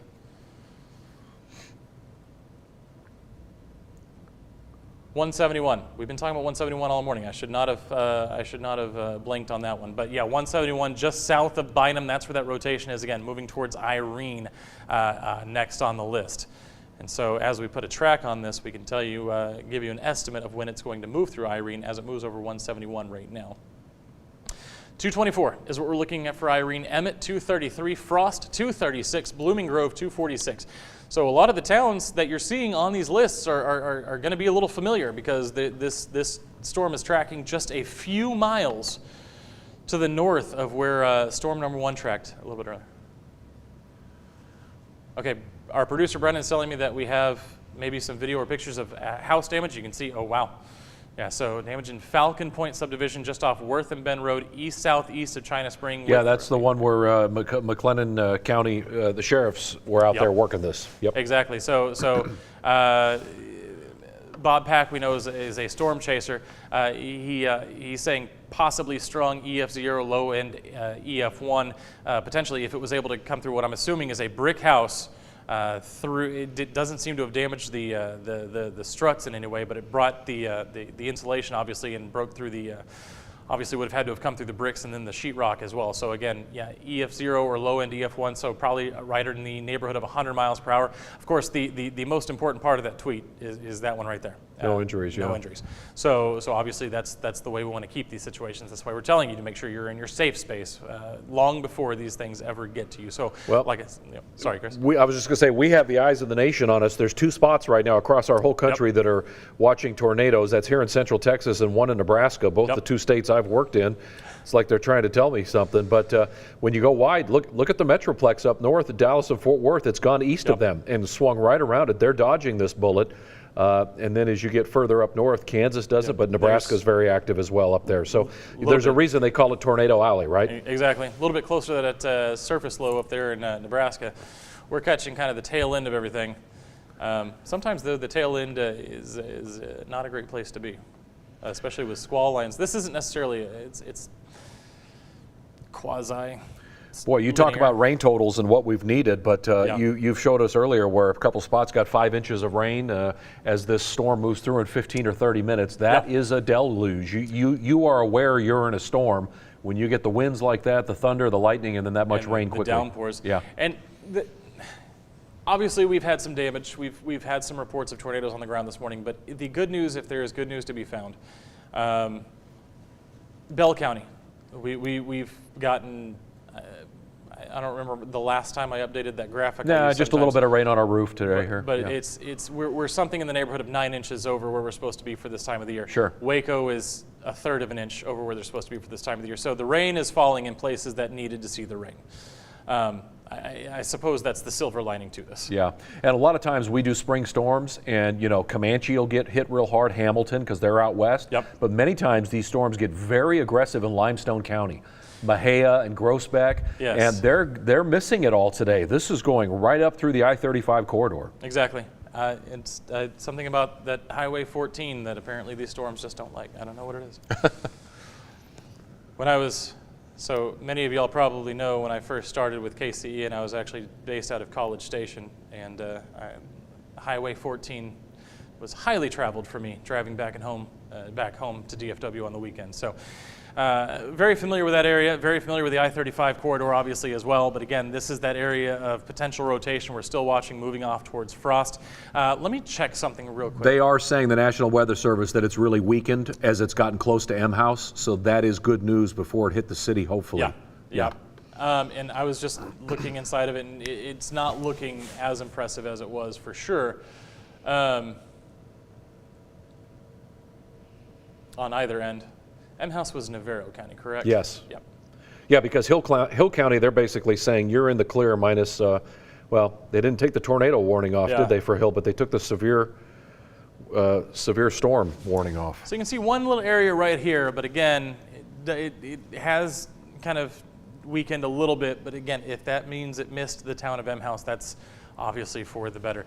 I'm interested to see, real quick, I wonder if the National Weather Service is simply allowing this Hill County warning to allow it to basically expire. Because, again, we're looking inside the storm and the rotation seemed a little on the weaker side here. It's in effect until 2:15. We will find out in the next minute or so if they just allow this to expire. Right. Because, again, I wasn't seeing, and again, it could just be our radar. It could just not be a clean sweep, but again, if there's still a rotation in the storm, this is the area that it's going to be in right there. So we'll see here in the next minute or so if that's allowed to expire.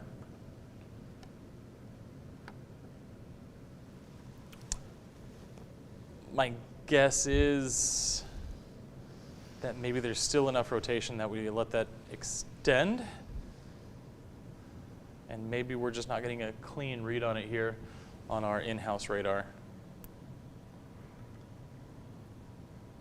So we're going to let that go for another minute. So just to recap, and there it is. As a matter of fact, they allowed that tornado warning to expire. Good call. As well as the severe thunderstorm warning. So you look at your map there and the danger that we saw in West and China Spring, and then coming through Coryell County this morning, that threat is now all gone.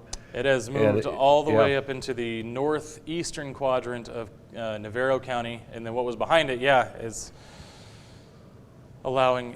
starting to come apart just a little bit. And this is kind of what I figured would happen. I did not think a round 2 would be as long-lived as the round 1, just because it's moving through an area that's been a little bit zapped.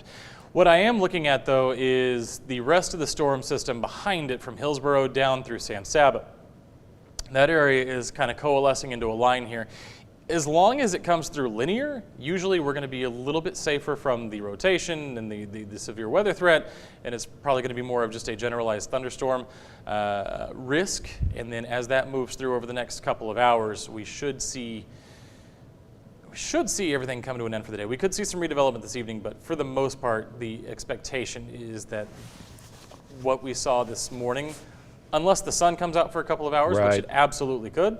Heats everything up and we start over. Yeah. Exactly. So that's going to be something to watch this evening. But for now, most of our severe threat is gone. So what we're going to do is, since the only warning that we have left in the area is truly, if we're being honest with each other, in an area that does not receive KCEN. Right.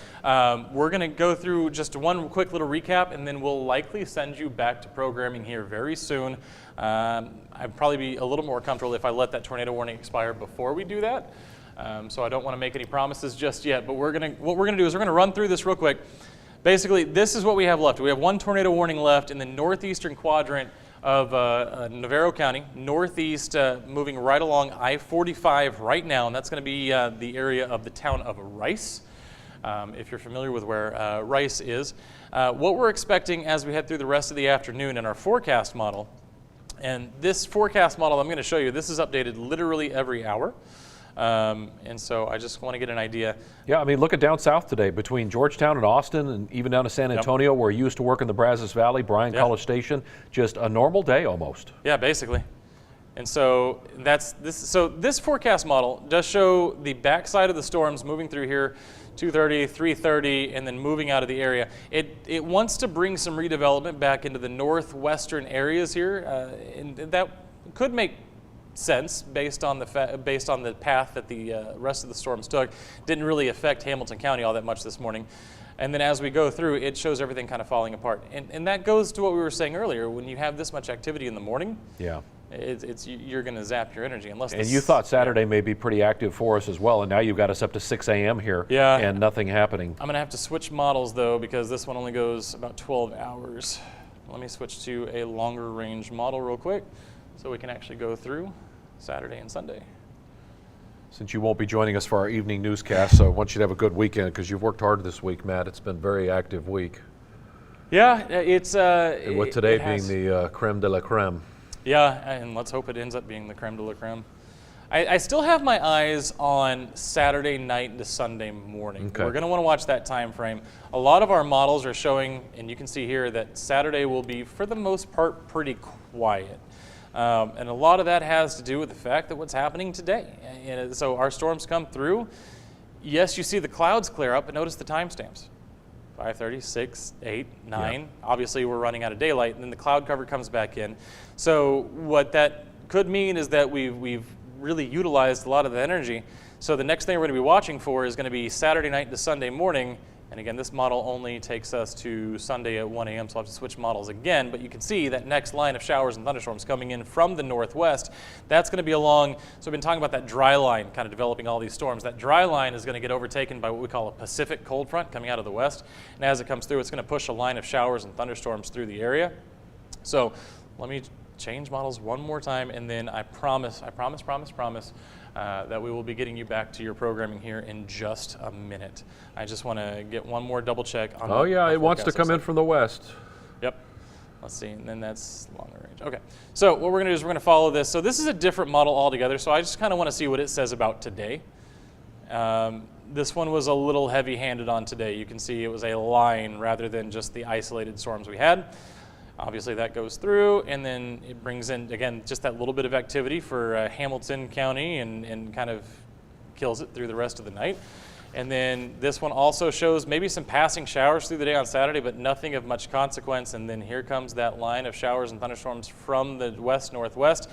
This model brings it through. Yeah, Temple and Killeen. Right there, Sunday, 8 a.m. That would be that to me is our next best chance for severe weather. And that's going to be Sunday morning, Saturday, late. I cannot stress this enough, late Saturday night into Sunday morning. So that's what we're going to keep an eye on. And of course, we'll be keeping an eye on it through the weekend. And if we need to come on live Sunday morning, we will absolutely do just that for you as well. So. Yep. Again, the National Weather Service saying Rice is the only concern out there right now on their map, really south of us. All right, so what that means then, what we'll go ahead and do is on the TV side, we're going to let you get back to your regularly scheduled programming. We'll keep the live stream going on KCENTV.com and on the 6 Plus app for a little while longer. But if, did my mic just die? You're back. You're back now. Okay, my mic is getting a little battery starved, unfortunately. So what we're going to do is, again, so right now the only real situation that we have is in Rice, where we still have a tornado warning ongoing. But again, that is moving into Ellis County. That is moving out of our viewing area. And so on KCEN TV, on KCEN Channel 6, let's go ahead and get you back to your regularly scheduled programming. We're going to keep the live stream going for a little bit longer here on KCENTV.com and the 6 Plus app. And again, thanks for joining us and staying weather aware this morning.